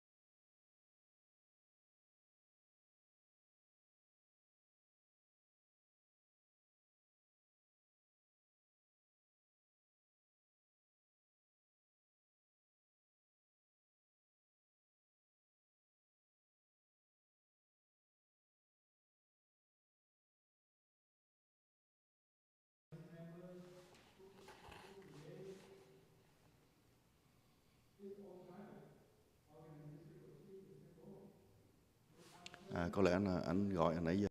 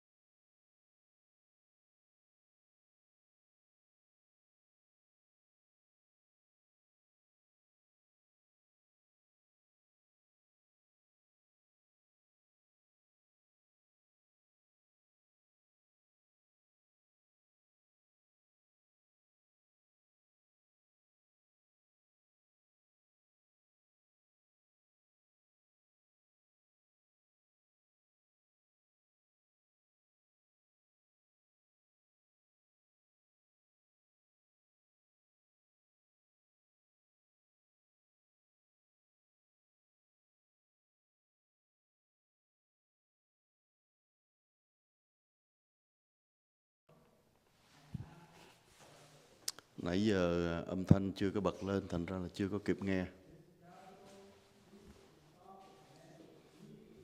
Chắc cái đó cũng sẽ là một cái điều mà trong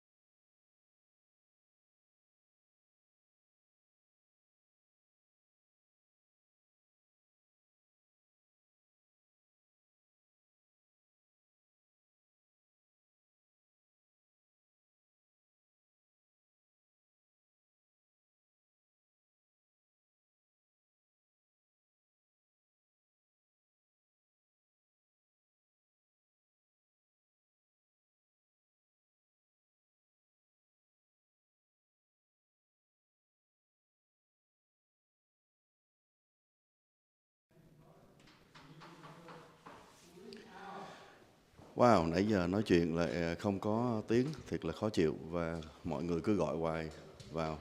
Hy vọng là những người nào mà quen biết tôi mà có số của tôi đó thì đừng có gọi khi mà tôi đang livestream. Thì hôm nay cái nghị trình nó cũng có khá nhiều cái điều gọi là gây cấn. Thứ nhất là những cư dân có xuất hiện để mà gọi là phản đối ông Nam Quang cũng như là ông Charlie Chí Nguyễn cũng như là bà Amy Phan West, đặc biệt là đối với lại ông Nam Quang. Thì có lẽ là các cư dân này có thể là thành phố Westminster hoặc là không ở thành phố Westminster cũng sẽ còn tiếp tục cái xu hướng như thế này trong những ngày tới, trong suốt nhiệm kỳ của ông Nam Quang đang nắm giữ. Hồi nãy tôi ghi nhận cũng có cả ông Phát Bồi và bà vợ là ông Phát Bồi là cựu nghị viên của thành phố Garden Grove. Có một số người nữa. Thì cái vấn đề là sẽ còn tiếp tục tới để mà phê bình coi như là cũng như là nói những cái điều liên quan tới cái công việc của ông Nam Quang, quá khứ cũng như hiện tại và tương lai. Còn có nghe kể cả những cái kế hoạch gọi là bãi nhiệm trong những ngày tới nữa. Chúng ta sẽ chờ xem. Một trong những cái điều mà gọi là khá là đáng chú ý trong ngày hôm nay đó là cái nghị trình 5.1 khi mà ông Nam Quang đưa ra để đề nghị gọi là đề nghị ra một cái nghị quyết, xóa một cái nghị quyết cũ. Cái nghị quyết cũ mang số 5103 là một cái nghị quyết được cho biết rằng là để mà gọi là lên án cái việc mà fake news. Fake news nó hại trong cộng đồng, hại trong thành phố, hại trong cộng đồng gốc Việt, đặc biệt là như vậy. Thì cái nghị quyết này được biết là hình như là hồi tháng 3, 22 tháng 3 năm 2022, ông Tài Đỗ cùng với lại bà Kimberly Hồ và ông Manzo và lúc đó đã thông qua cái nghị quyết đó lên án fake news, trong đó có dẫn ra những cái vấn đề liên quan trực tiếp tới kênh Trust Media Network của ông Nam Quang. Thí dụ như là nói rằng là cái fake news nói rằng là ông Carlo Manzo muốn đập cái tượng Trần Hưng Đạo ở trên đường Bolsa, rồi nói rằng là bà Kimberly Hồ với ông Tài Đỗ với ông Manzo muốn đưa cái vấn đề của chùa Điều Ngự ra public, rồi thành phố sẽ lấy lại cái chùa Điều Ngự, tại vì đó là một cái chuyện mà buôn bán không có gọi là minh bạch giữa chùa Điều Ngự với những người ở trong thành phố vào cái thời điểm mua bán. Rồi nói rằng là bà Kimberly Hồ là muốn biến cái chùa Điều Ngự thành một cái động gọi là nhà thổ, vân vân. Theo bà Kimberly Hồ, đó là những cái fake news cần được lên án, cho nên mới có cái nghị quyết đó. Còn tất nhiên là ông Nam Quang là cái người đưa ra, tại vì cái nghị quyết đó nhắm trực tiếp vào cái kênh Trust Media Network của ông Nam Quang. Ông Nam Quang đưa ra, rồi bà Amy West đồng ý để mà là cái người ủng hộ để mà đưa ra bầu. Thì bà Amy West nói rằng là cái nhiệm vụ của thành phố, nhiệm vụ của một cái cơ sở của chính phủ không có nằm ở trong cái chuyện gọi là dính vào cái chuyện mà truyền thông. Người dân họ đủ thông minh để mà họ muốn xem cái kênh nào hay là truyền thông nào mà gọi là tin tưởng được, truyền thông nào mà fake thì họ không xem, vân vân. Cái đó là để cho người dân quyết định. Ông Carlo Manzo phản biện nói rằng là cái nghị quyết 5103 đó không hề có cái ý rằng là để mà nói tới cái quyền tự do ngôn luận, mà chỉ là để mà gọi là lên án fake news thôi, để cho nó có hại trong cộng đồng người Việt, mà ông cho rằng là có rất là nhiều cái tai hại trong suốt thời gian qua. Nếu quý vị muốn xóa cái nghị quyết lên án fake news, có nghĩa là quý vị muốn fake news tiếp tục được phát tán trong thành phố hay sao, trong cộng đồng hay sao? Đó là cái lý lẽ của hai bên. Cuối cùng thì ông Nam Quang, bà Amy West và ông Charlie Chí Nguyễn là thị trưởng đã đủ túc số để mà gọi là thông qua, có nghĩa là xóa bỏ cái nghị quyết cũ 5103, cái nghị quyết gọi là lên án fake news đó. Ngoài ra thì hiện nay nó có họ đang bàn ở đó, tức là về một cái yêu cầu để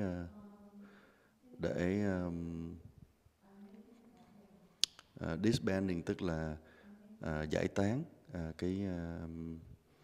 cái ủy ban xây dựng tượng đài tái chiếm cổ thành Quảng Trị, và thậm chí luôn là xóa luôn cái dự án xây dựng tượng đài tái chiếm cổ thành Quảng Trị luôn. Thì cái này cũng khá dài. Nói chung là ban đầu thì có một cái dự án xây dựng tượng đài tái chiếm cổ thành Quảng Trị do ông Chí Tạ, lúc đó là còn là thị trưởng, cùng với lại ông Trần Thái Văn, nhóm ông Trần Thái Văn, ông Nguyễn Quốc Lân, ông Charlie Chí Nguyễn, vân vân, đã có một cái dự án đó.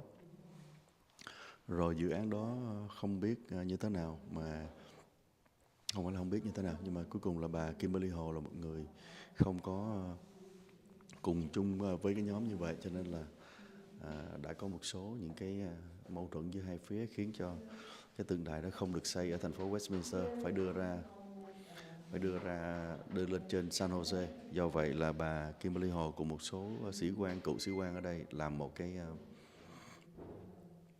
ủy ban khác với cái cùng cái ý nghĩa là xây dựng tượng đài tái chiếm cổ thành Quảng Trị.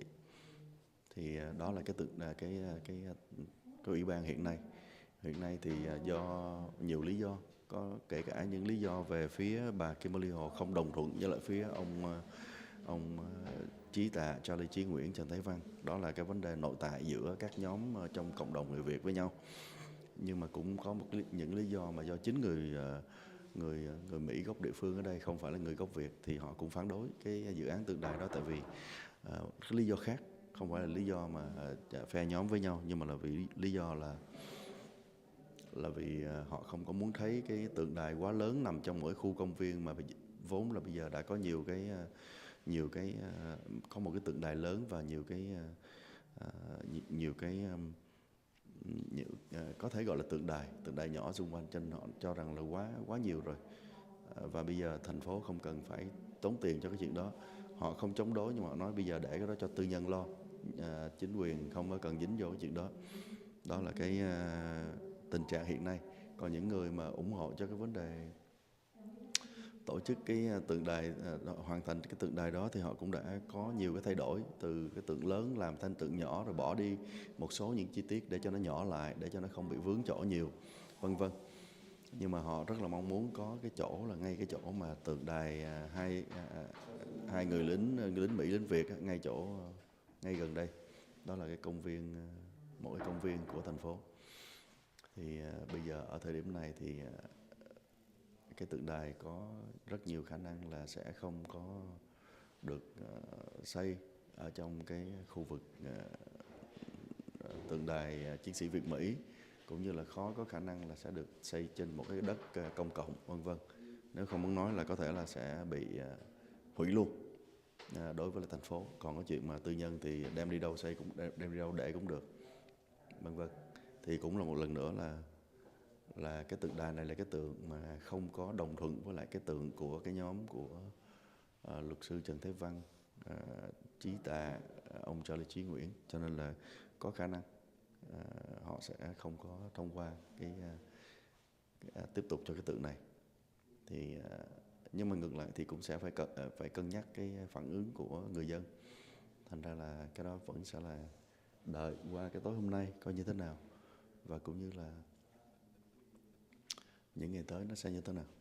Đó là một số những cái chi tiết của cái buổi họp hôm nay. Hội đồng thành phố thì còn nhiều cái nghị trình trong tối hôm nay nữa, cho nên chắc có lẽ họ còn họp tới một vài tiếng đồng hồ nữa là chuyện thường. Câu chuyện của chúng tôi có lẽ sẽ tạm chấm dứt cái tường thuật ở đây ngày hôm nay, rồi chúng ta tiếp tục sẽ xem trong những ngày tới nó như thế nào. Thôi, xin chào mọi người nhé. Bây giờ thì hơn 11 giờ rồi. Coi như là chúng ta sẽ tạm chấm dứt ở đây, ngay tại thành phố Westminster. Xin kính chào mọi người.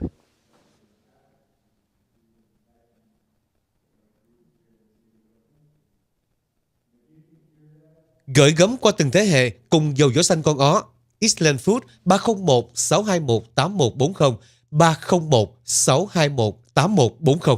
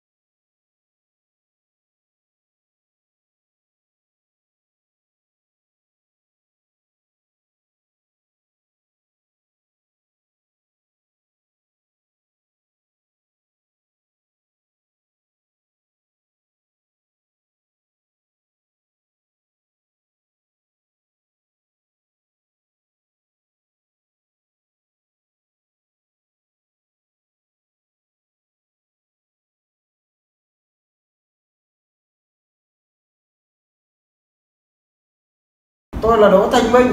Trước đây tôi có bị căn bệnh là phong tê thấp, rất là đau nhức của hai cái chân, đi lại rất là khó khăn và sử dụng rất nhiều các loại thuốc nhưng cũng không khỏi. Tôi đã tìm hiểu rất nhiều các hãng máy massage và cuối cùng tôi đã tìm hiểu được và tôi đã mua cái máy massage của hãng của Mỹ.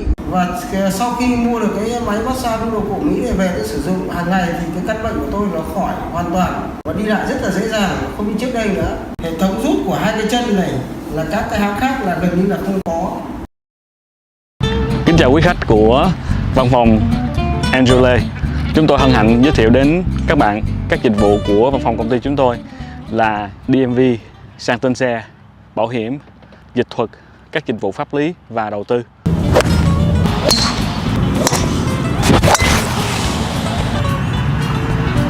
Với phương châm phục vụ uy tín, tận tâm và giá cả phải chăng, chúng tôi cam kết rằng dịch vụ của chúng tôi sẽ đem lại sự thỏa mãn cho quý khách.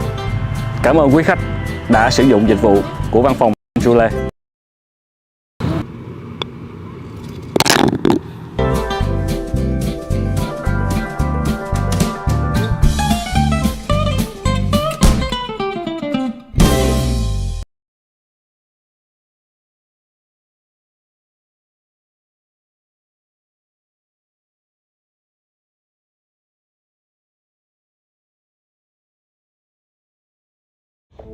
JJ Cashback, hệ thống cashback giúp người dùng tiết kiệm khi ăn uống hoặc sử dụng dịch vụ có trong hệ thống.